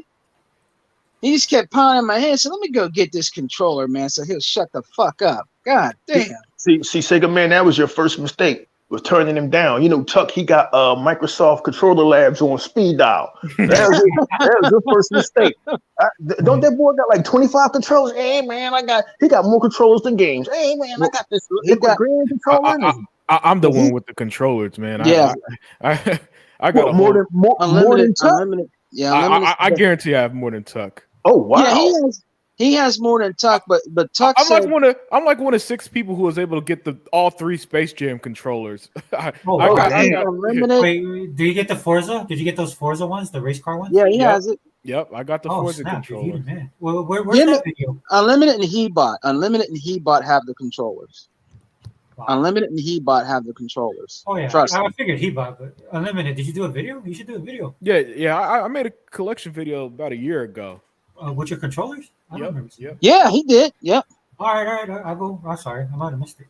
But Tuckmaster, he said, "Oh man, that's nice, man.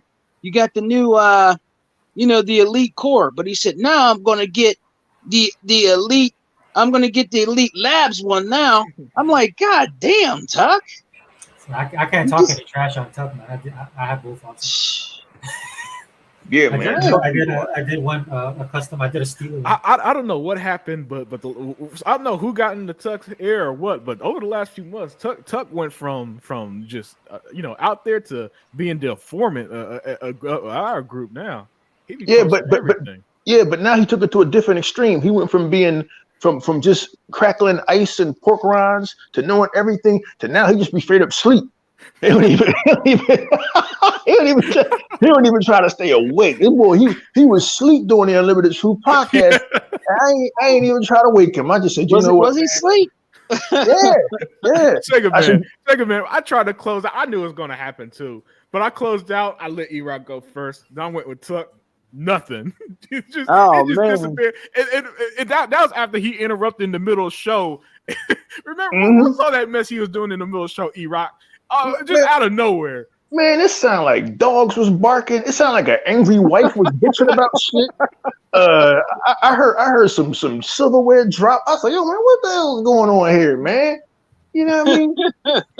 then Hebot come on, and his signal in this apartment building, for some reason, it knocks out my reception. I live in Philadelphia, man. He in Jersey. It knocks out Unlimited Productions reception down in Texas.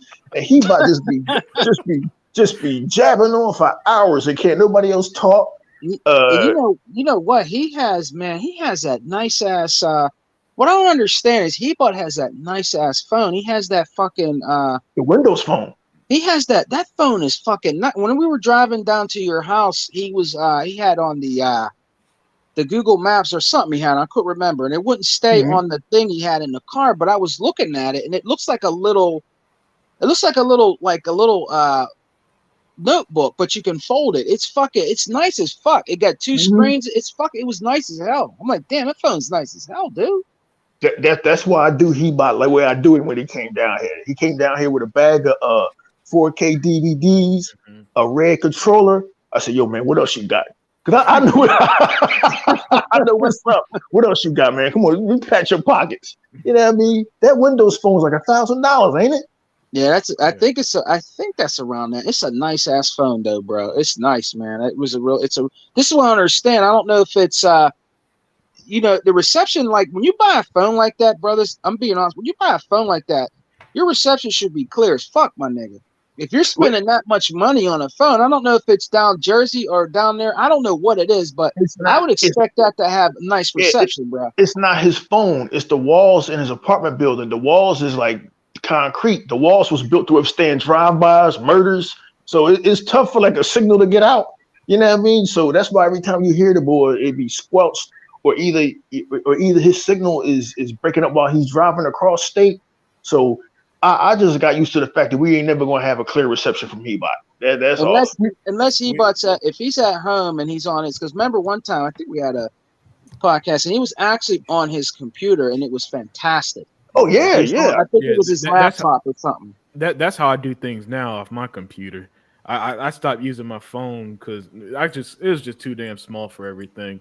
And that's why I do stuff like having stuff on screen now, E-Rock. Because I was like, you know what, man, let me just try. Yeah.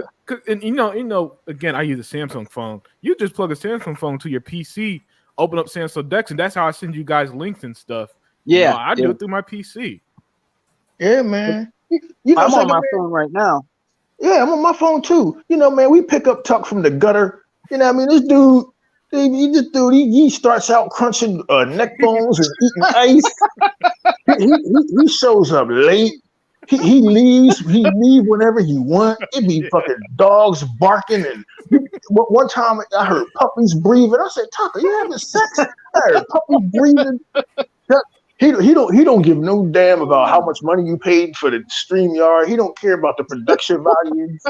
It's just a hangout to him. But I love him though. Yeah, same here, man. I love him though. It wouldn't be the same without Tuck. And that's why we could clown you. Your boys, we could clown you. I used to clown Sega Man all the time. When he started the Xbox Alpha podcast, like, yo, I'm gonna send you this link through America Online. And America Online, Like, man, what the fuck is Nah, this? man, Like, it was man, it was CompuServe, nigga. yeah, that's right. CompuServe, my bad. CompuServe. You know what I mean? I told Sega man one day, yo, man, just to drag this image, just hit copy and paste. You're like, I don't have no paste here, E-Rock. I said, oh shit. I said, I gotta leave this. My man is challenged technologically, man. But I love you. You my boy, man. Y'all my boys. Man. You know, nothing but love for Tuck, man. Man, if we don't rip each other, ain't nobody. And we dig in there. He about his fucking traveling while trying to fucking podcast his shit. You know what I mean? But yo, Sega Forever, man, wrap us up, man, because it's 5 a.m. in the morning over here, man. The sun coming up. Hey T, yeah, we're gonna wrap it up. Next time I'll ask Sega Man to send it to you. Yeah, T Reaper's in the building. He was asking to jump on, but I know we're gonna wrap it up. So T, man, what I'll do is I'll just follow me on Twitter if you want as well. And then what I'll do is or I can send it through Sega Man next time. Oh, I see the chat. I didn't see that in the chat. I see it now. Sega Forever. All right. No, it's fine. Yeah, because what I did was I sent it to him, but I sent it to him on Twitter. So, did I lose him? All right, I lost him. Hey guys, are you still there? Yeah. Oh, okay. I think I lost Sega Man. Yeah. Well, Okay, we're gonna. It's roostering over here and shit. Dude, we're out there. They've been roostering all night. I'm surprised you guys haven't complained. Oh damn! I was joking around, but you actually got roosters. Damn, I feel bad for you, bro. Hawaii. Oh, there he is.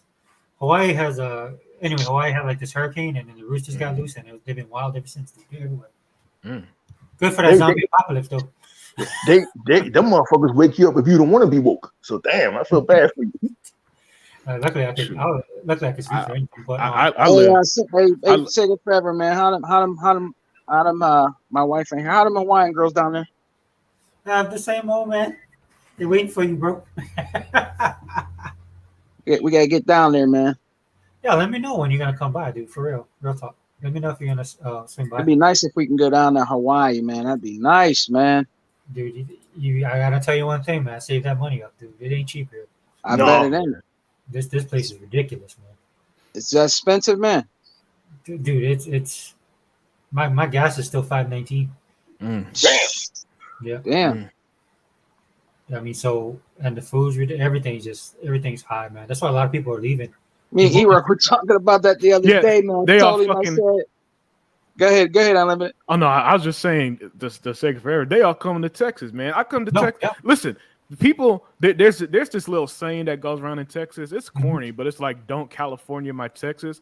And for the longest, I was like, "Come on, guys, stop this bullshit." Now I go to my parking lot, California. Wow. I'm like, what the fuck? Like, damn, they were right. People really are moving to Texas. Too many damn people really are moving here. And I'm not gonna lie, I'm starting to hate it. At first, I didn't mind because I'm like, hey, man, Texas is a great state. You can live here all you want. Now that stuff like traffic be so damn bad here, and I'm like, oh no, people gotta fucking go.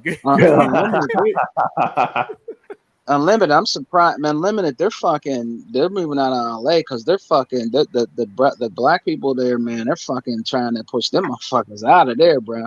Yeah. It's becoming very upscale there. They're trying to push them out. Yeah. That's kind of what's happening here, dude. It's happening like here in Hawaii as well. Because you had this kind of stable middle class, but now it's either you homeless or you struggle.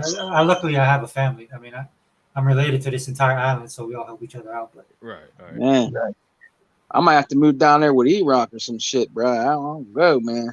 Yeah. Well, I mean, like people, the states that people are mostly moving to are like Texas and Florida and Arizona. Those are the big three that had the biggest population boom, and I'm starting to feel it. Yeah, in Vegas, and unfortunately, for example, like I live in a nice quiet area out here. My rent is like $1,000, but now it's exploding everywhere else now because so many people are moving here, right? And they're all coming from California. Like a lot of them, but they're teleworking too. So what they do is they still work for those companies and get paid, and so they have the money on hand, and then on top of that, they're still making the pay they make in California, but the cost of living. That's what's kind of happening with Hawaii. Right. Just like people, they sell their house here for like $1 million plus, then they can go someplace like Vegas, But what ends up happening is that drives the rates up. Yeah. Yeah, the housing goes crazy. That's why the market's all out of whack. I was telling you, E-Rock, man, I heard a story in Jersey, lady, you know, they're raising like what is it, E-Rock, the oil, the heating oil? Oh yeah, like, the heating oil. Yeah, this is crazy, getting crazy everywhere. Heating oils get through the roof. You know, because all of the shit going on with Russia and every place else, and yeah, fucking heating oil is crazy, man. Folks is, I mean, it's a position I don't want to be in. You know what I mean? Because we have an old fashioned heater in this 100-year-old house that's heated by these things called radiators. This old school. But like a lot of folks get this shit called heating oil because they got a heater, a boiler in their fucking basement, and folks is having to choose between fucking heat or eating. Like, God damn, like Joe Biden, somebody got to fix this shit, man. Somebody got to fucking save us. God damn. That's fucked up. If you got to choose between you being warm in the winter or you fucking eating, dude. That's fucked up. That's some fucked up shit, man. And up here, it gets too cold. See, now I didn't understand it, but now I get why everybody moves to warmer climates like Texas. I get why senior citizens move down to Florida and shit like that. I didn't because I love the seasons. But now that I'm old, I'm like, damn, it's colder than a witch's titty out here. I gotta get out of here. Look, it's gonna be like it's gonna be in the 80s next week out here. Oh, get the hell out of here! Girls are probably down there in Texas with their shorts all up their butt and everything. Oh man. Hey, man, you don't have to come to Hawaii, man. Hawaii's gonna come to you. Yeah. You're gonna get to eat plate lunch and Kahlua pig and all that. And look, I get it because the cost of living here isn't as bad as other places. Like gas, for example, I remember last year, or was it earlier this year, when gas was just really off the roof, and I saw 100 post a photo on Twitter. Gas was like $5 out there, and this whole time I'm bitching a $3 gas at the time. I'm like, oh, maybe I don't have it that bad. And now gas is like now back under $3 out here now, and everywhere else I be seeing gas prices like, oh shit, I see why people be coming out here. Yeah, man. Oh, it's 3 here. It's 3 here. What is it? Is it 3 in Philly? It finally dropped down to like 3 over here. Yeah, because see, and it's like 2. And it's like $2.40 out here. Damn, $2.40. Yeah. Did I tell you that ours is $5.19? Yeah. LA's I think 7. I think 7 something. I think is what 100 said. I think. Yes, California. I will never move there. I took a vacation for my birthday to San Diego years ago, and talking to everybody in California, they said the same thing. Oh, it's just too expensive. And it's like seeing that stuff firsthand. It's like shit. A lot of homeless out there, man. Yeah. Oh, that's another thing that was real too, right? So I went to San Diego, loved it out there, beautiful city. The homeless stuff was real, and I was like, damn, man. And it seems like nobody has a solution for that stuff. And there's homeless in every major city. Let's not get it twisted. Not like out in Los Angeles. Yeah, exactly. I mean, there are homeless people in Houston, but it's not to the point where there are like 66,000 homeless people in LA. There is not even close to 66,000 homeless people in Houston, for example. You got Los Angeles, like, man, here in Philadelphia, you might see a fucking freeway underpass with like maybe 5 or 6 homeless guys, or you might drive up to this section called Kensington, where the parts of the Rocky movie was filmed, and see like what I call the motherfucking heroin exchange, like motherfuckers scurrying past with needles and motherfuckers asking you, do you want your man blown down? But like down in LA, it's entire boulevards of homeless people. Like, what the fuck is going on here? Like, you just keep driving, and it's homeless people. Like, what? Like how does this happen in a city where Warner Brothers is at, and Disney, and how one of the Universal Records or something? How does this even happen? Where it's boulevards of homeless people? Like, this shit is crazy. But I found out the homeless people go there because of the warmer climate. They rather be broke there than be broke in Philly. Because if you broke out in LA, at least it's warm out there. Somebody will bring you some soup. Here in Philadelphia, all you're going to do is freeze to death and get a boot in your face. So I guess if I was homeless too, I would become a hobo and ride the rails and like, where you guys headed? Los Angeles?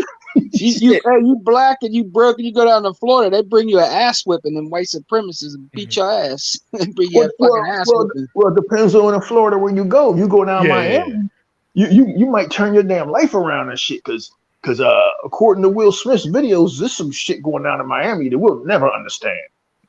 Cuban women walking around, Spanish women walking around in bikinis, 74 to 80 degrees every day. Like it's some shit we can't imagine. See, up here in Philadelphia, I love Philly, right? But Philly's one of them cities where the women think they're hotter than what they really are. And then you go down to Miami and be like, oh, like y'all chicks up here is corny. Like everybody down there is either Colombian or Dominican or Cuban or it's crazy down Miami. It's probably like going out Hawaii, man. You probably be like flabbergasted going out there because Sega Man, he was taking it back just going out to a water park in Jersey. You know what I mean? He had to keep man, I had to be when I went down there, a Sega Forever, I had to be very careful, man, because my wife I had to be very careful. It was hard not to hard both ways, but it was hard not to look at them girls. Yeah. Man, it was hard because there was some beautiful Latino women down there. Yeah, man. Mm-hmm. Yeah, so in Texas, I get all the Central American women with the Mexican women. And I see a lot of, that's why my ex was Honduran and all that, So I see, from like that part of Central America, I be seeing a lot up here or down here. Hey, man, let me tell you, when I took the kids on the beach with my wife, was on beach. And there was this this white dude with this black girl. He looked like he was about to eat her. I said, man, what the fuck you doing, man? Kids on the beach, man. What the hell you doing, man? Look like he's about to go, have some dinner, between the, I'm like, man, what the fuck? There was people all around E-Rock. There was people all around. They rolling around doing all this. She looked like some kind of like, I don't know, bro. She looked like a hoochie, you know what I'm saying? But he was like getting ready to go between her legs. Like, what the fuck you doing, bro? It's like kids here, man. What you doing, man? People don't have no chill no more, bro. Man. Society, brother. Hey, what's up, T Reaper? Hey, what up? Oh, T's in here. What's up, man? All right. Can you all hear me? Yeah. All right, good. I'm on my phone. Oh, I lost my PC, so I'm only on my phone right now. Oh man, what happened to your PC? We don't know. Oh, oh man. Did it crash? It won't turn back on. Oh yeah, man. You gotta. Yeah. Yeah, bro. You came in during it. You came in during the end, man. We've been broadcasting. Let me see. It's 2:26 over here. We've been broadcasting since 4:05 Eastern Standard Time, man. We've been broadcasting since 1967, nigga. Yeah, what you man. talking about? I seen the link. I said, man, let me go hang out with my boy Sega Forever. I forgot Sega Forever. He like these marathon podcasts, man. I watched the Rockets game while y'all were going on. I was watching some college football.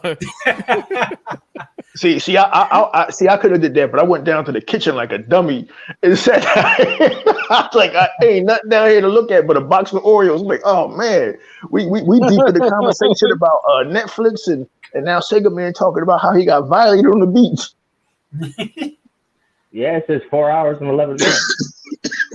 Yeah, dude, we've been doing this for a while. I don't know when I'm gonna have the next one, so I gotta get it in when I can. So yeah, because the holidays and everything. We'll do something else though. Yeah, no worries. Yeah, sorry, T. Yeah, we're about to wrap it up, but I didn't want to leave you hanging. And on the bright side, I got your because I was sending it, I guess, to your old account. I sent you a link before, but I think maybe it was on your old account. Yeah, the one that you just sent me to is the one I use now. So okay, I got it now. Yeah, we're good. Yeah, guys, but we better wrap this up. It's been about 4 hours, so which has been fun, man. I mean, I just sit back and enjoy the conversation, man. Oh yeah. I know for the whole Netflix thing. I mean, like I said, man, this is like a pop culture podcast, so we can talk about anything. So it's no, we didn't get to Xbox too much, but we can always do that on another time. Plus, I enjoy the podcast you guys be doing, man. I'm glad you guys be putting out more content, man, because it's dry out there. It's dry out there in our community. I mean, I'm not gonna sit there and listen to the media guys, and I'm not gonna sit and listen to these guys bitch and moan and cry about what we don't have. It's just so irritating. Yeah. Unlimited Production touched on that. Yeah. He touched on that months ago about how he's just this. He's just a letdown. Nobody's excited about anything. Nobody's happy about anything. Gaming is in the greatest state it's ever been in. At least gaming is going right.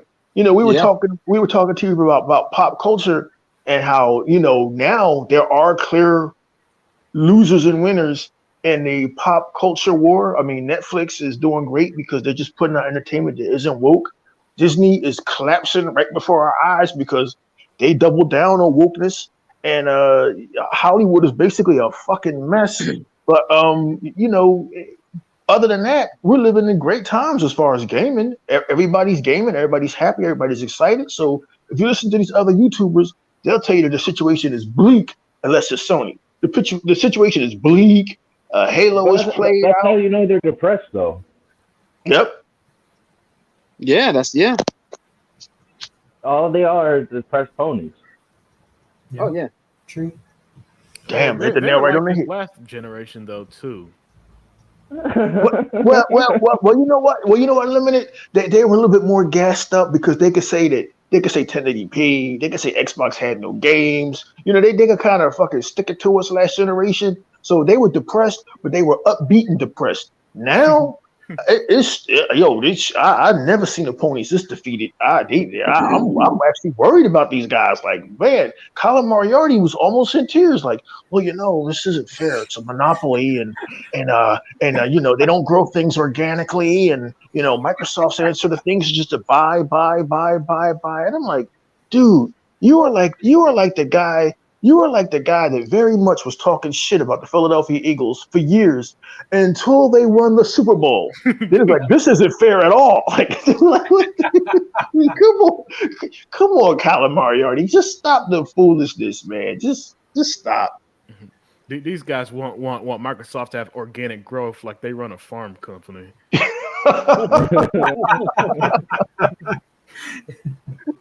Oh my God. Like, nothing's great unless it's God of War. It's got a Sony label on it. They tried to fucking derail Gotham Knights months ago. They tried to say that A Place to Requiem is more of the same. But yet here you are playing God of War, which basically is the same thing as the last game, with some of the most driest ass dialogue I've ever heard. Like, guys, just we know what your agenda is, but at least kind of flip the script and try to be authentic with it. The problem with that is like it's like taking the toothpaste out the toothpaste tube. You can't put it back in now that they've been exposed as they are. Mm-hmm. Mm-hmm. And so now that everybody caught on their fake act, it's like dealing with a liar. Once a liar lies to you, you just don't trust them the same anymore. So it's like no matter what Colin Moriarty does going forward, he's in a perpetual lose-lose situation, because even if he turns coat one day and start finally admitting that Sony's dying and Xbox One, it's so jarring for what he's been saying the last decade. Nobody could take him seriously. Yeah. I mean, we're a bunch of Xbox dudes on an Xbox podcast, the Exile podcast or the Xbox Alpha podcast, talking about gaming. And because it's a gaming podcast, we fit Sony in there. We just tell the truth about how they're doing as a business. But here's a guy who has an entire podcast for 2 hours called Sacred Symbols. And what's his subject? Xbox. Colin, something is wrong with that picture. Something like the lack of self-awareness is just unbelievable. I don't know. It's just crazy. At least Disney has looked at the fucking dismal numbers of their movies and their streaming shows and said, we have to fire somebody. There's nobody to fire over the Sony fan base. You can't get rid of Colin Moriarty. You can't get rid of King Thrash. You can't get rid of Crap Gamer. You can't get rid of Jabari Clark or Paul Tassi. TV, they will never stop. They will never let up. They will never. They're like a fucking a Terminator. They will never stop. They will never eat. They will never drink. They won't sleep. It's just can't get rid of Porter Rock's big ass fucking dome head. Yeah. Xbox. I've never seen. That's the depressed pony right there. Yeah. Oh, he's the king of ponies. But now, if you watch his videos, he's like depressed and tears is coming up in his eyes. Like, hey, listen, he listen. I'd be depressed too if for the last 4 years I told you my games are never going to PC, then they go to PC. If I told you, oh, Xbox had no games, now they got more studios than Sony could ever plan to afford. I'd be depressed too if that was the reality of my situation. Instead of just admitting, hey guys, I was wrong, man. Xbox turned it around. We got everything we. Or how about just this? How about say, hey man, I like PlayStation. I enjoyed this game and keep it moving. Thank you. Yep, exactly. Like the Nintendo fans do. They say, listen, we don't care what you say. We're buying 10 million copies of Pokemon Red. And they kept it moving. Motherfucking Pokemon characters is running into walls, collision detection, fucking random read errors. They keeping it moving. They don't care about us. But PlayStation fans, they can't go a day without talking about Xbox. Like this podcast, we barely even mentioned PlayStation. We were talking about Netflix, TV for entertainment. But them guys, man, they just wilding out. They probably come here, oh, look at these Xbox. They had a 4-hour podcast about PlayStation. No, we were talking about Netflix and entertainment. Wrong. But there's nothing to talk about with PlayStation. There's no news. There's nothing to talk about. There's nothing interesting. They don't do shows. They don't do nothing. They don't do E3. They don't even do standalone shows anymore. That's how little content they have. They only get mentioned when Xbox is mentioned because of the deal. Yeah. Basically, the only rumblings going on in that company has been this guy Jim Ryan. Apparently, either he has a private jet or frequent flyer miles. This dude is going to every country, every town hall, every municipality to stop Xbox from buying Activision. It's sad to see. Yeah, it is sad. It's sad, but it's hilarious. It's good entertainment. It's better than anything on Disney Plus, bro. Yeah. I mean, listen, man. 2022. What's made this year so fun is just seeing Sony. Sony's so pathetic. The same Sony that during the last generation, this is how you trade your games, are now the ones that are just crying, just crying so much over one video game series. 1080p makes you a better gamer. We got a laundry list of the shit they just did this last generation. Hebot don't want to take you back to the last 20 years. This company has been the most toxic company in the history of gaming, and now everybody wants to feel sorry for them. Oh, Xbox is just bullying PlayStation. Why is Xbox got to buy everything? Because that's business. Was anybody crying when Disney bought up Lucasfilm and Marvel? Y'all should have been, judging by the results. But no, nobody cared. Did anybody try to stop Disney when they bought Pixar? Nope, y'all should have been. Now look, they got rid of David Lasseter and the what's the name? Something Lasseter, and the quality went down to shit. If you can name the last Pixar film, I'll fucking wire you $10, goddammit, because I can't name the last Pixar film.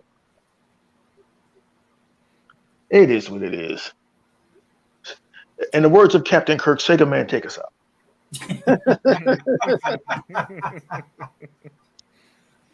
Okay, guys.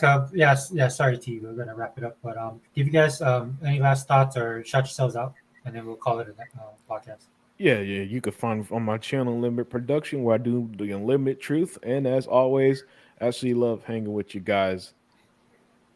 And this is Iraq X-Man. It's always great to come in here and support my brother from Hawaii, Sega Forever. It was great to talk about pop culture and all that's going on in entertainment, and I can't wait to do this again. Yeah. That's right, boy. It's your man. It's your boy Sega Man. It's good to do another podcast with our brother Sega Forever, man. This is a good thing we've been wanting to do for a long time. The Wrecking Crew.